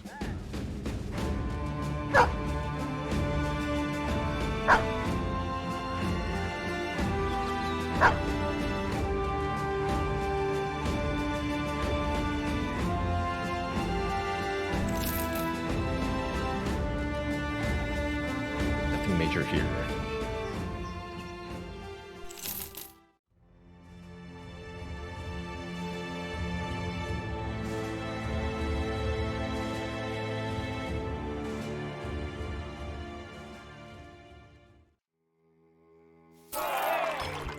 Spirits back up. Everybody is in bad mood after having to starve overnight. The Raiding Lord's Fencing Mail. 17,198 for a 200 armor, -8 fatigue, feigned mail. That's really cool. I'd love to be able to afford that, but it's a bit out of our price range at the moment. Only a little bit, though. This is our very friendly... No, neutral.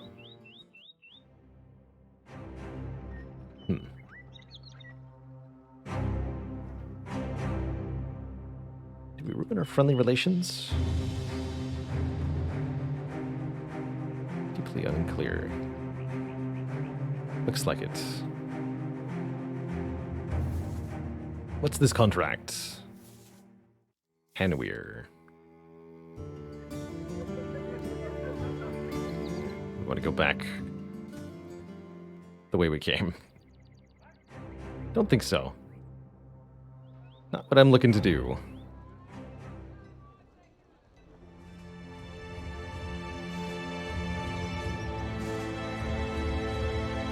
Not what I'm looking to do.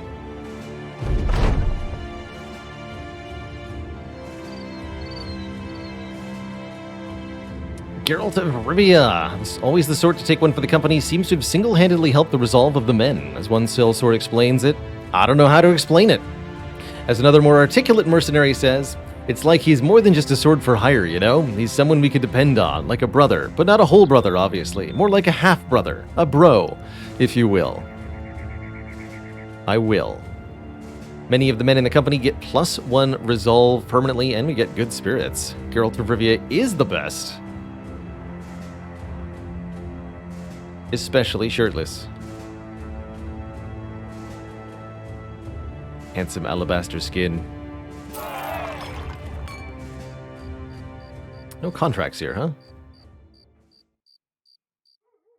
Check Stolhoven. If we can't find a contract, well, heck, we'll just head on over to the opposing territory and pick a fight with them. For fun. Cheap tools.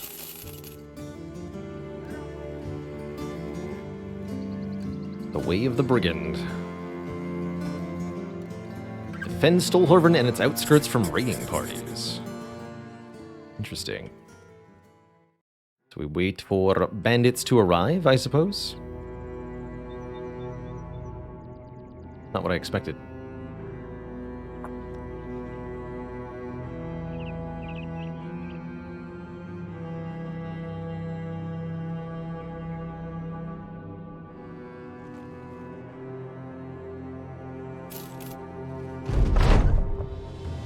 The undead shuffle into view. There are no brigands here. Maybe these foul creatures ate them. The contract isn't null. Protect the town from the necromancer. Kind of funny. Necromancers ain't too bad with their wall of zombies. Dealing with a necromancer is mostly about chopping through the horde of brain munchers. 1, 2, 3.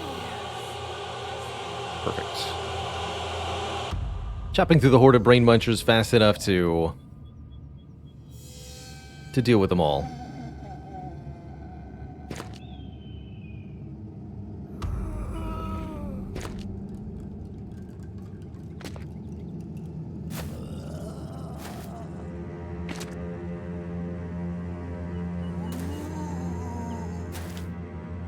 Sniping the Necromancer with range attacks could be a fun way to do it, too. A little more difficult to accomplish. But these zombies are no match for our bros in one-on-one combat at this point. We've got very leveled, very well armored and armed bros. Zombies are pretty weak early game enemy.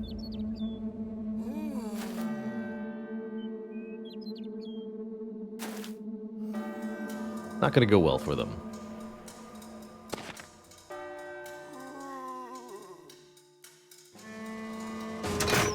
Yeah, that one.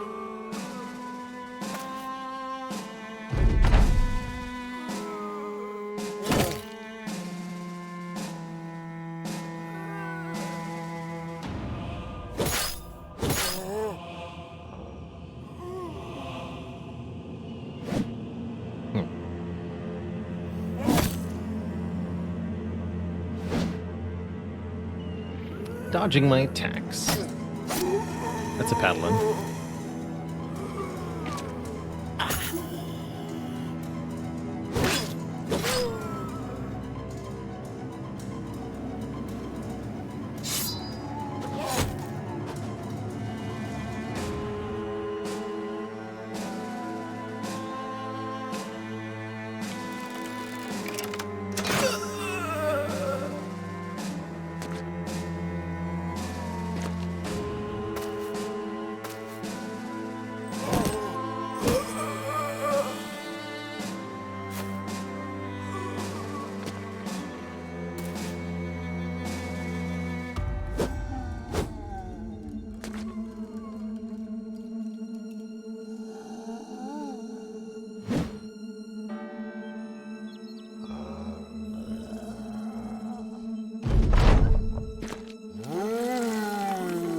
The fall may rise again.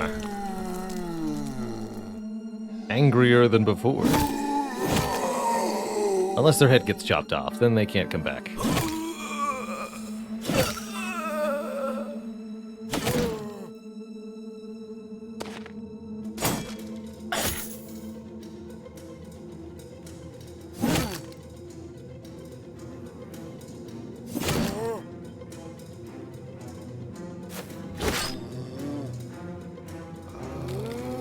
Necromancer can also continually revive zombies. Normally they only get back up one time, but the Necromancer can make that more times.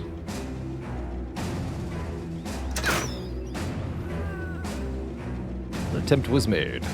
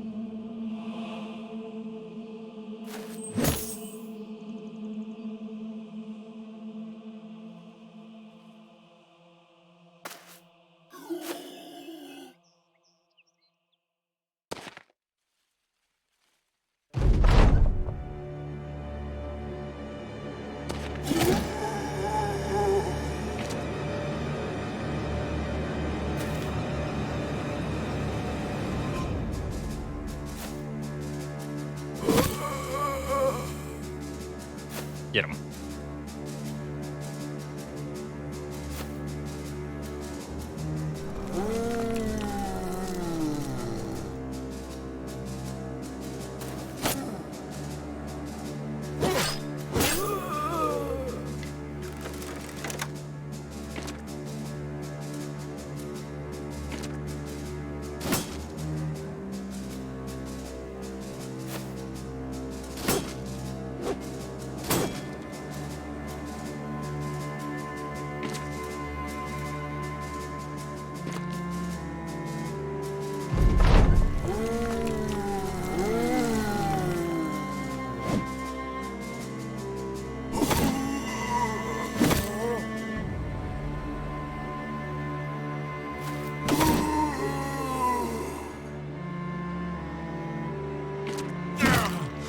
Necros themselves are very fragile.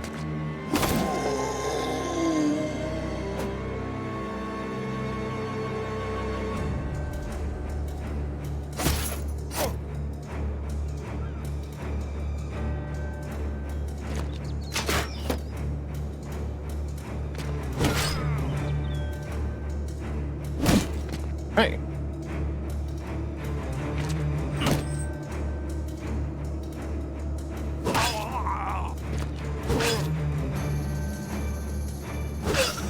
Easy.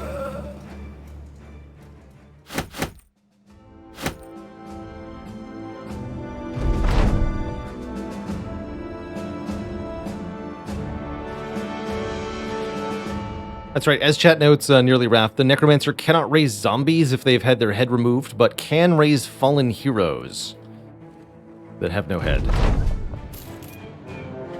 Oh, here we go. The first Cronenfest company. Footman, Billman, Arbalesters, Standard Bearer, War Dog. Perfect. Let's get the night-busting gear back out. Good old pole hammer on Maximus.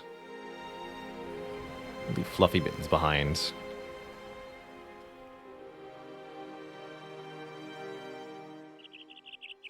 I think the 4 billhooks is working really well. Don't see a reason we need to further shift things. A few Arbalesters.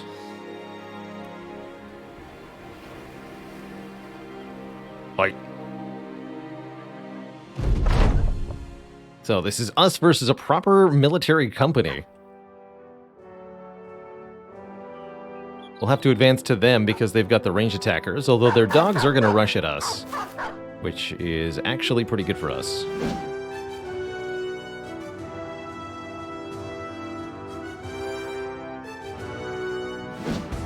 Assuming we can hit them. Hello? Oh, they are going to rush at us. Perfect.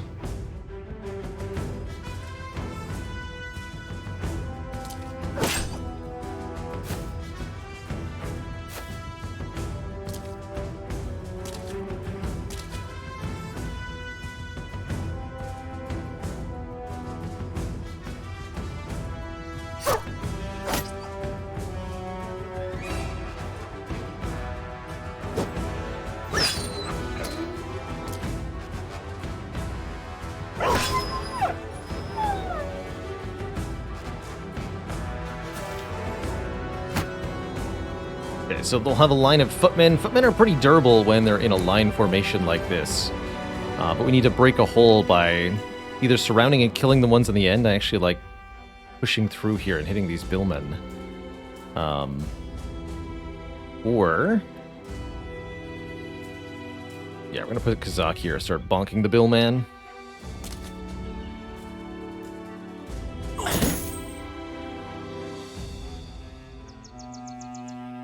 Goes here.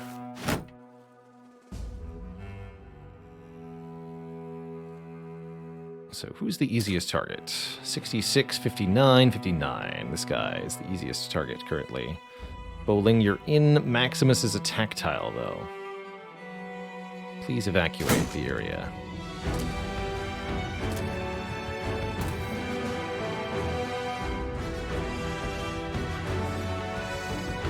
Probably gonna chop this guy's shield to pieces. Takes 2 swings.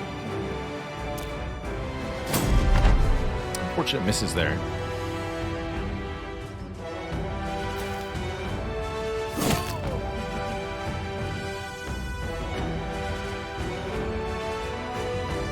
If I press forward, then Bowling gets attacked by these footmen.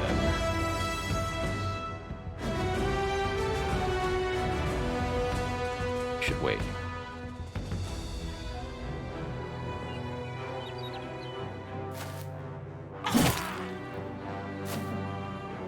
This guy isolated is easy enough to kill. Geralt's gonna go here. We're gonna start pressing into their pikes here. Getting some real damage in. Sizzy, you can go here then. Let's hit this guy. Or don't. You know, anything's possible.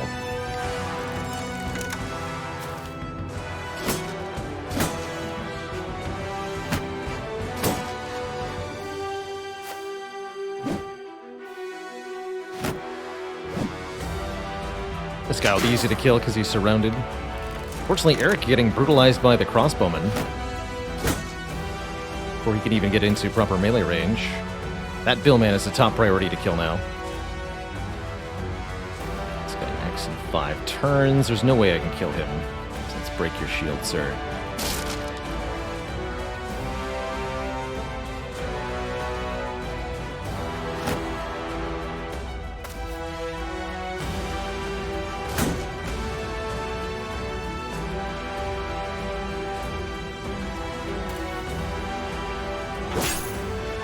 This guy should go down easy. With 4 people around him, everybody's got a plus 15% chance to hit him. So, he will die. Wait a little bit. I'll have Maximus help me kill these Billmen. Billman!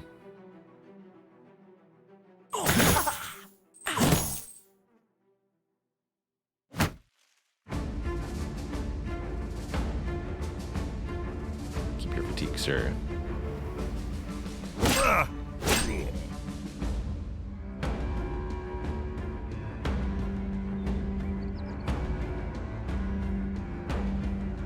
This is going to expose Bowling and Maximus to the footmen with their nasty attacks, but we're going to be able to kill these Billmen. So it's super going to be worth it.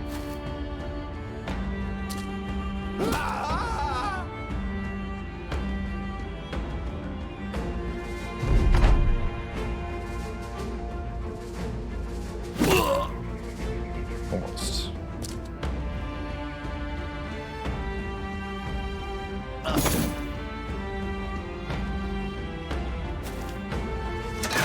Once their bills are down, we can just kind of surround the remaining footmen and pick them apart. Captain, the bills are down. Work surplus.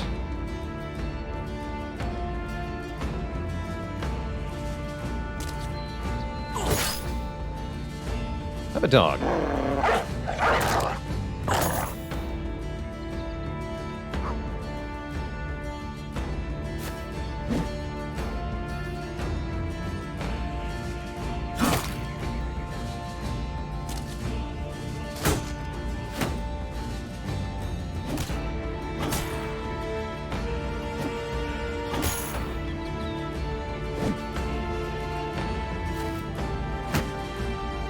Can't have Maximus in the line of fire again. We'll fix that shortly.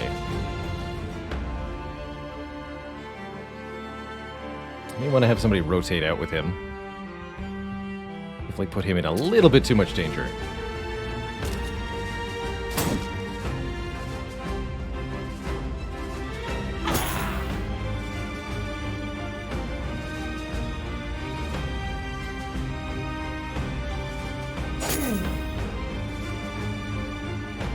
You're okay.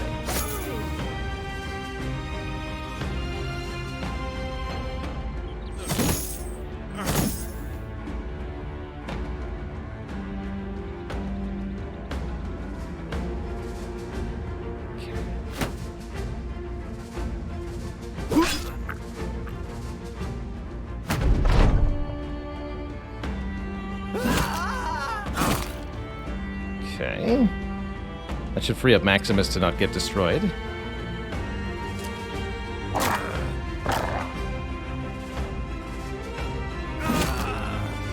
Alright, who's next? You.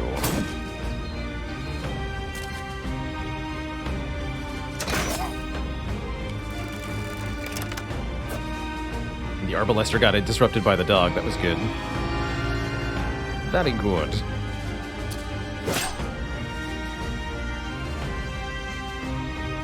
Is done.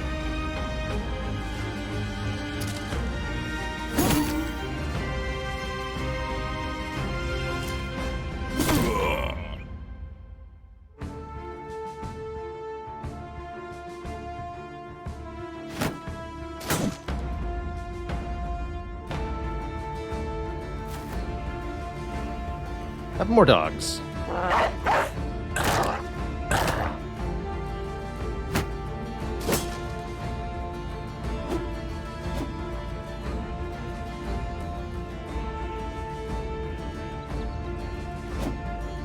Missed the 95, rolled 100. Well, that would have missed no matter what. Oh well.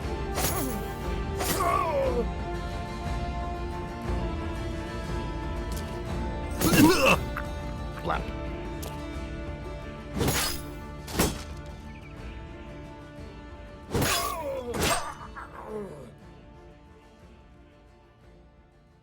Press forward. Only a handful of them left. We've managed to really capably handle this battle overall. Easy peasy, I'll say.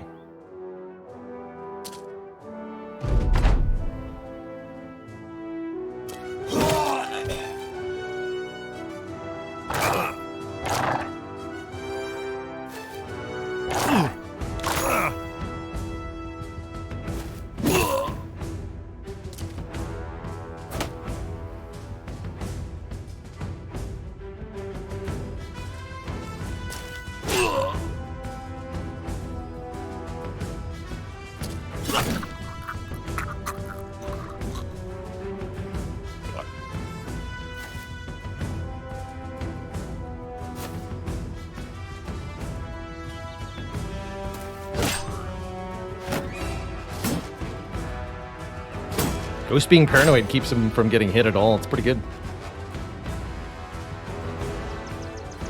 Pretty good.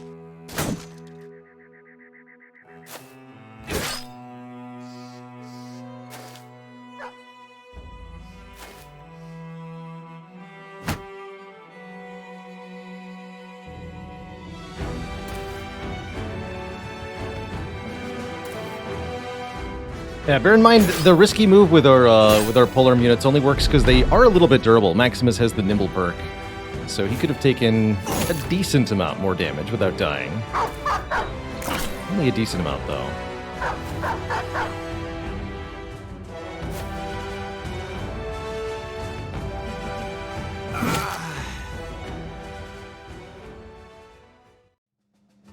Oh, we got a pair of 150 male hauberks. Nice. Another heavy crossbow, 3 more bill hooks. This is super valuable stuff.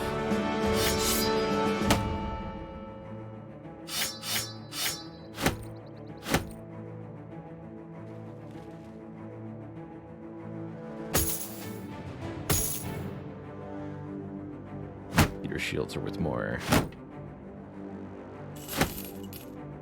Cool.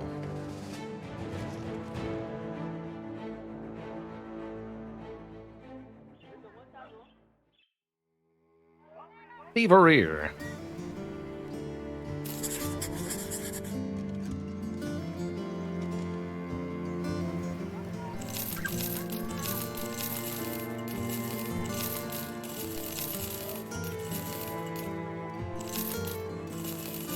So all these looted weapons that I'm not going to use.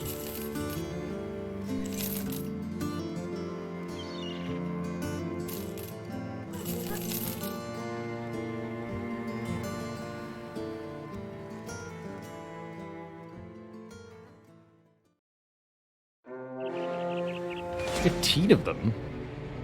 Lots of brigand thugs, a few poachers, a few marksmen. Interesting. The way that kind of scaled here. Swap out Geralt for you. New guy, you're in. Eric, son of Eric's almost level 11. Good for him. Badly wounded, though. Mittens, you're also in. Swap out. Bowling.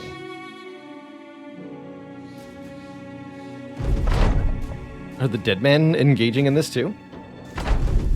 No, okay. It's a mercenary command. They're really poorly equipped thief men. Will be easy to bonk.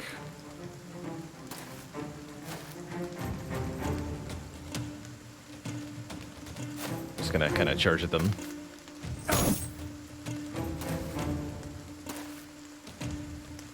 Really, the goal is just to have fun with it.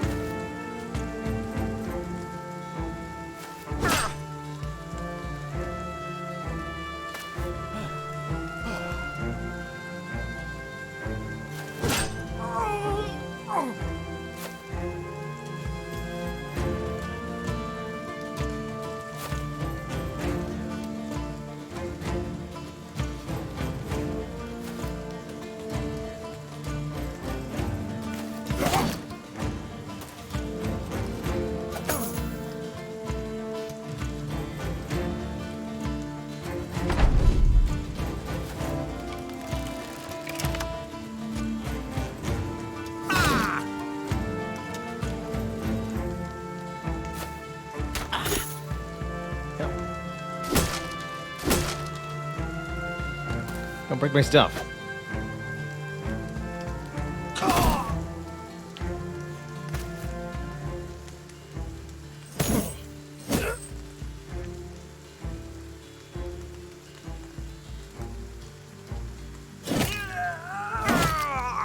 Double kill.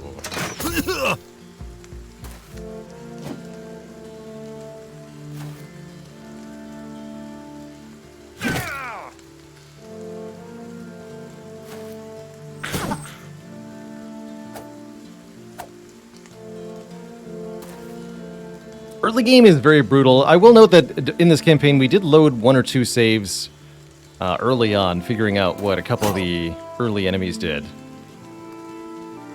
But Battle Brothers is also a game that's very, very recoverable, even though the early game is brutal. If you can survive the early game, your company becomes really, really resilient, as you can always hire more men, do more contracts, get more money. And there's not a whole lot that forces you to fight.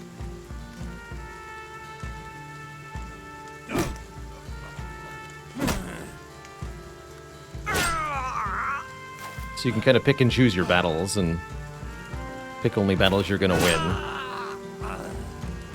Part of the difficulty there of the game, just knowing what battles you can win. That is tough.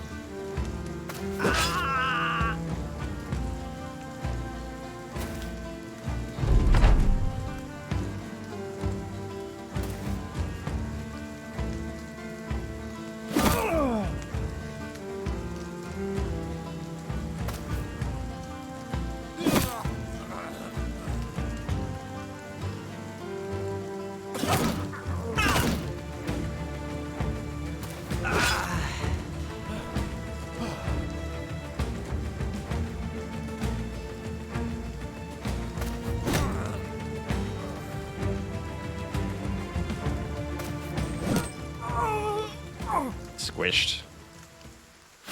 Very little of worth, though. It's a bunch of junk.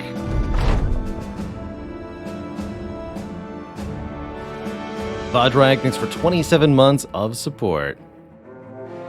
Ooh.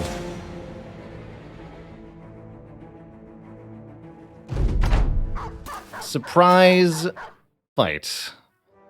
Main concern here is that Maximus the Bloodstained is damaged. A couple other people in a little bit of trouble, but nighttime means that also our best men aren't here necessarily. Nighttime means the enemy arbalesters will be less effective.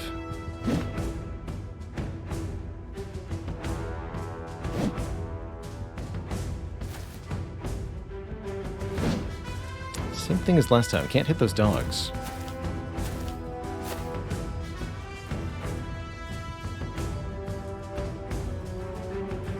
Ted.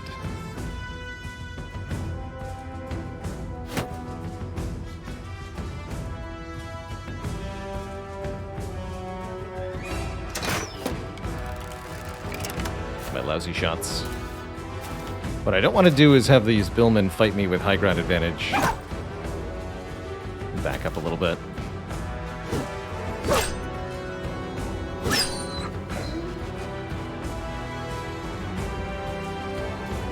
Or I could, like, charge up to them.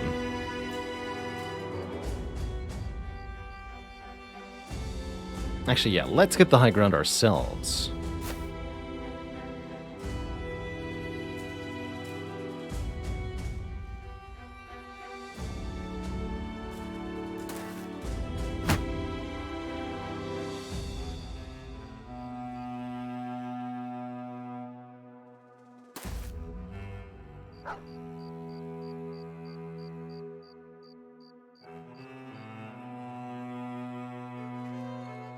Going to be doing the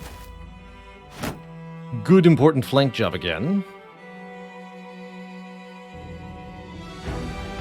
Very good, very important.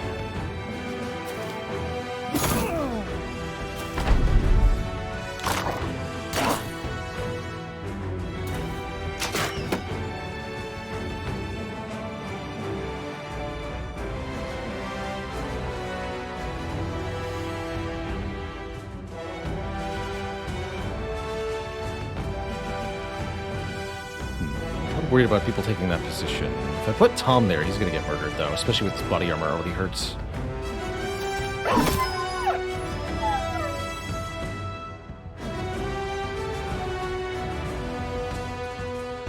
That guy go first.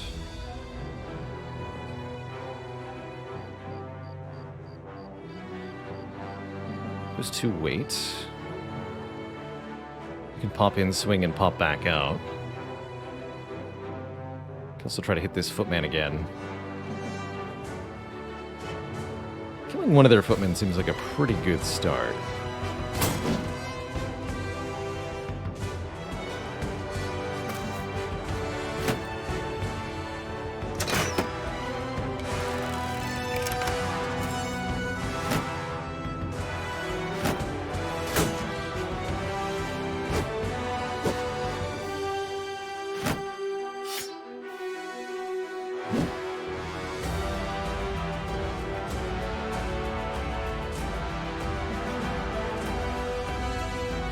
No good crossbow targets for Fluffy Mittens here.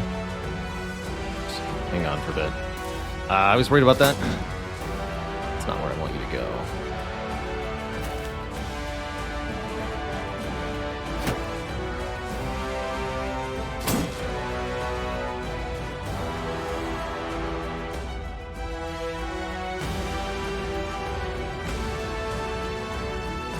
Okay, now put Maximus over here.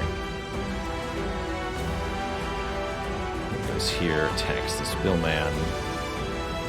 Make sure you in one of the attack tiles? Yeah, you're in Henry's attack tile.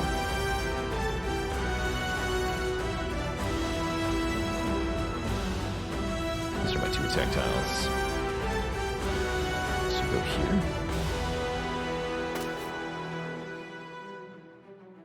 We focus on this Bill man.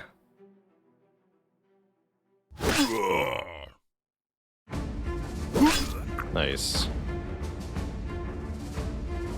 Guess I didn't need those attack tiles then.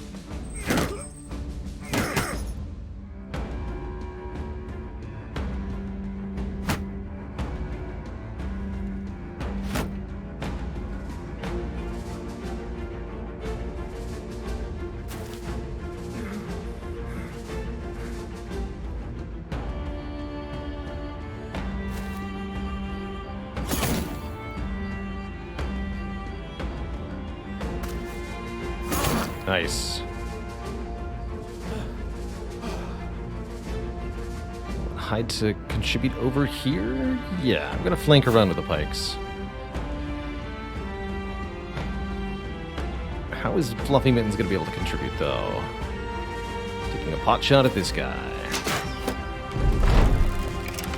he could do a thing I don't want him to do. Ow.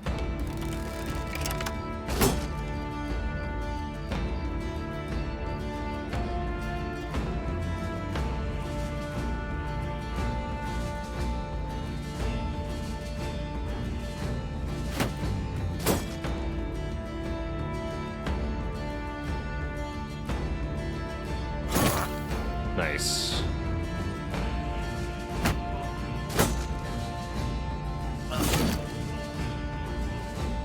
Tough hit on Serpensky. He's got the armor to live, though.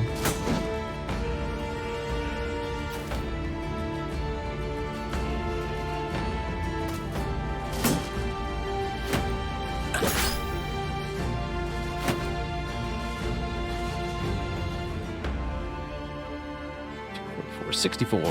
Come on.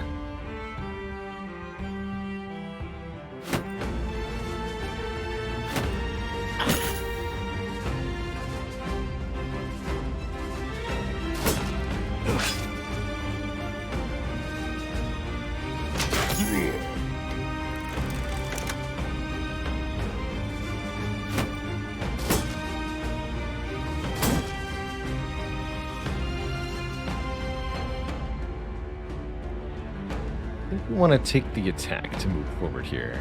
Yeah.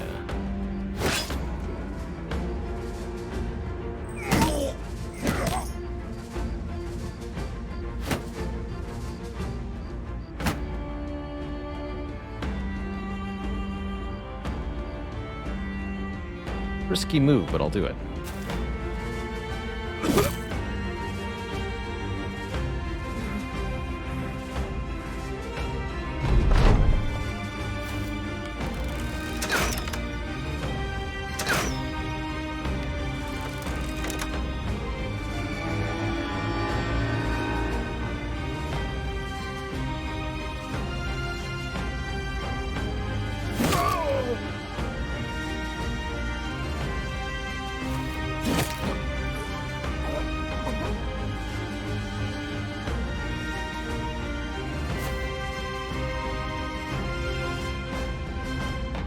Percent. The other guy died, so let's chop your shield.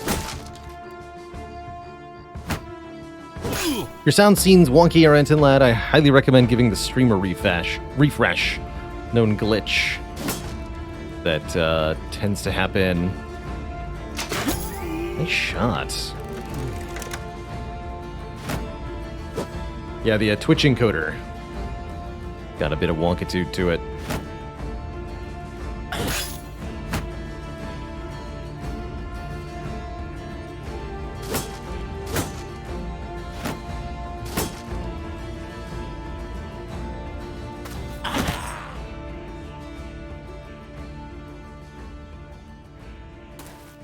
Too much fatigue.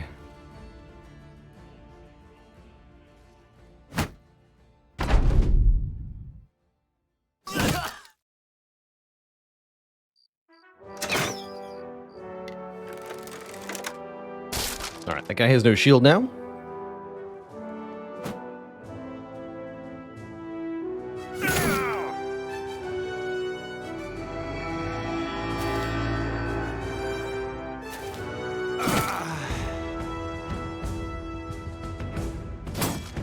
Still haven't managed to hit that guy. It's a 64% chance every time Maximin swings at this footman, but hasn't been enough.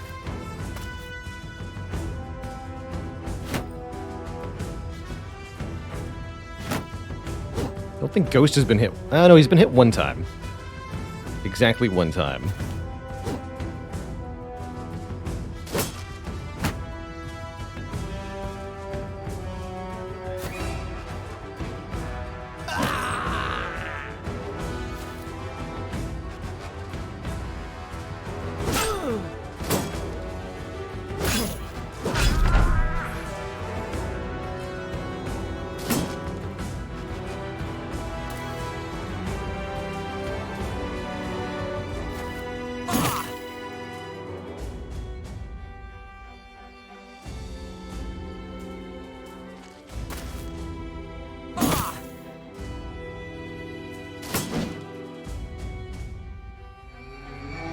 Constant rallies.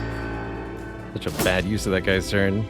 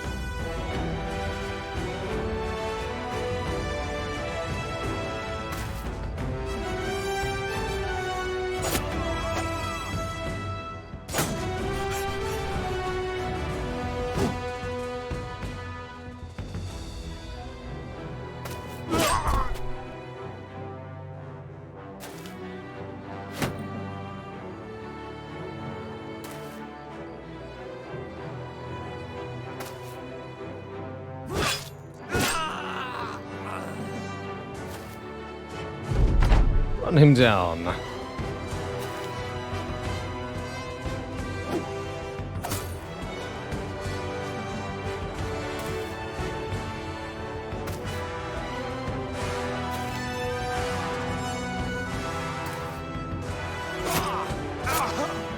Nice work. Maximus levels up. And we get another bunch of stuff, another 150 mail. I'll work. A bunch of tools. Arming sword is pretty good. Of course, the bill hooks are good.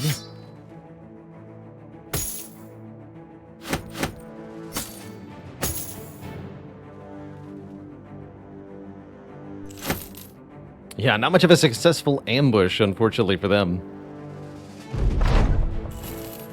Oh well.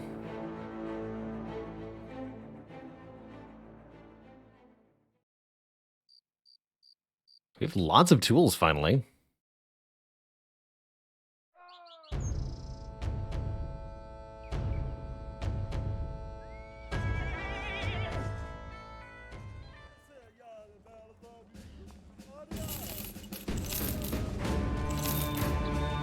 Finally got more armor than I know what to do with.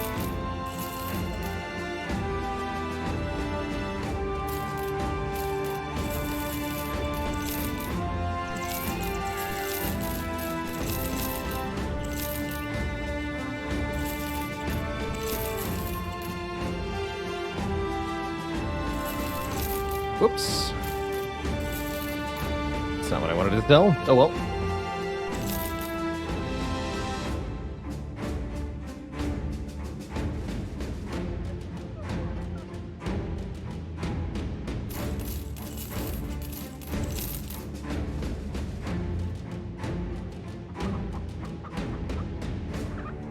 Yeah, the buyback mod is definitely something I could see a good use for. Accidents do happen. Let's get rid of some of these shimmering things.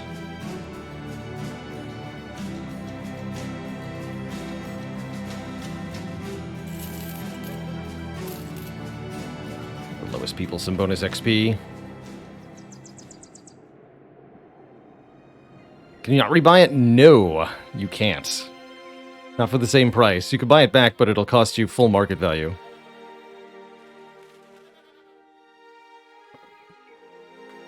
Which is brutal. Ever played Baldur's Gate, says Renton Lad? Yes!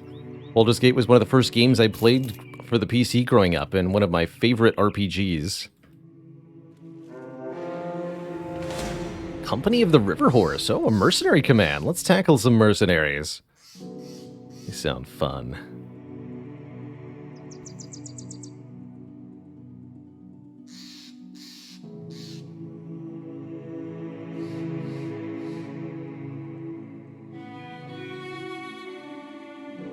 Let's get Maximus to level 10 here. Only a +1 on the melee attack means he'll probably invest in other stats. Let's take the 4 health for sure. 3 melee defense for sure.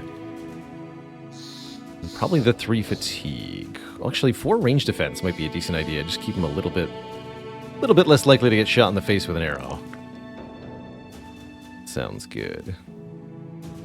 This is last perk. I might actually go secondary weapon mastery on Maximus. Get Raving, thanks for 21 months of support. You continue to spend Bezos dollars, I continue making content. Deal.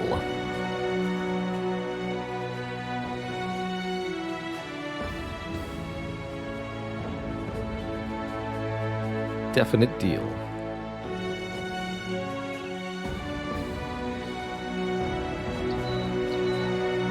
Pull Mace doesn't stun things, right? Oh, it totally does.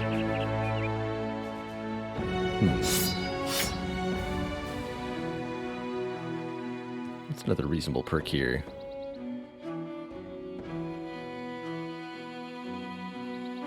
How many days in? We're currently at day 135 or so.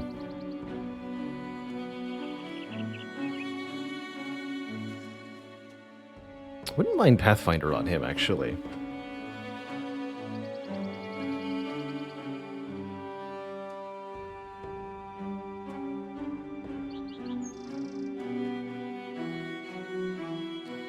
Let's do that. Let's give him bonus mobility.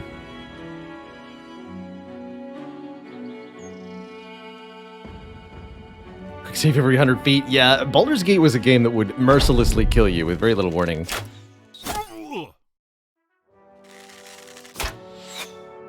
Built on 2nd edition Dungeons & Dragons rules, which were a little merciless at times.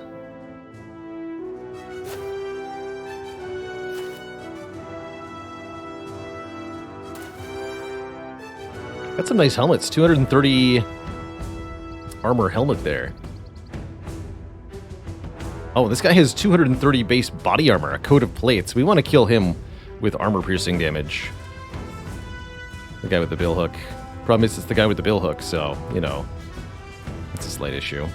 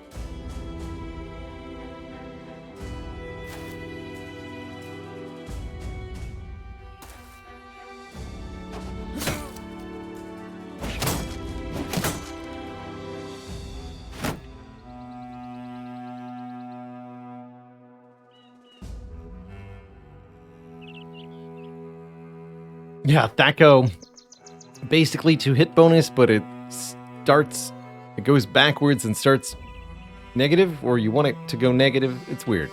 The negative numbers are needlessly involved. Pointlessly confusing everybody. It's great.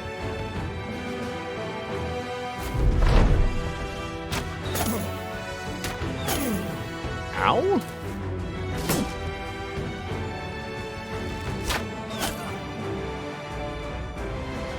Don't understand how they did that.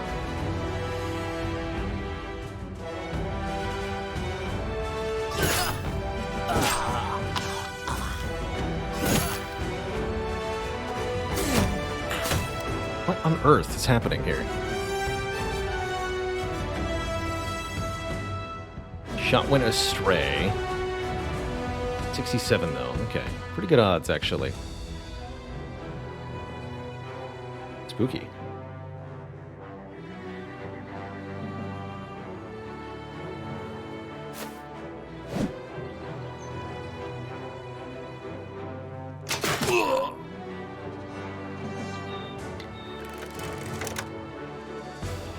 Twist his leg muscles. Good. This guy's gonna die fast.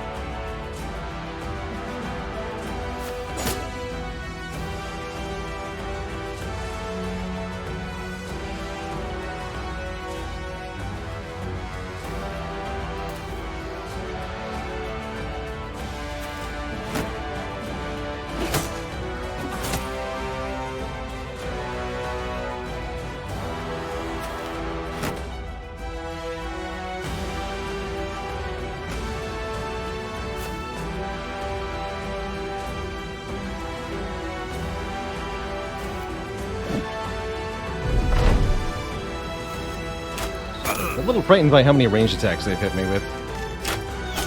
Like, not a single miss, feels like.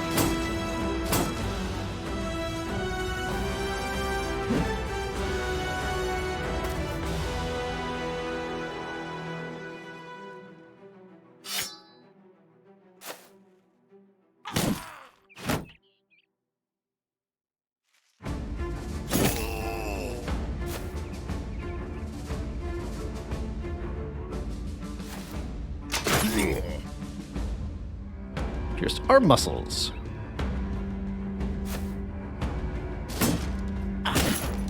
Oh.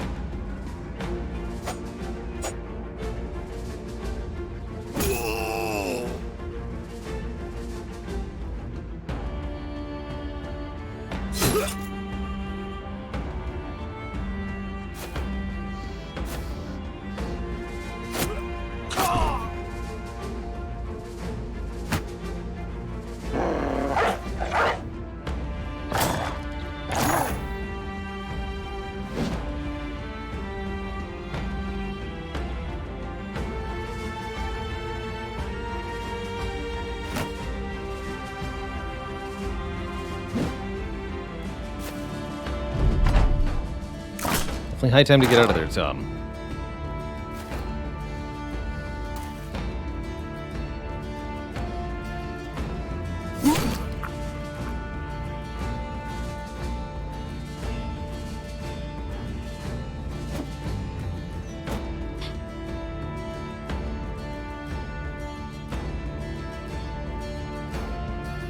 So there's huge damage to his armor, but I want him to...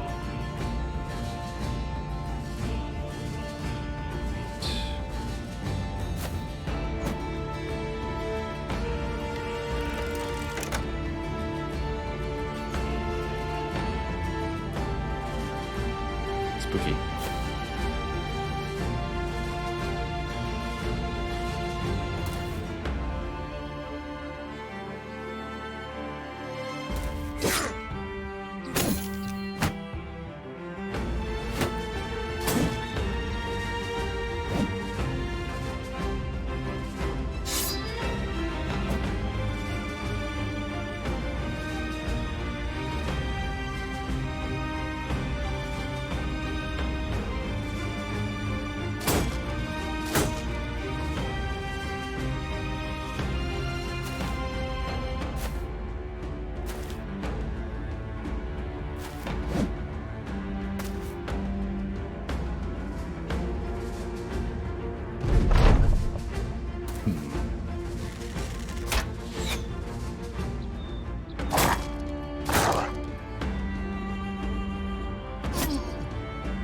He's got one health.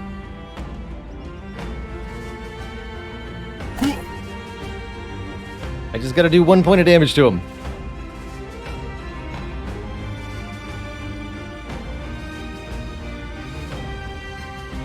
Without... There we go. I kept his armor alive.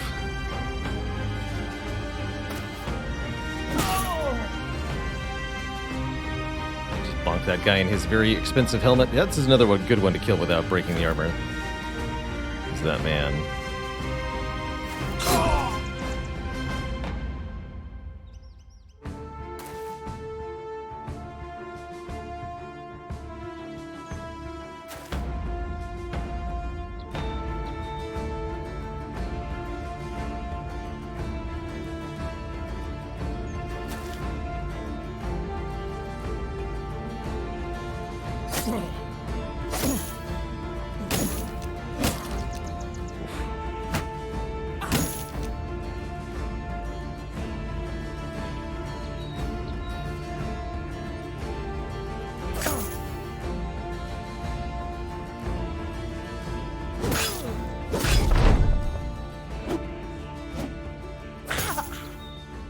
That guy's got dagger mastery. Good for him.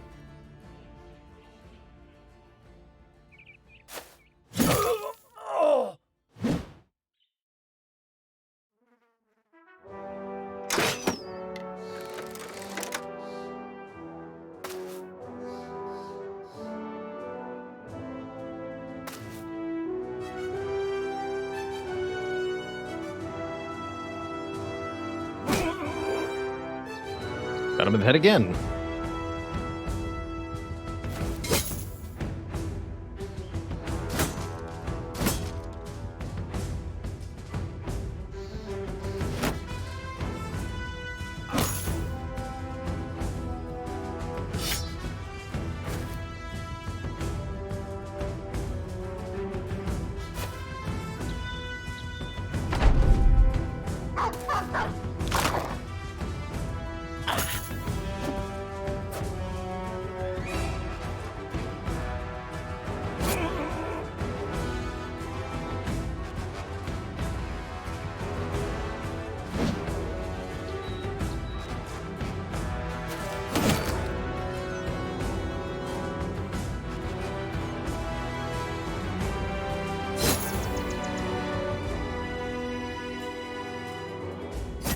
There we go.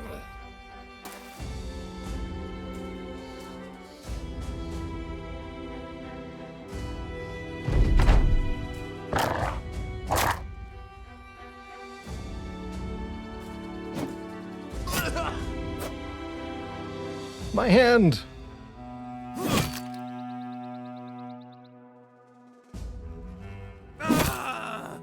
GG. What do we get? We do get the Lamellar Harness. 230 armor, minus 30 max fatigue. That's a sweet piece of armor. Glad we killed that guy. And we get a nasal helmet with mail. Beautiful. Is that 41 pieces of ammo they had? Wow. That's a lot of ammo. Beautiful.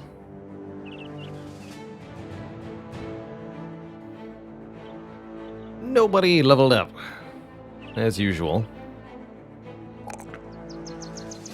Nobody's all about tanking hits in melee. Lots of initiative and durability for that. Not much else.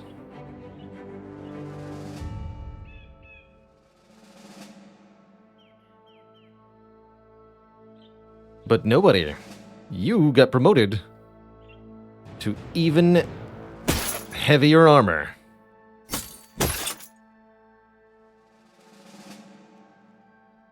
Enjoy your bulk. Bestowable, thanks for 28 months of keeping it cozy. Henry the Smartest levels up. More health. Get some resolve. 2 melee defense is okay. Ginger Llama, thank you for 24 months. 2 full years of support.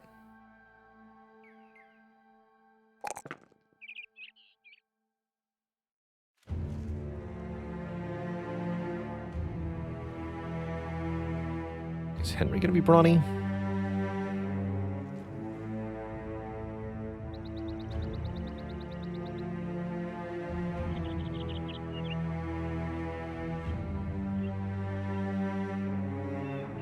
Actually, not sure I wanted shield brawny on nobody.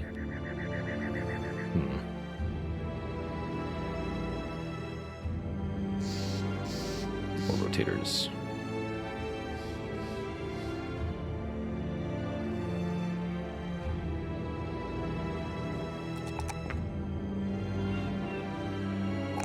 More health for Sissy. Give him Berserk. 4 AP back when he kills a target. Looks like we're a little bruised and battered. Not too bad, but we definitely took some nasty hits during that fight.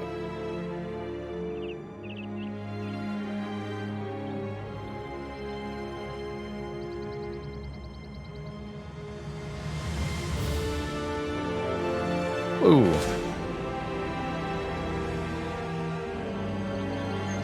Guess we're doing another fight.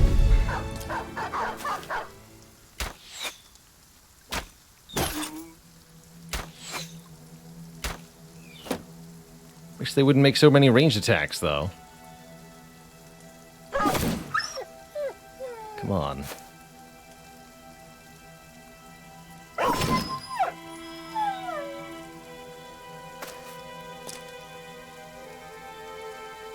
$170 armor.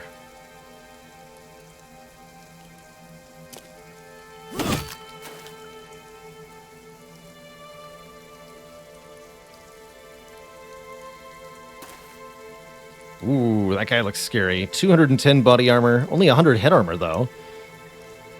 This guy's got a 190 body armor. These mercenaries are really well equipped.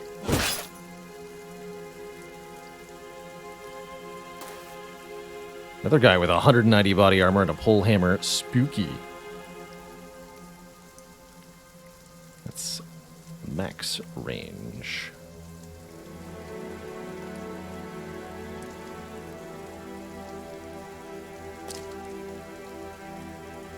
Let's wait a little bit.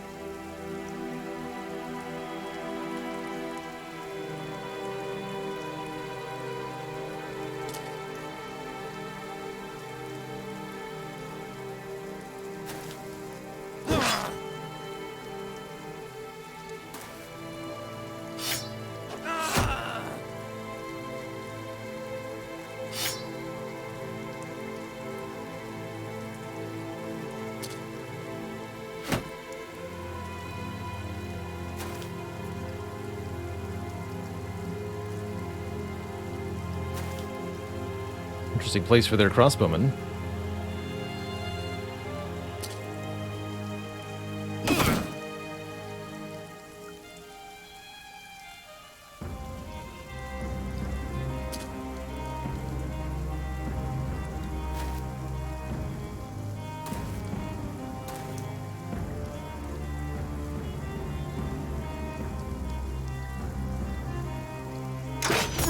Nice shot.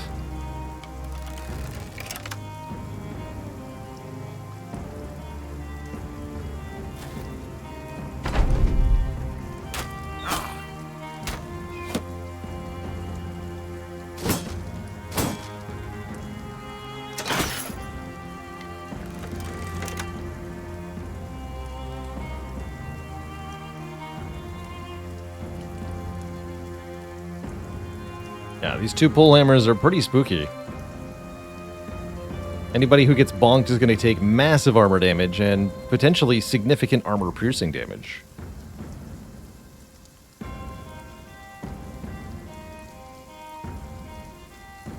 Getting next to them doesn't seem like it'll help the situation either.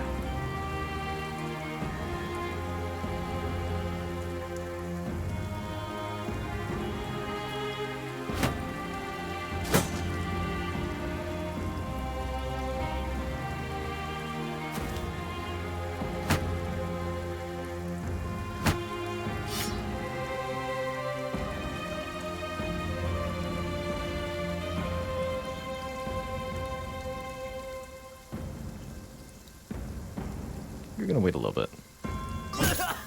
Woo! All right. Serpensky takes a brutal hit. He is going to get out of here. That broke his leg, in fact. Although he might get killed when the other mercenary takes his action. Be tough to lose him, but that might be what happens. Any original members remaining? No. They have long since died. Unfortunately. Guy's likely to be rude. Nice swing. No more rudeness required.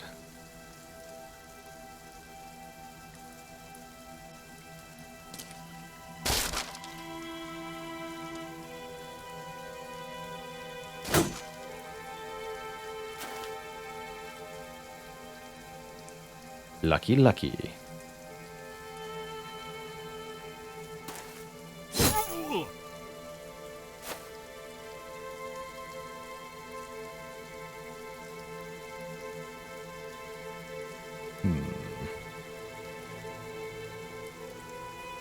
Need to get Serpensky out of there, but I'm not sure how.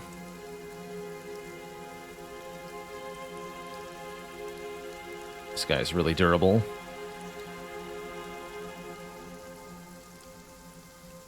I could deploy a dog and then rotate with it. That's a lot of fatigue. Let's get Pedro a little closer.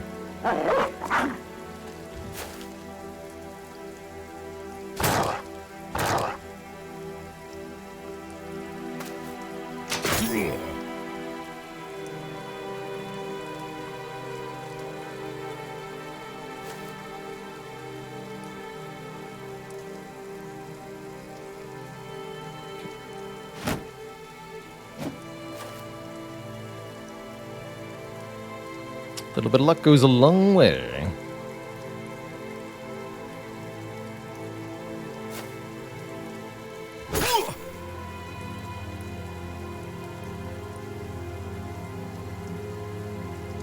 He's got decent melee defense.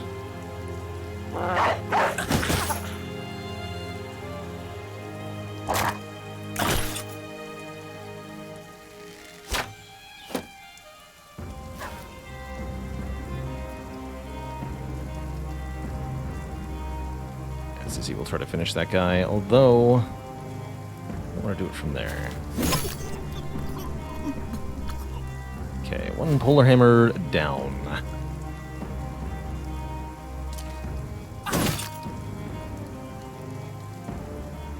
Didn't do that correctly, though.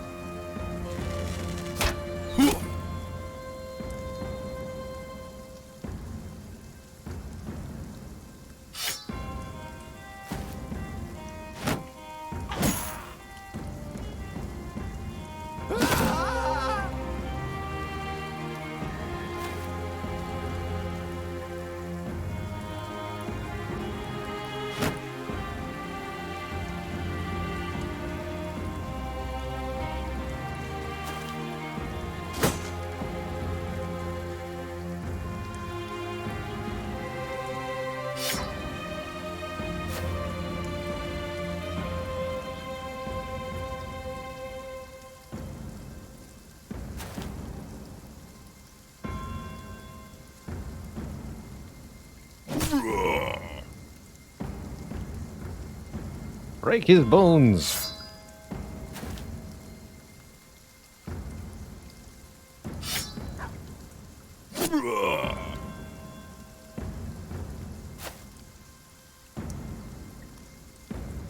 Wait, weren't supposed to move like that.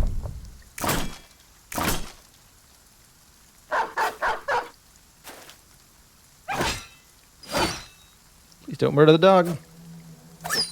No! Doggo.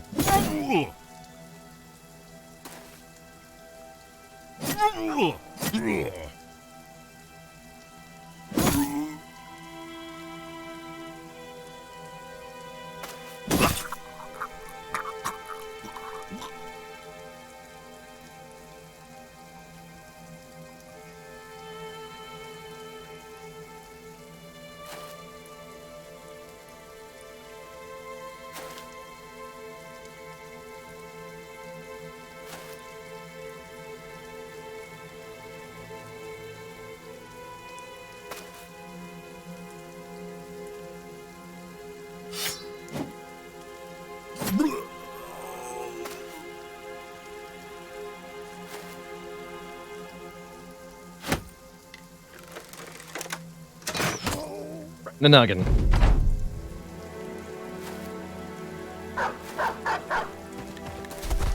Hi.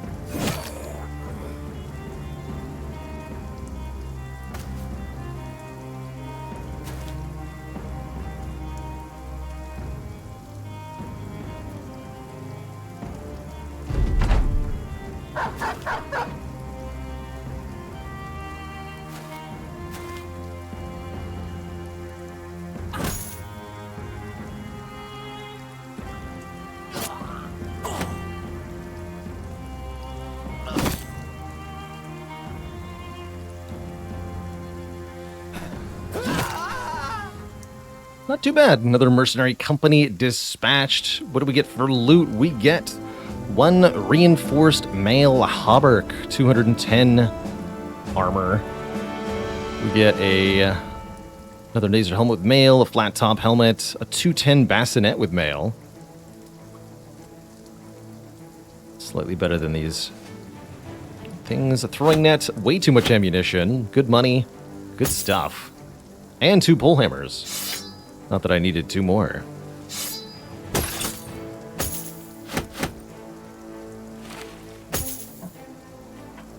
Good stuff.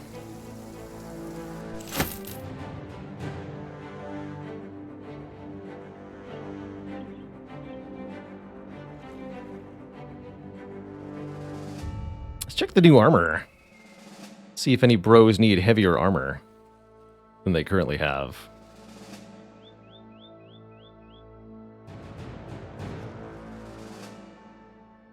I could even make this reinforced mail hauberk into a 250 base armor item using these metal pauldrons. Although if we can get another Lindworm scale cloak, I'd prefer that.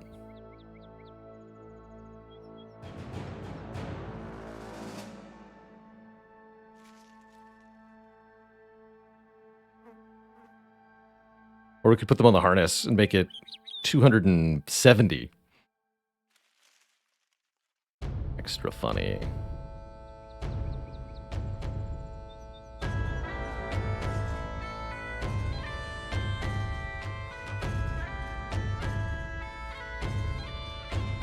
With Serpensky the Red Helm.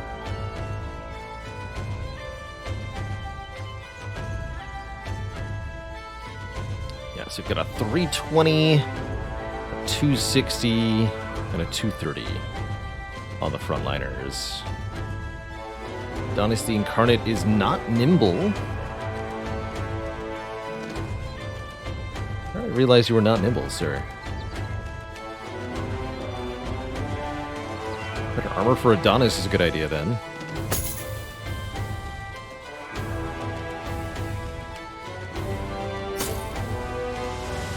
Put him in the Honor Guard helmet. He'll love it. Fluffy Mittens will be nimble.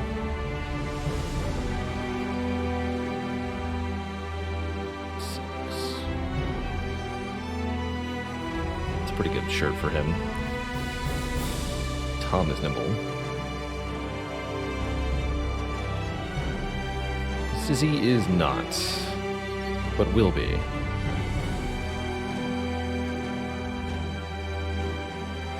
Sizzy wants better armor for now, then. Hide the Viking is nimble. Bowling is nimble.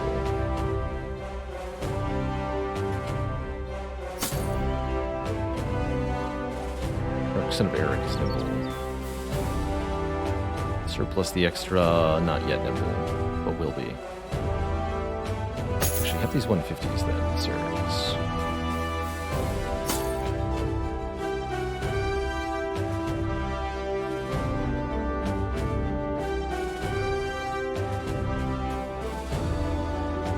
And then one of the nimble guys can have this 130 minus 12. Be bowling.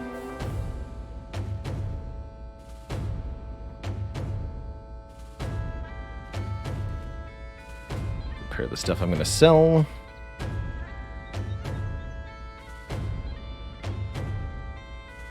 Oh, we got a war bow. The best bow. Good.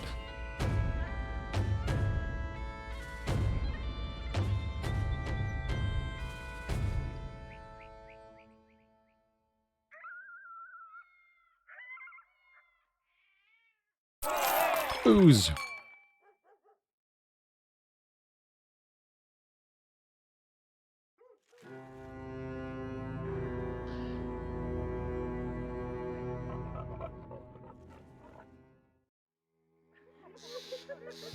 Pretty bad sell price. Let's head over to the next town. Goods Fest.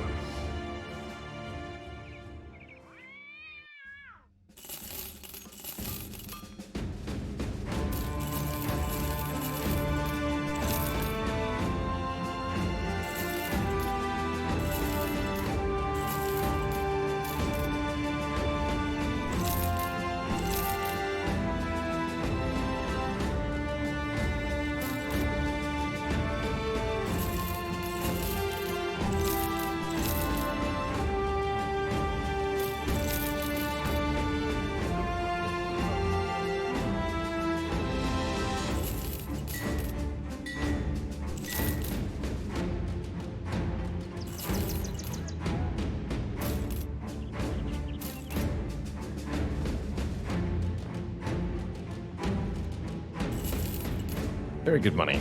Sell one of these two.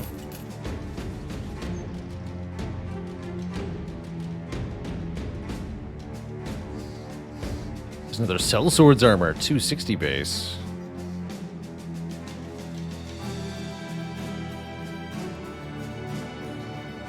Heavy lamellar, 285 for 7,000.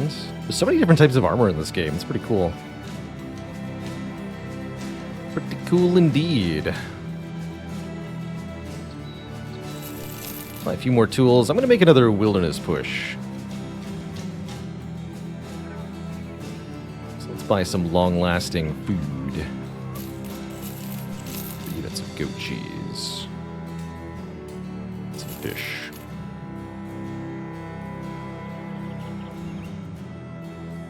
Herald the Sellsword level 4, pretty good. So I think I'm going to go back out here. See what kind of nonsense we can find. Hang out almost 500 crowns per day at this point. Holy moly. Talk about an expensive company.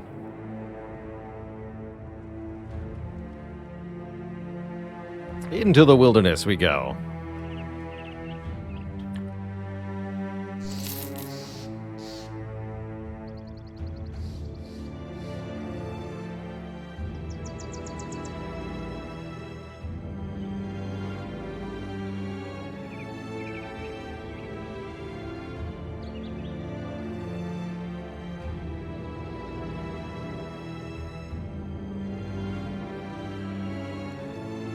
So 1 day to get out here. Okay, we're only about a day's travel away from the civilization.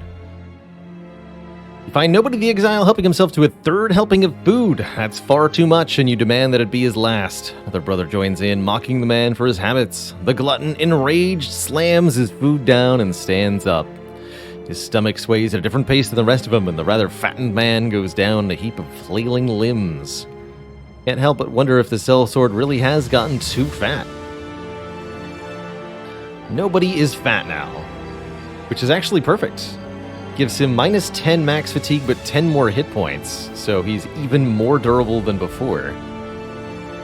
His job was just sitting in front of the battle line and tanking hits, so that's perfect.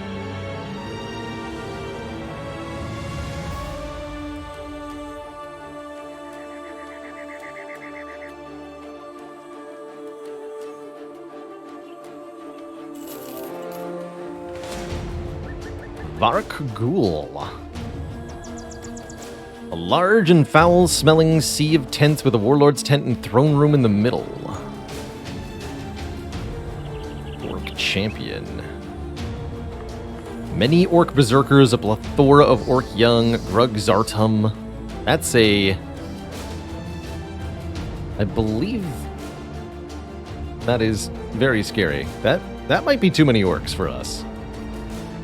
We might be okay at orcs, but I don't know that we can survive that, necessarily. Plethora of orc young in particular is a problem. Well, I might fight that. We'll be back to this location, almost assuredly. At some point. Cool to find, though.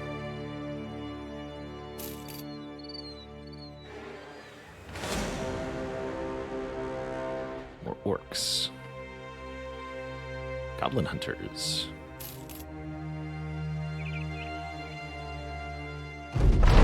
What would you need to beat such a fight? Is a good question. You'd need men who can chop through orcs pretty freaking fast. Is what you would need. Speaking of, we got a couple orc berserkers here.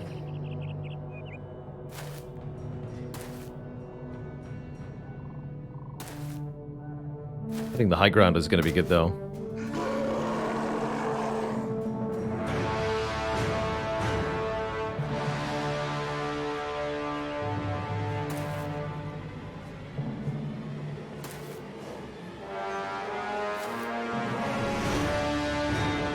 Oops. Oh, crap.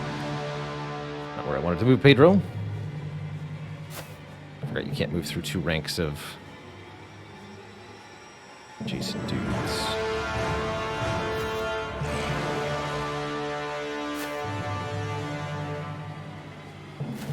wise.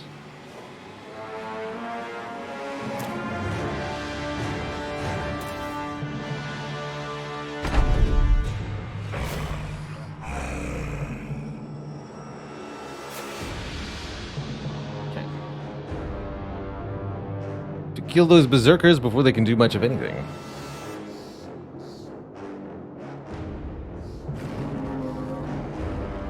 Particularly the one with the man splitter, this two-handed axe. This is the biggest threat on the board currently, and so must be our first priority for killing. Not should be, must be.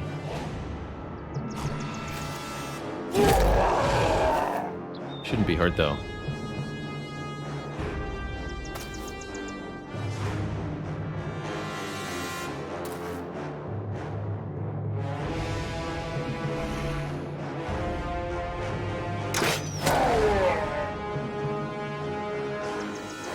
Great shot.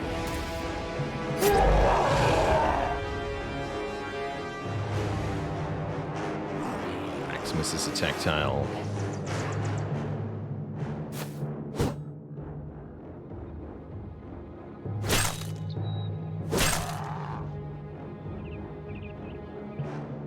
This is fine.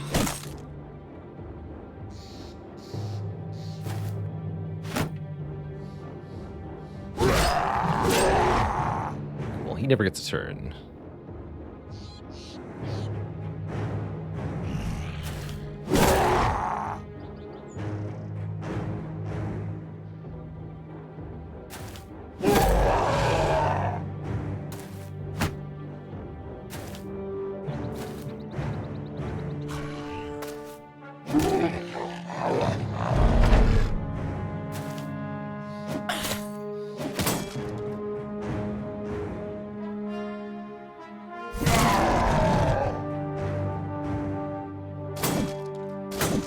Orc weapons do so much damage. It's a little ridiculous. You're done, huh? All right.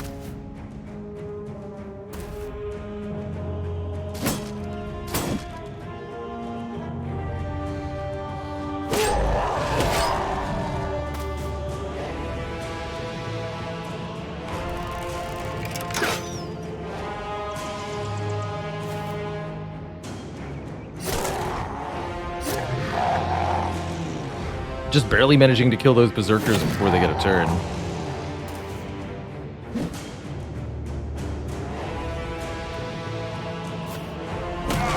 Shouldn't have used the pole hammer for this fight, though. Maximus should be wielding something else.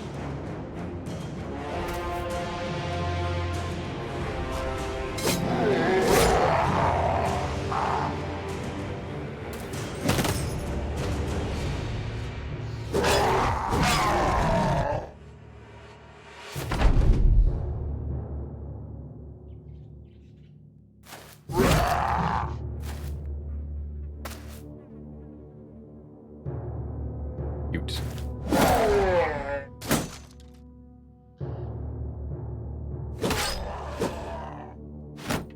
Might actually be better equipped for that big orc battle than I'm thinking.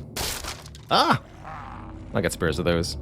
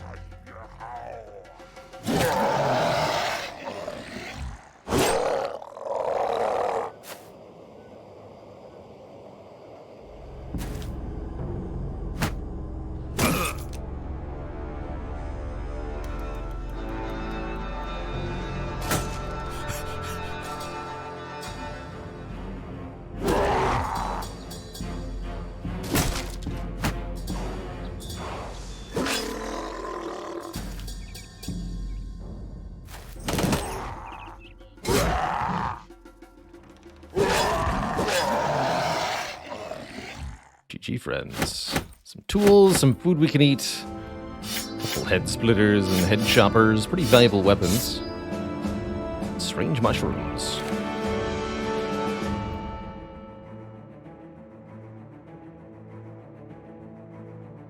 Pedro.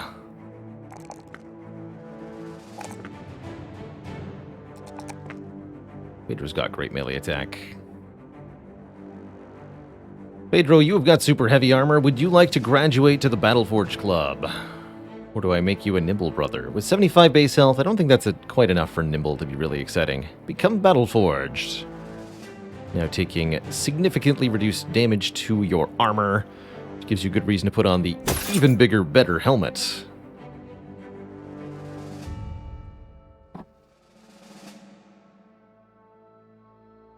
Happy to have a third tough frontliner.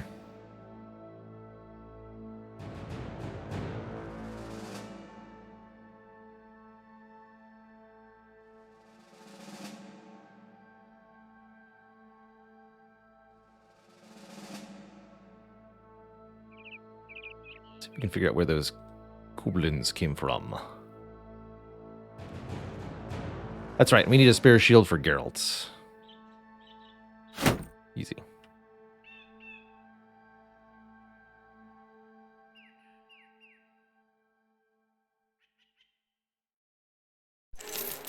Oh.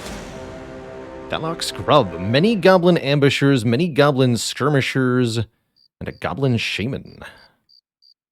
Okay, that's what I'm going to tango with. Rather than the double orc warlord. That seems doable. Goblins are nasty. They've got some serious skirmish power. So I'm going to put kite shields on people. Give them better range defense. I don't think we want to do our fighting during the night. We want it to be daytime.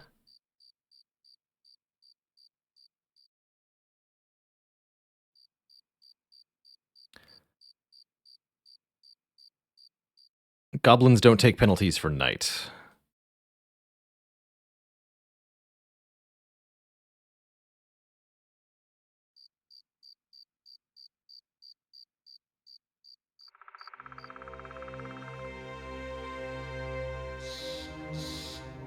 Built with fortifications.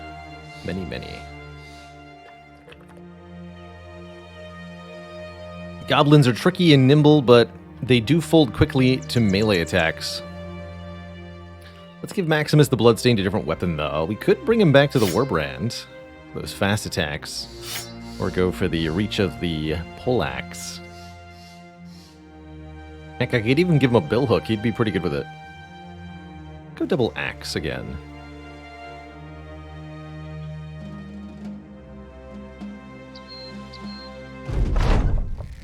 Oh boy.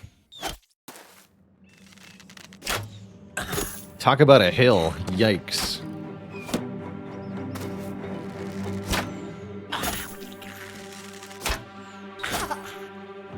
All shooting at Maximus.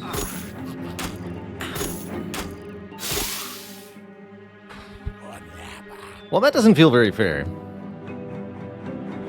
But that is how that do.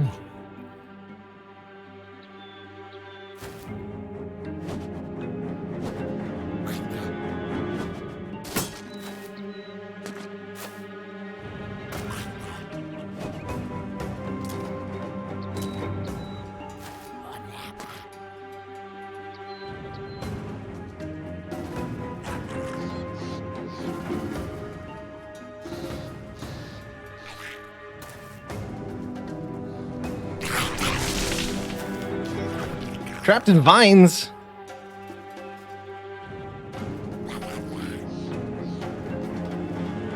Thick vines of unnatural growth hold this character in place and hamper their ability to defend themselves. I don't think I've actually fought a Goblin Shaman before.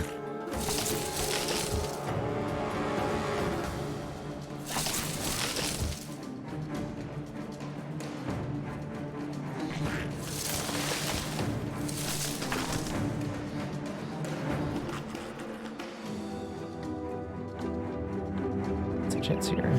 41. It's based on melee.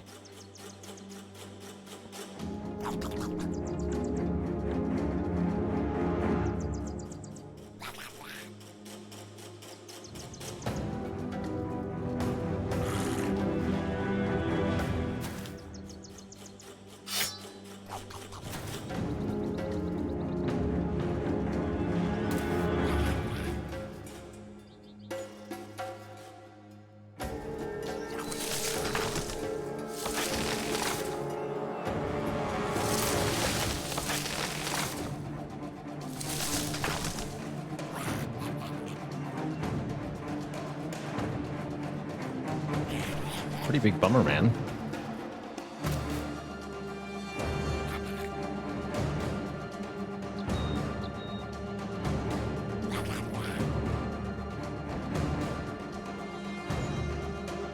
Alright, we need to get up and start thrashing goblins here.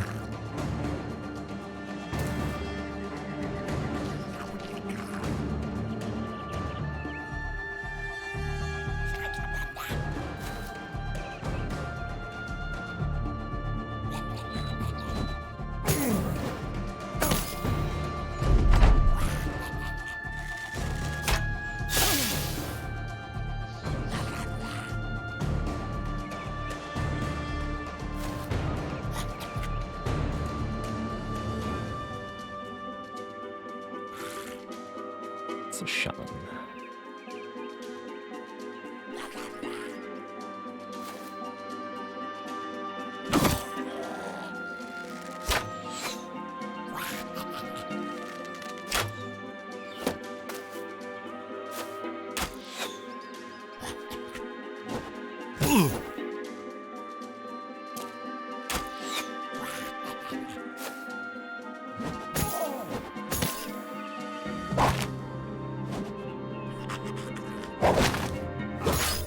That's further hampering my mobility. It's pretty tough.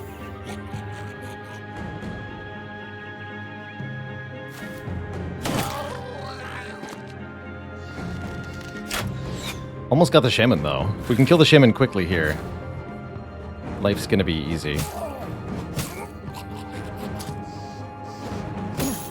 I imagine their morale will be shattered by that, too.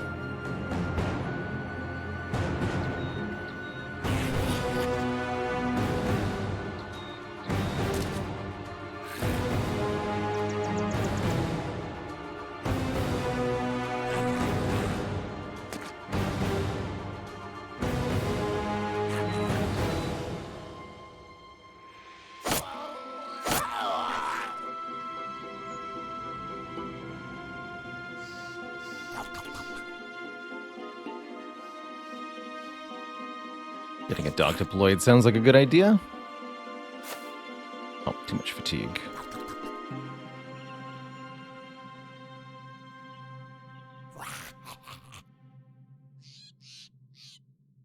Can help himself out of there. He'll be fine.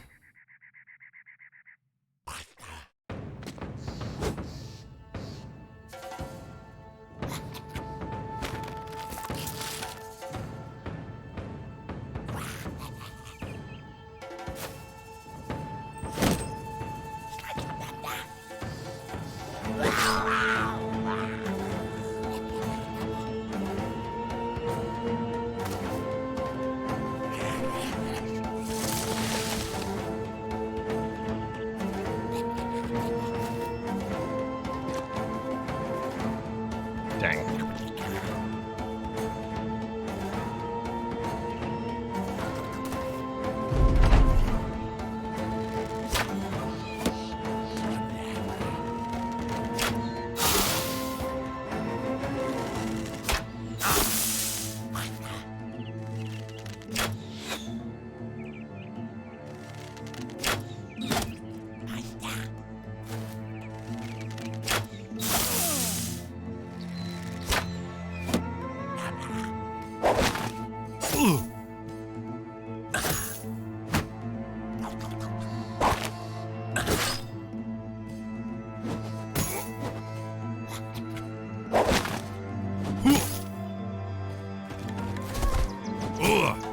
They're so annoying. How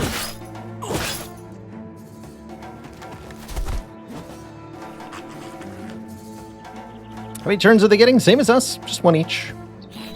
Might feel like more, but they're not. Not getting any more than default. All right, you need to help over here.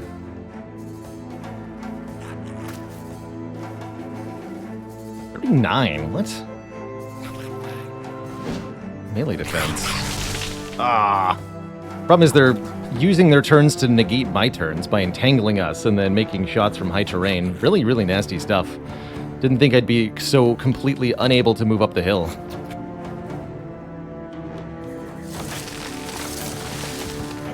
And the act of breaking out of these nets and stupid vines is so much fatigue that my men can't do anything now. It's rather annoying.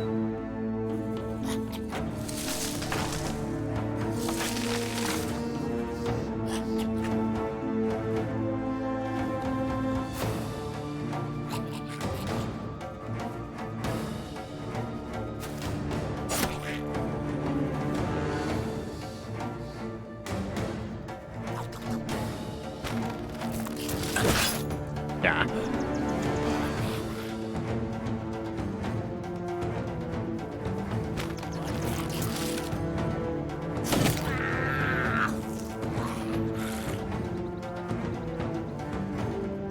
Good news is we are making dents in them.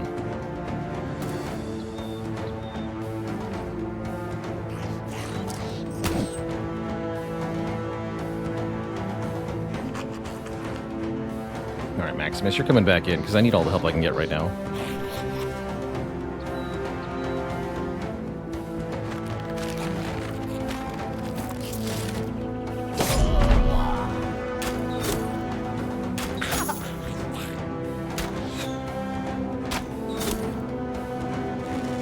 Slow and infuriating, yeah. I'm particularly annoyed that I couldn't quite kill the shaman. Got so close.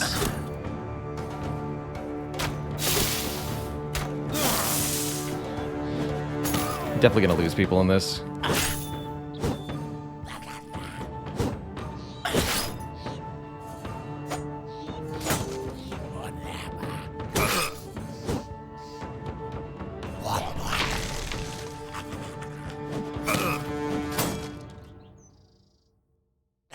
Okay.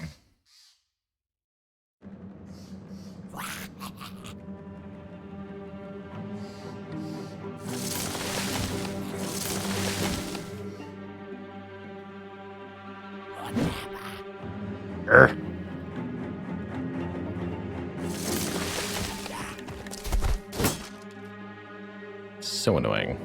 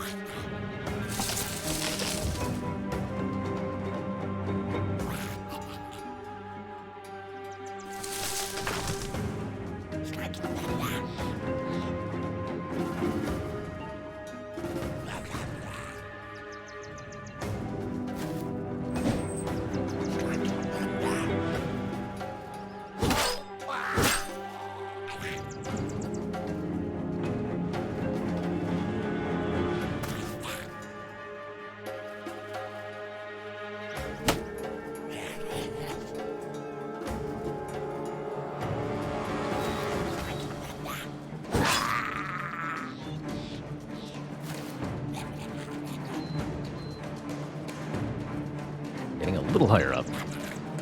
Can't even make a pike attack because of the lowered AP. And you have such low health, Adonis. You're going to need to evacuate.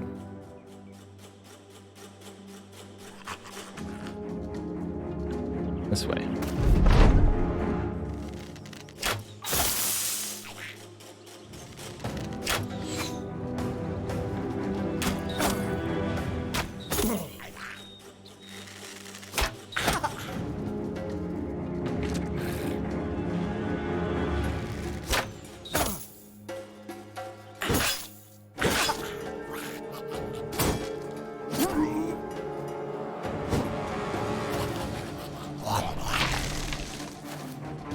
Yes, now I can kill him. Please.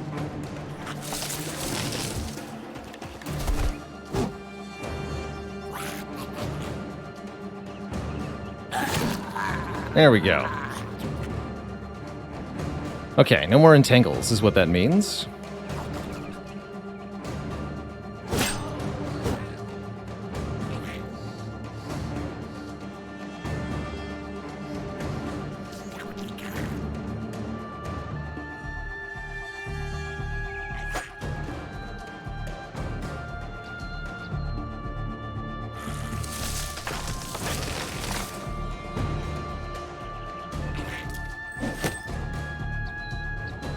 Definitely not making much progress over there.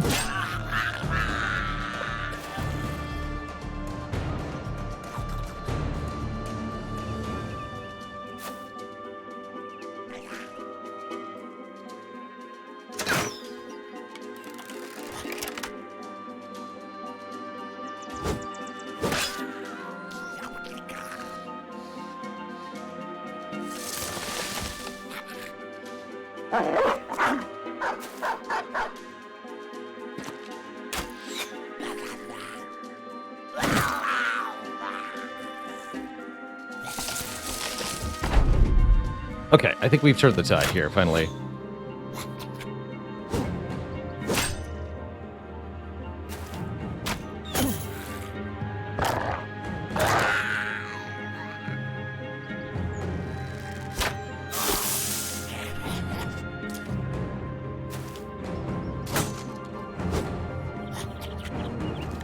This guy.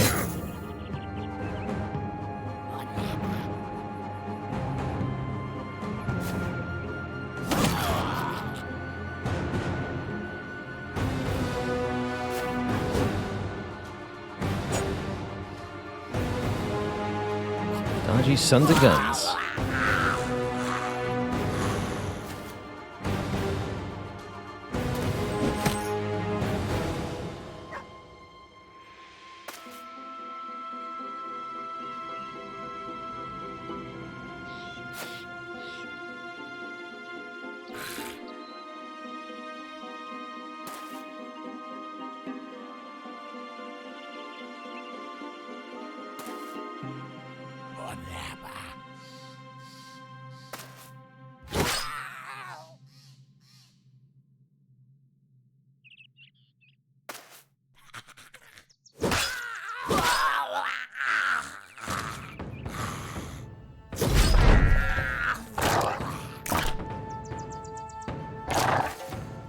What? He's taunting the dog.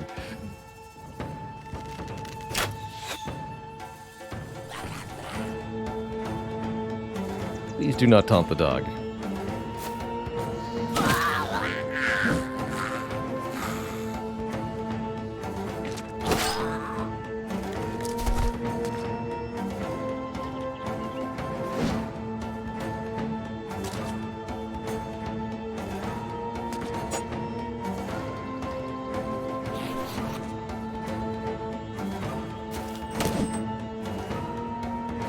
He's not been able to do anything this fight.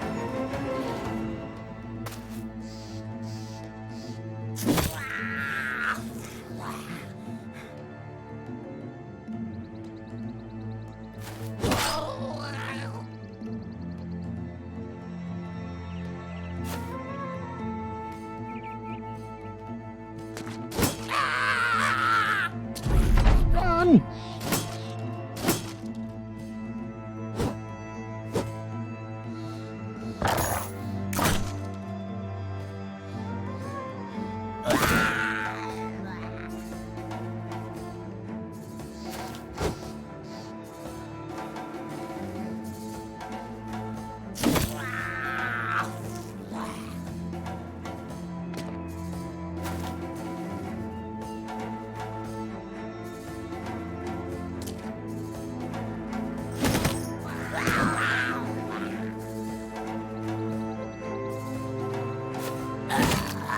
There we go. I definitely thought we were going to lose somebody during this battle, but it's over. We have prevailed. And the loot? Well now. Golden rank insignia. Worn by high-ranking goblin officials. And a gnarly staff, a one-headed mace. Of interest to collectors. Some more jagged pikes. Those are pretty good. Salt. Actually, not very good rewards, all things considered. Take the swords. These are somewhat valuable. Reward. 1 bag of salt. Extra tasty. Coming right up. And a lot of bruised limbs as well as egos. A couple people barely survived. Definitely happy to have taken Colossus as a perk on so many bros, as the extra health definitely kept us alive through that ranged barrage.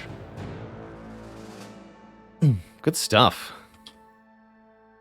All right, that is actually where I'm going to save things for today and wind down the stream here. Going to sign off about an hour or so early, and that's a cool thing. Probably going to have to head back and repair and refit. Was expecting to get a little bit more done out in the wilderness, but we're so battered, I'm not sure it's allowable. All of our tools required to fix that.